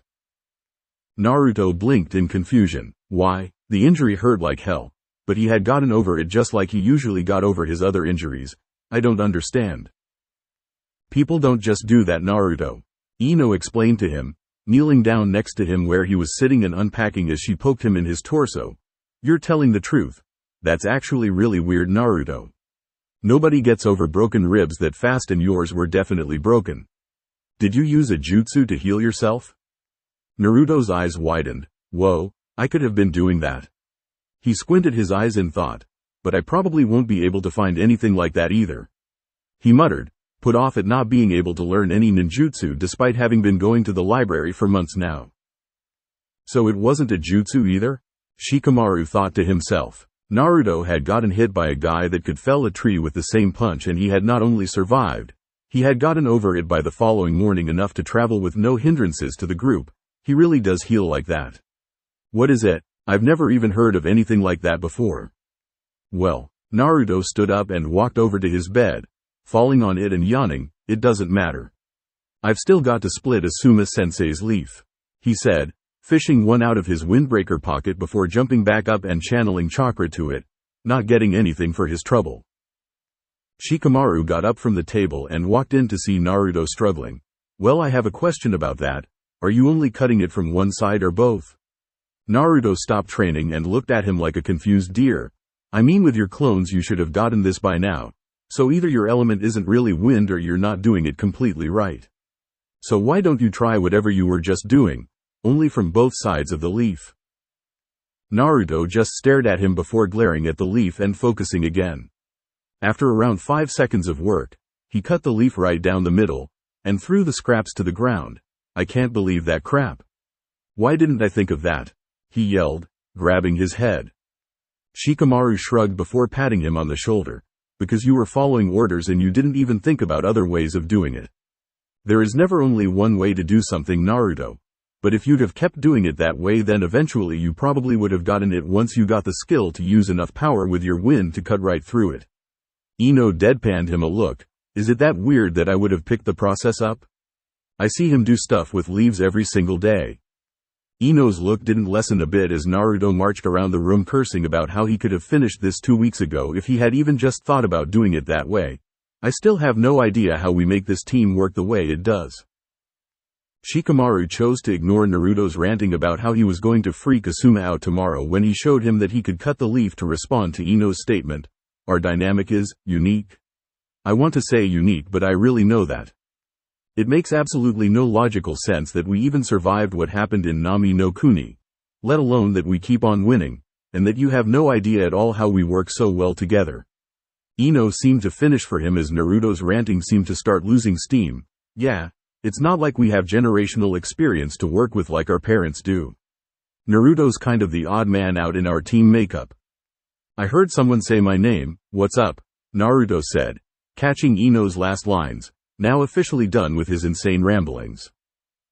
Shikamaru looked at Naruto with an appraising eye. Maybe he is the odd man out, but there's something about Naruto that we're just not getting.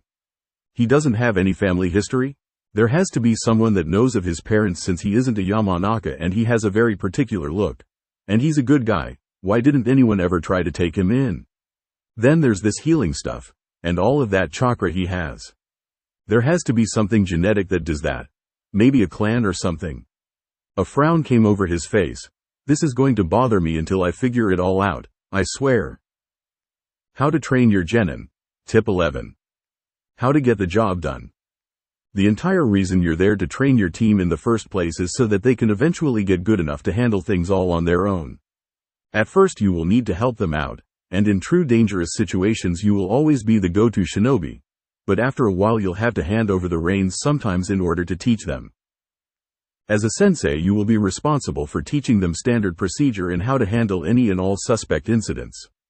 The most important part of teaching these things is making sure that when push comes to shove they can handle themselves even without you there. This is pretty much the point of them being promoted to Chunin. Them showing this not only to you, but to everyone that could possibly promote them. Eventually you will need to take a backseat and allow them to make their own mistakes, come up with their own plans on how to do things, and you will only be there as a fail-safe just in case things go south quickly.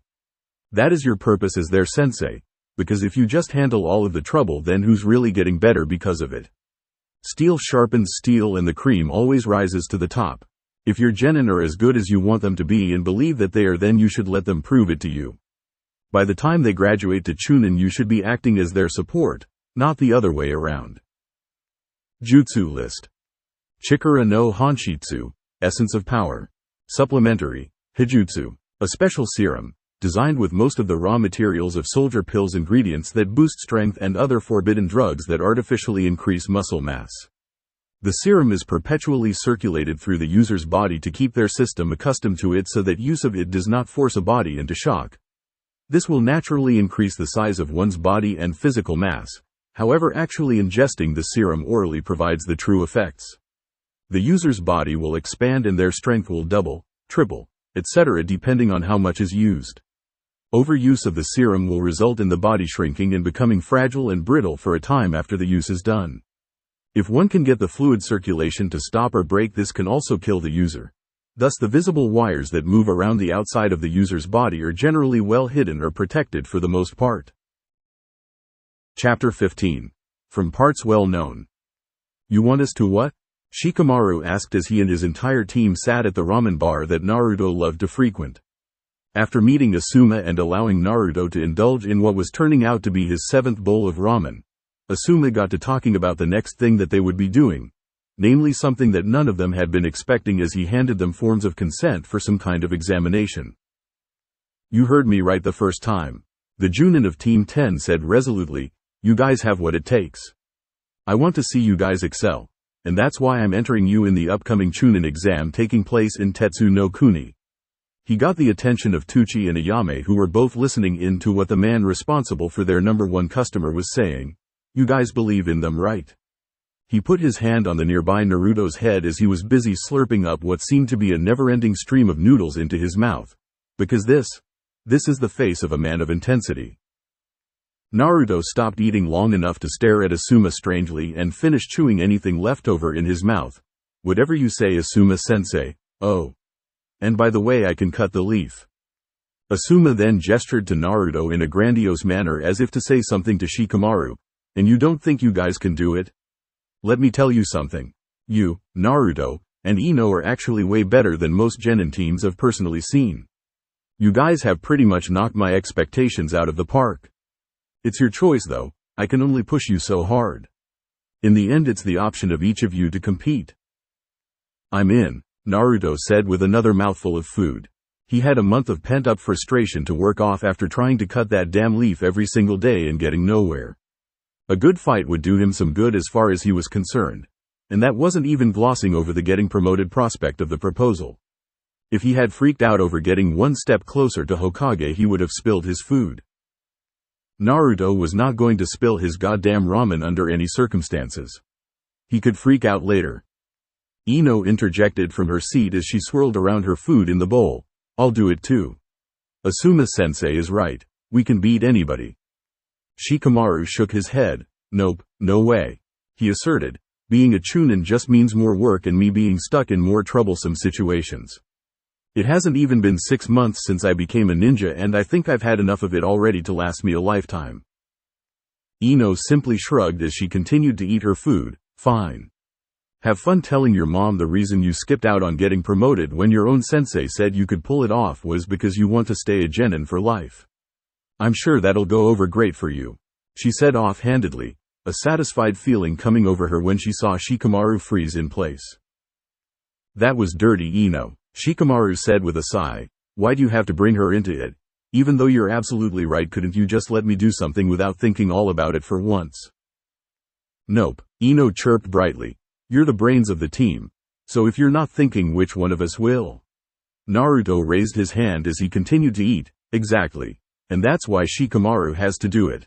I like living. Oi, Naruto said, finishing off his bowl of ramen. Now I've been getting over. Hold on. He stopped his own speech so that he could spend around 15 seconds drinking down the leftover broth in his bowl, sighing contentedly when he polished it off before continuing. Now I've been getting over that. Naruto is stupid thing since the day we became a team. I want some credit here. Ino smirked and rested her hand in her cheek. Then say something smart that is actually useful to what we're talking about. Right now. Naruto squinted his eyes and crossed his arms in thought. Tetsu no Kuni is cold. Really cold. Duh, Ino remarked. It's so fucking far north, how wouldn't it be? Keep trying, Naruto, she said, twirling a lock of hair around her finger. Naruto grumbled before tapping his head with his chopsticks. Fine, Tetsu no Kuni doesn't have any shinobi. Is that enough for you? They have samurai, real samurai, not the thugs with shitty swords that I beat up in Nami no Kuni in like 6 seconds. They can use chakra too, just not like a ninja can. Did you know that? Ino stared at him before shaking her head. There, so kiss my ass. I knew something you didn't. Ha. But now I do know it, so that just adds on to the amount of information that I already had, thus still keeping my intelligence ahead of yours. Ino said with a sly smile. God damn it, Naruto said, bouncing his head off of the counter. I just can't ever win. He lifted his head to reveal him crying anime tears. I'm smart, really smart. You'll all see. Tucci chuckled at Naruto's animated reaction while Ayame rubbed Naruto's head consolingly. It's okay, Naruto. You're sharp. You're sharper than you used to be for sure, and it's definitely noticeable. Don't give up. Konoha wasn't built in a day after all. Naruto grabbed his hair and exclaimed, why do people keep saying that about me getting smarter? XXX. Why are you guys following me?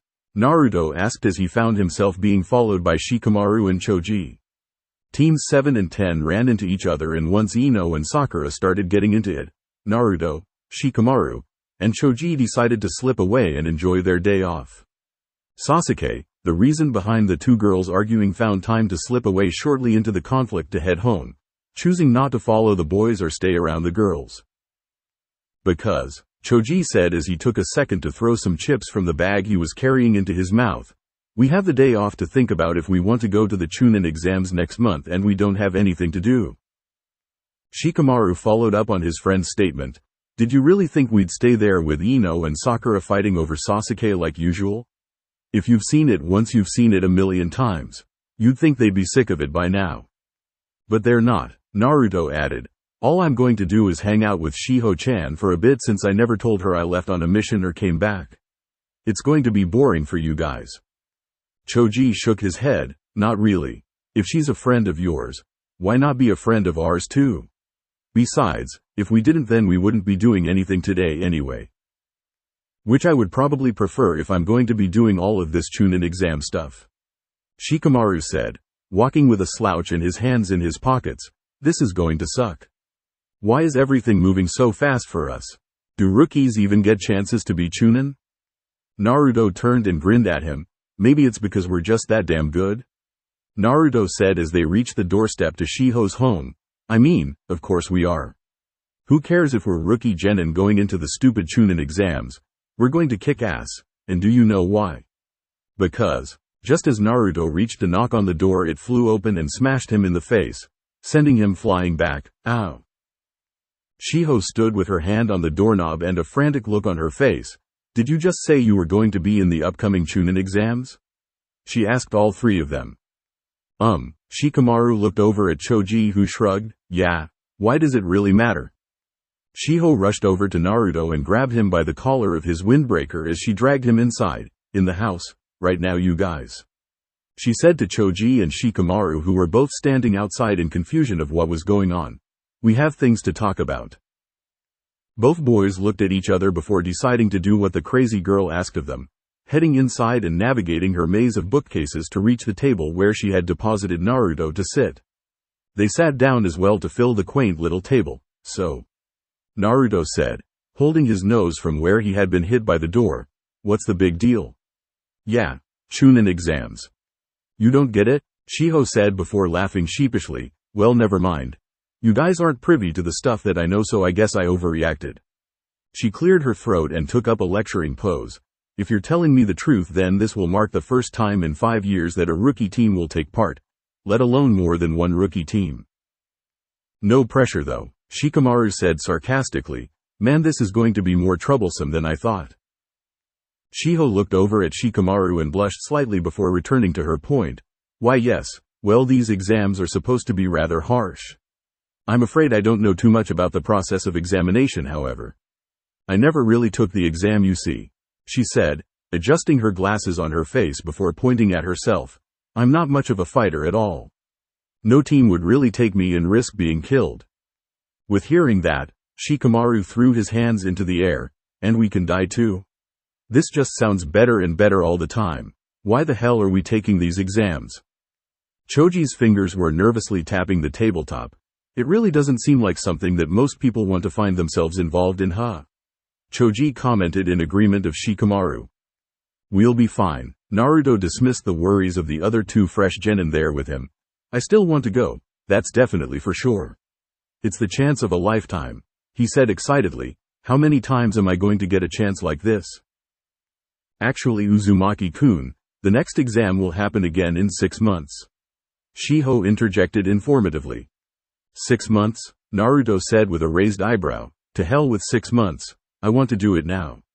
This is going to be so cool. We're going to get to fight so many new people, see new stuff in a new country, run into all kinds of new troublesome situations, Shikamaru said, still not looking forward to the effort that the exams would undoubtedly force him to exert just to make it back home in one piece. New country, Choji said with his eyes glazing over at the thought of something. All kinds of new food that I haven't tried yet. And we're the main point of the Chunin exams, which is apparently some kind of big deal, so you know if we do well they'll totally feed us with a huge feast. I'm in. Naruto could still see that Shikamaru was apprehensive over the whole Chunin exams thing as he threw an arm over his shoulder. Chill out, Shikamaru. If you don't think we can do it, we still have a few weeks to get ready. You're a kid from a clan just like Choji. You have tons of ready-made things you can study. I'm the one that has to find my own ways to train. With that, Shikamaru's mind turned to something he had been thinking about with Ino after they left Naruto's house the day before. Flashback. Yesterday. Ino looked rather apprehensive as she walked with Shikamaru back to their respective homes in the setting sun. I still think Naruto should have gone to the hospital when we got back to the village. I swear that he should be coughing blood, breathing hard, or something, you know. It hasn't even been 2 days since that fight with those guys. Shikamaru nodded before throwing his own thought in. Could it be a Kekkei Genkai? You mean like Sasuke-kun's Sharingan? Ino wondered, getting a sigh out of Shikamaru for bringing up Sasuke. Well, we don't know anything about his family lineage, and neither does he now that you mention it. It would explain a lot about him, Shikamaru added, trying to narrow down the little mystery that had been building in his head. The whisker marks on his cheeks that look like clan markings. The shit ton of chakra he has no matter what. The healing thing that he has. Tons of stuff would be explained like that. Ino racked her brain trying to think before growling as she held her head. I don't know any clans with abilities like that in Konoha. But Naruto's been here for as long as I can remember, hasn't he? Born and raised. She then blinked. Well, not really raised. But you know what I'm saying.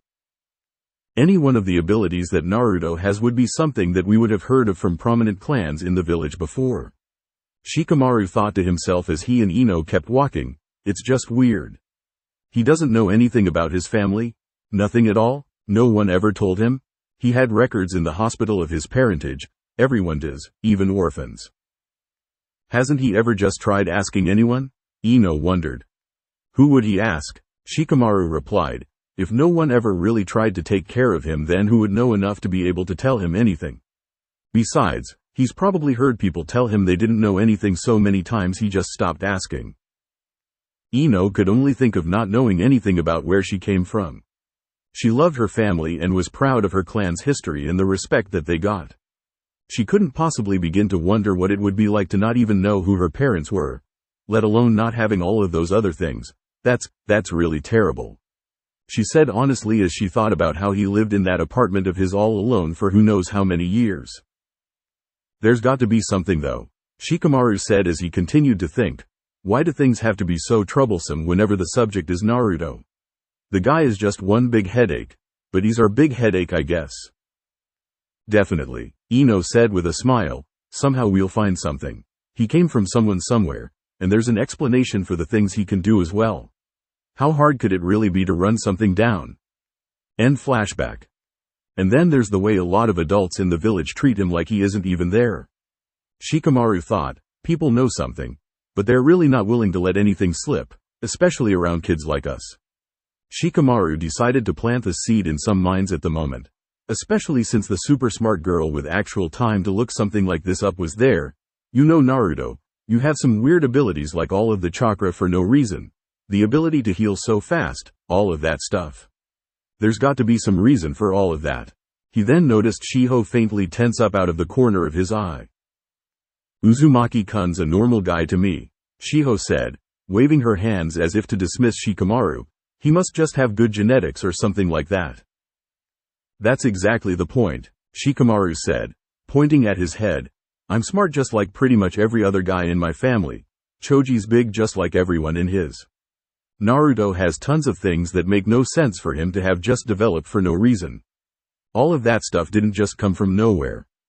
Hey, yeah, Choji said, poking himself in the stomach. It's definitely a clan thing, Naruto. If you really have chakra like that, then it's not just something that happens. It's a genetic thing, like someone in your family.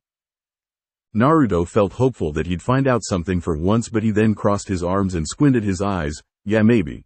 But Asuma-sensei said that I have more chakra than, well, anyone really. He didn't even name the person with the next amount of chakra in the village, so that doesn't say anything. Besides, I don't know too much about the clans here, but if there was a clan with people that could do the stuff I can do in Konoha, I'd have known about it, he said with a frown. Other than the Hokage, Naruto never knew where to ask about anything regarding his lineage, and no one ever gave him an answer. Shiho didn't know how relieved to feel over the part of them thinking that Naruto's abilities stem from a clan instead of from something else.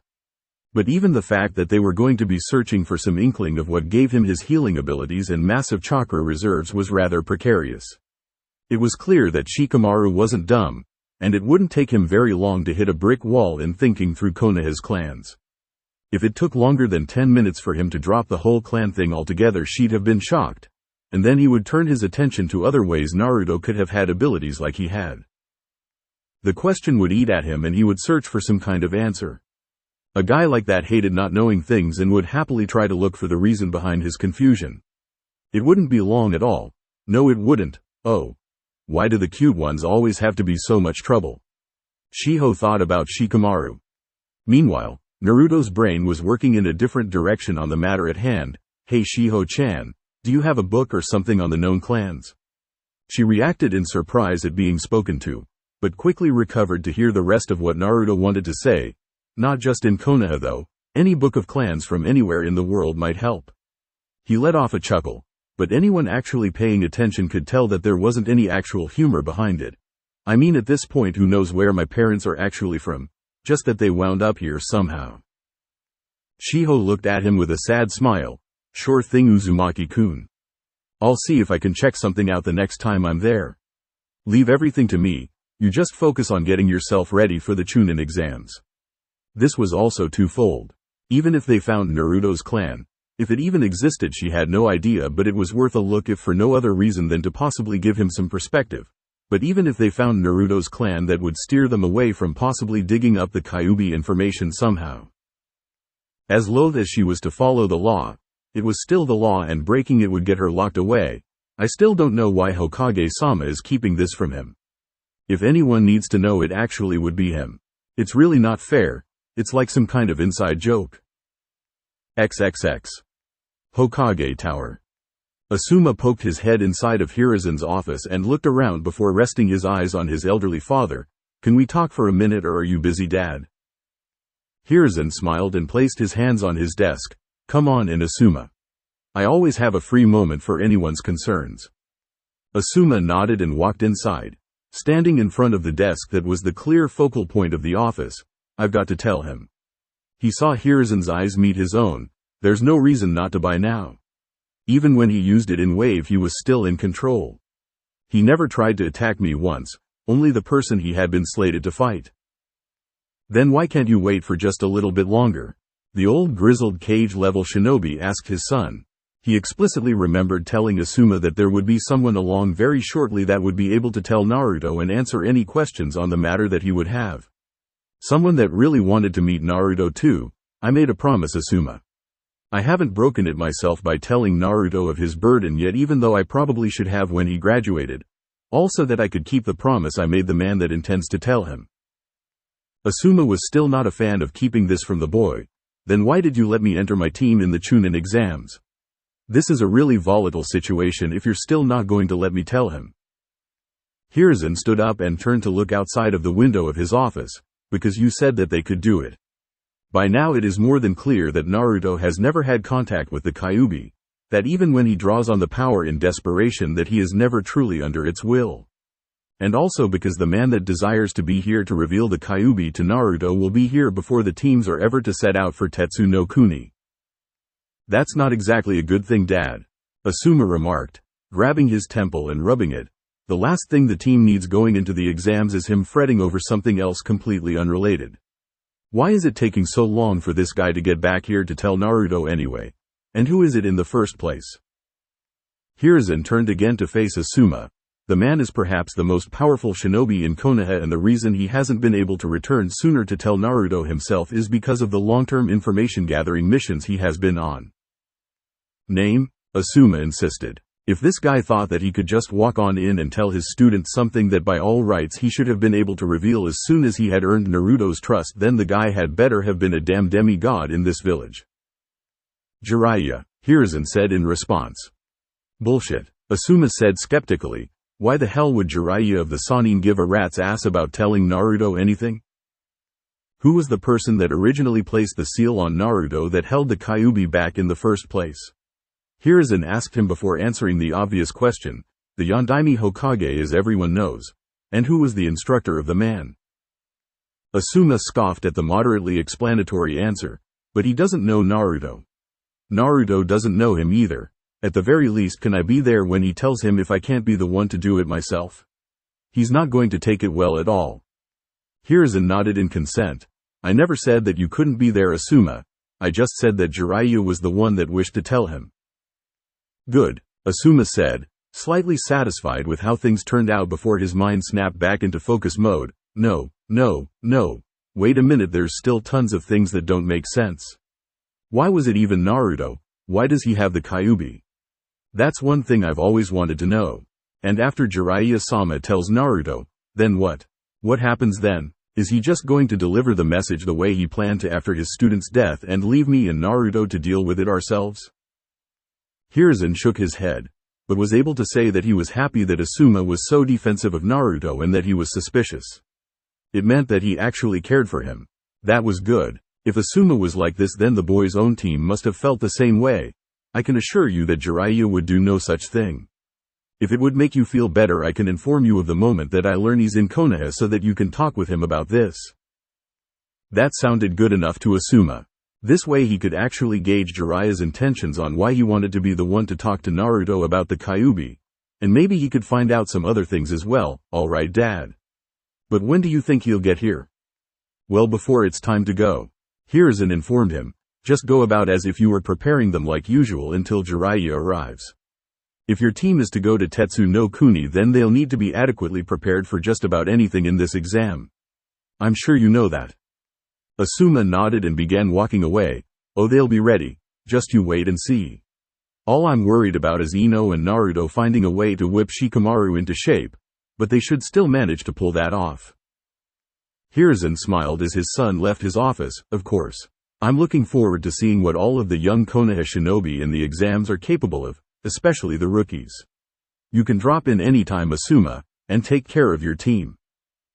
I always do, Dad, Asuma said as he shut the door behind him. XXX.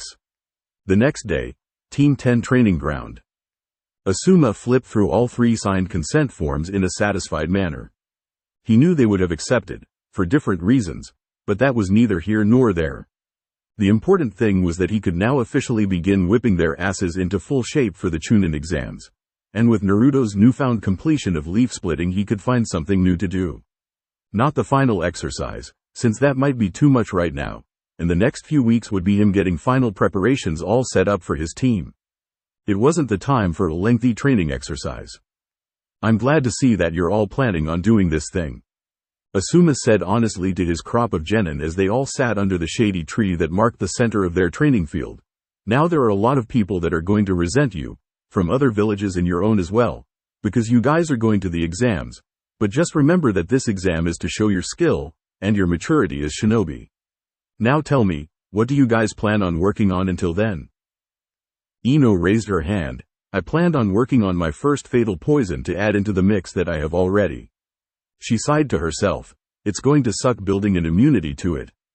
And I'm going to work my ways of distributing my poisons too, since I'm kind of bad at throwing senbon right now. I'll come up with different ways to use them. You'll get it, Asuma said encouragingly as he turned to Naruto. What about you? As if I didn't know.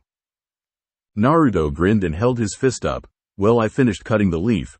I did it 3 more times before I got here, so I was wondering if I could have something else to do with that.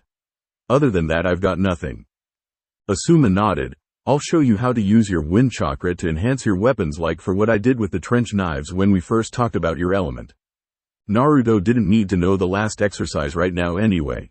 That was only for if he wanted to create his own jutsu involving wind. As he was now, at least Asuma could teach him some wind ninjutsu when he felt Naruto was ready to learn them. As Naruto beamed at the chance of learning how to make his weapons cut through rock, Asuma turned to Shikamaru. And you? Shikamaru answered in his usual uncaring manner. I have about 6 different battle plans and team techniques worked out for all 3 of us. He saw Asuma giving him a look that was saying, is that it? And I'm working with Dad to improve my skills with the clan jutsu. Ways to hit it, ways to sneak it on in tough one-on-one situations. Bluffs, things I can do by myself once I have an opponent, things like that. Asuma held up 3 fingers. You have 3 weeks, 21 days, to get together what you all think you need for the exams. A few of your classmates, Team 7 and Team 8, will be there, and I'll tell you right now, once it slips that you all are rookies, you're going to have every last participant gunning for you guys. He then smirked intently, but it's too bad for them that you guys aren't normal rookies. Hell, you guys aren't normal genin period. And whoever tried to pull anything against you will be going home sorely disappointed in their choice of target. Damn right, Naruto said with a grin still on his face as he sprang to his feet. And he still had 3 more weeks to go before he could even really begin speculating about what the Chunin exams were going to be about. I'm ready today. Let's go kick some ass. Ino rolled her eyes and tugged on the back of Naruto's windbreaker, pulling him back to the ground. Calm down, hothead. Save it for the training. As Naruto turned to glare at Ino, who wasn't looking as if she would back down from her previous action, Shikamaru took a look at the red swirl that was emblazoned on the back of Naruto's top and his eyes widened. Why had he never paid attention to this before? Oh yeah, because he saw that damn symbol every single day. Even when they were in the academy and Naruto wore his old bulky clothes, he had it on the back. And every Konoha ninja that walked around in flak jackets had that marking on the backs of them as well. He just figured it was a Konoha thing, but still, nothing was that simple. Why wouldn't it be a leaf? A swirl didn't have anything to do with the village. Asuma, Shikamaru said, planning on asking his question, what's the swirl on the back of your jacket mean? Naruto has it too, and I never really got what it meant. Asuma looked at the genius boy and scratched his head. Kid, I don't know. It was one of those things that was glossed over in the academy for one of your little history tests. I'm sure I've heard of the reason, but I've never thought about it. I don't know why it's on Naruto's clothes. Shouldn't you know what the hell it means? Ino pointed at Naruto and Shikamaru. You're talking to the kid that almost failed and the guy that was right behind him in that department. Come to think of it, I don't think I paid much attention either. She tapped her chin as she thought about it. It definitely means something though. I just don't remember what. Asuma stood with his arms crossed. Well, you guys can think about it later. Right now we need to get some work in to get you ready to roll when the time comes. Now you 3 have 10 minutes to come up with a way to fight me and win. He said before using Shunshin to leave the area. Shikamaru groaned. Back to the old grind it seemed. Naruto? Naruto nodded and released a pulse to see if Asuma was still around. He'd never let them forget it if he caught them the way he did one time. They didn't check to see he was there before planning. Fine. Let's brainstorm, guys. As Naruto scooted closer to soundboard ideas and take in what would eventually be the final plan, Ino looked around for Asuma before addressing her teammates. Are we going to be getting beat up a lot for the next month? Probably. Both Naruto and Shikamaru said plainly. having accepted their painful fates. Ino only cried pitifully at it in denial. XXX. 2 days later, Naruto's apartment. Why the hell are you guys here all the time now? Naruto asked as he poured himself a glass of milk, the bruises on his face from his day of training fading away due to his lack of current violent activity. You guys have actual houses with actual food and beds of your own. At this point he yelled down towards his room where Ino was resting in his bed, that you could be sleeping in instead. Shikamaru was in a chair seated at the table with his head down. Your house is so much closer than ours. Come on Naruto, Asuma kicked the crap out of us again today. The genius boy smirked. The best part was when you thought you had gotten a grip on him and then he knocked you down and peeled you off like gum. Ha ha ha, Naruto laughed humorlessly. What about the part where he threw Ino in the path of your shadow and then kicked you in the face and knocked you out? That was priceless. Shut up, Shikamaru said half-heartedly. Naruto smelled the milk in the glass to ensure it was good before shrugging and downing it. Make me, he said as he caught a breath after drinking. Troublesome, Shikamaru said, letting the issue drop at that. Immediately after that, a loud series of bangs came through from Naruto's front door. Get the door. Kiss my ass. You jerks don't live here so you shouldn't care, Naruto replied, lifting his glass up. I'm thirsty. The door can wait, he said as the bangs sounded out again. Ino's voice echoed from Naruto's room irritably. One of you answer the damn front door. If I have to get up I'm going to. You're not going to do a damn thing. I'm getting it, Naruto shouted as he slammed his glass on the table by Shikamaru's head and stomped to the front door, swinging it open with an agitated look on his face. Yeah? And immediately had a book shoved into his face. Meh? Found it Uzumaki-kun, Shiho said as she pushed the book back against Naruto's face and made her way into the apartment, shutting the door behind her with her foot. I told you I'd get something and that you could count on me. She shoved him back excitedly until Naruto tripped over something on the floor that he couldn't see and fell. Whoops. Sorry about that, Shiho apologized with a blush for her rash action.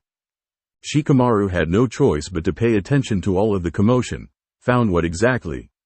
He asked. Also note that I'm tired. So whatever it is you came over here to tell him better be something you can communicate with just words because I'm not getting up. Alright, Shiho said as Naruto sat up on his floor to see what she was there for. I found something on Uzumaki-kun's clan. It's really quite remarkable. Naruto's eyes widened. I have a clan? Shikamaru sat up at full attention. He has a clan? Naruto has a clan? Ino asked from Naruto's room, still not getting up. Shiho nodded. Yes, apparently. Wait, why is your team all here Uzumaki-kun? She stopped explaining to inquire about that. Hell if I know, Naruto replied before getting excited. But what about me having a clan? Let's get back to that. Come on, tell me. Are they cool? Are they in the village? Where are they? Can I find one of them now? Clan meant family. Family meant not being alone anymore. A team was great, but when everyone went home Naruto still only had himself. Ino, Shikamaru, and Asuma had their own lives and families. Shiho sat on the floor with him and showed him the book she had brought along. On the page she had opened there sat the spiral pattern that sat on the back of Naruto's clothes and on the back of the more elite ninjas' flak jackets, right here. This is your clan crest. Shikamaru actually found this interesting enough to get up from his chair and walk over to sit down by them to read himself. Something that put a large blush on Shiho's face as he plopped down right next to her since the book was turned her way so that she could read what she had found to Naruto. Huh. Hey Naruto, this says that your clan has their own hidden village. Uzushiobikure. No way, Naruto exclaimed. He couldn't believe it. Not only did he have a clan, they had their own village like Konoha. Why the fuck didn't he know this any sooner? Someone had to know something about this. It was an entire village that his clan ran. What else? Shiho, happy that she was able to help Naruto find something relevant on his surname quickly, got right back to informing him on his family. Our village and their village had a very close-knit relationship, which is why we wear the seal on the back of our flak jackets. She adjusted her glasses before reading on, and they had a specialty that's very rare in our time as well. They were so good at it, it was something that they were feared for. Fuinjutsu. Shikamaru let out a whistle. Sealing techniques? Good luck with learning that stuff. Shiho nodded. It's another ninja art that I didn't go over with you because it's not easy at all to get the concept of. She explained to Naruto, who was looking at her with squinted eyes. By this time even Ino had made her way out from Naruto's room, standing over the others to hear what was going on. No genin does fuinjutsu beyond basic item sealing because it's not like nin, tai, or genjutsu. It requires intimate knowledge of chakra, time, space, all kinds of things. Naruto frowned visibly. Meh. So it's another, I'm stupid, never mind teaching it, thing, isn't it? The silence seemed to be his answer. I don't care. If it's my clan specialty, then shouldn't I know how to do at least a little bit of it? I want to learn it. Right after saying that, a small book was tossed to him that he deftly caught. What's this? Shiho smiled. I knew you'd say that, so I checked this out for you. The person that wrote that is the leading living expert of fuinjutsu in the village. No need to thank me. It was a small, handwritten brown book that seemed a little worn and felt a little over 200 pages, but was still completely readable. The hastily scribbled out title said, "Hey, you're not a genius. Who cares? Read this and you won't suck at fuinjutsu." Also quickly scrawled out was the name of the author, a man named Jiraiya. Naruto held the book up with a deadpan look on his face. First of all, this title sucks so hard. Second of all, it looks like I could have written this myself. Are you serious with this, Shiho-chan? 100%. Shiho asserted resolutely with a firm nod. I couldn't go through it myself, but the person that wrote it is the real deal. There's no one better in Konoha to learn fuinjutsu from. This is definitely what you want. The art is a lot of theory, but with your imagination I'm sure you can work it out. Fuinjutsu is a lot of mental understanding. Mind stuff. Naruto blinked at her blankly. My mind is scary. Then you should love this stuff. Shiho replied with a smirk. She reached over and tapped the book. Don't let the little bit of ragged parts put you down on reading it. It's just a little rough around the edges, but read it cover to cover. I'm sure there's lots of good stuff inside of it. Kind of like you, yeah? Even though it was just a book, Naruto really couldn't literally judge it by its cover. People did that to him all the time, and if Shiho said that it would help, then damn it, he'd give it his best shot to make it work for him. As he thought about how he would use the book, he found Ino had thrown herself over his back as she gently took the book from his hands to look at it herself. So this rinky-dink book is going to help Naruto learn fuinjutsu? Why would a book like that be in the library anyway?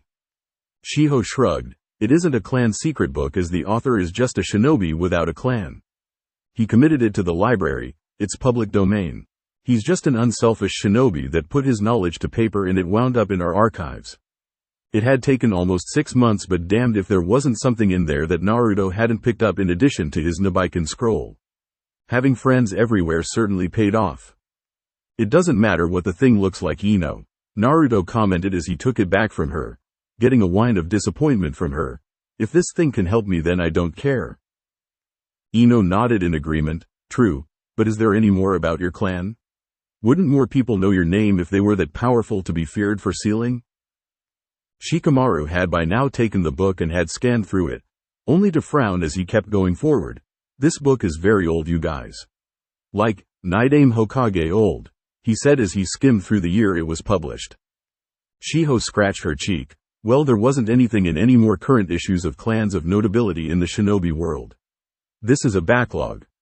None of this was making what he was about to say any easier to Shikamaru. Did the other later volumes have the clans in this book in it? Shiho nodded. Yes, but the last most recent one didn't have the Uchiha clan in it. Shikamaru sighed. What's the matter? Shikamaru rubbed the bridge of his nose. I was afraid of that. He looked over at Naruto apologetically. This book is called The Quintessential Shinobi Almanac Volume 2. These books keep up with clans that are current factors in the current world at the time the books are written. The books only got bigger as time went on, didn't they? He asked Shiho, getting another sad nod from her as she understood what he was implying. Clans don't fall out of prestige, and they wouldn't have been excluded from the book unless they don't exist anymore. Naruto finished for him with a sad look on his face as he pulled his legs towards his chest. Damn it. If the books only got bigger, then it was like an almanac that compounded information, only taking out irrelevant things that would have fallen out of use. Sasuke's clan wasn't in the most recent volume. His own clan stopped being in the books a long time ago. In an attempt to console him, Ino wrapped her arms around his shoulders from behind in a hug. I'm sorry, Naruto. You were so close. It was terrible that such a nice guy like Naruto kept getting such shoddy breaks in his life. It explained at least why it wasn't taught in the academy. It wasn't relevant, and it wasn't close enough to home to be labeled as history that they needed to know along with everything else they were learning. At least they knew now. Naruto's whiskered face kept the dejection on it as his eyes stayed locked on the crest affixed to the almanac page. They slowly drifted towards the handwritten book in his hand and his blue eyes shone over in determination. This is actually something good though. I have a clan, he said with a short laugh. A real honest-to-goodness clan. Like your clan Ino, or your clan Shikamaru. Even like Sasuke Tamiz. All I have to do is bring it back. Easy, he said with a careless shrug as a smile affixed itself to his face. I was going to be Hokage anyway. And what's a better way to make people know how kick-ass you and your bloodline are than by pulling that off? Ino found his attitude to be infectious. As if the mood in the room just swung back positively. With all of your weirdo abilities like the healing and your chakra stores to go with the Fuinjutsu, if you can learn that stuff, why wouldn't they? Shiho laughed nervously at the mention of Naruto's pre-existing abilities once she saw Shikamaru narrow his eyes and read over the part about the Uzumaki clan again. Shikamaru's brow furrowed once he skimmed through it again. Wait. None of the things that Naruto can do were glossed over in here except for the strong life force part that kind of explains some things, but not the healing. And they don't have his cheek markings either. They don't have any markings. We're still all missing something here, he thought to himself. Shiho took her advantage and shut the book as she got up off of the floor and dusted her dress of, well, I have to go, Uzumaki-kun, Shikamaru-kun, Yamanaka-san. She said abruptly, I hope the book helped at least a little bit, and I hope the Fuinjutsu text works out for you too. Bye, she called out as she made her way to the door and slipped out, leaving the three teammates sitting on Naruto's apartment floor. Shikamaru watched her leave with a watchful eye. That was weird, and really suspicious. She reacted to us talking about Naruto's abilities. Does she know something? Why does this all have to be so troublesome? He thought as he stood up off of the floor and cracked his neck. Well, I guess I'll see you tomorrow, Naruto. I have to go home before my mom raises a fuss about where I've been. Ino got up as well, planning to leave with Shikamaru and head home. I have to go too, Naruto. Are you going to be okay by yourself? She asked in a concerned voice to her fellow blonde. Hopefully none of this brought him down. I'll be fine, Ino, Naruto said as he stared at the book still in his hands. I'll see you guys tomorrow for sure. He couldn't tell what it was, but just looking at the book made him want to read it. Maybe it was the smart-ass title calling out to him, who knew? He looked up with a grin on his face. I'm going to get started with this. If my clan were masters of Fuinjutsu, then I will be too. It's a tradition. Datbeo. As his teammates left him alone in his home, Naruto flipped the book cover open. I'll make everybody proud. My clan, Iruka-sensei, Hokage Gigi, Asuma-sensei, Shiho-chan, Shikamaru, Ino, all of you. Hey, you're not a genius. Who cares? Read this and you won't suck at Fuinjutsu, by Jiraiya. Acknowledgements in a foreword. To Sarutobi-sensei for teaching me how to be a man. And for not outing me for my, shall we say, healthy interest in the fairer sex. You know what I'm talking about, guys that know what I'm talking about. Yeah. To my lovely female teammate who shall remain unnamed in the case of this book getting the reader killed due to my teachings. You didn't tear my sake off that time I peeped on you and you caught me. Thanks for that. To Namikaze Minato for believing in me, respecting the things that I say, and for not telling me that my first book sucked. Thanks, kid. You're an all-around good man and a hell of a student. If I ever find one half as good on all fronts as you, I'll take him in a heartbeat. To the letter Q for being exotic. To Sanchuo no Hanzo for not ending me and my teammates' miserable lives all those years ago on that wretched battlefield near Omegakure. Thanks for that. Without you not killing me, this book would never have come into existence. To Broccoli for smelling like farts before you eat it and for being difficult to spell. To Konohagakure no Sato for recognizing how badass I am, and respecting my sexy sage talents. Also for having hot springs that are agonizingly easy to peek on, and for having the sexiest women on earth thoroughly populating your shinobi forces to go along with them. I swear to Kami, It has to be a prerequisite to enter the academy. They've got to have genealogists screening the little girls to find out which ones will become smoking hot bombshells when they grow up and the ones that do are let right in the door. Nothing less than 8s all across the board. No joke. Okay, if my actual first foray into the wonderful world of literature is anything to go by, then this book will suck in a storytelling sense. Which is good because I'm not telling a fucking story. I'm here to fill your obviously empty head with all kinds of smart things. It doesn't matter how I write so long as you understand what I'm writing, so I don't have to write like a proper author. By virtue of that, shut your lips and get ready to learn, lads and lasses. Who am I kidding? If a girl was actually reading this, she probably dropped this book at the acknowledgements. Pop those bifocals on your faces, you blind little brats. It's learning time. Now if you were to ask anyone that knows better, they would tell you that I'm a bad motherfucking shinobi. Although you couldn't, since most of those people are dead. If you ask me personally for my honest opinion on myself, I'm nothing special. No natural advantages or presets towards battle, no genius anything. Just a hard-working guy that took advantage of the things provided to him. And this book was written for guys like me. Guys with guts. If you're a little punk ass that can't see anything through to the end, then you've wasted your time picking this up. Go do something easy. Despite saying all of that, the one thing I know I'm good at, damn good at, is fuinjutsu. Say what you will about me if you've met me. When I say something about sealing, you had better shut the hell up and listen. This is more than scribbling on something and making a hand seal or two.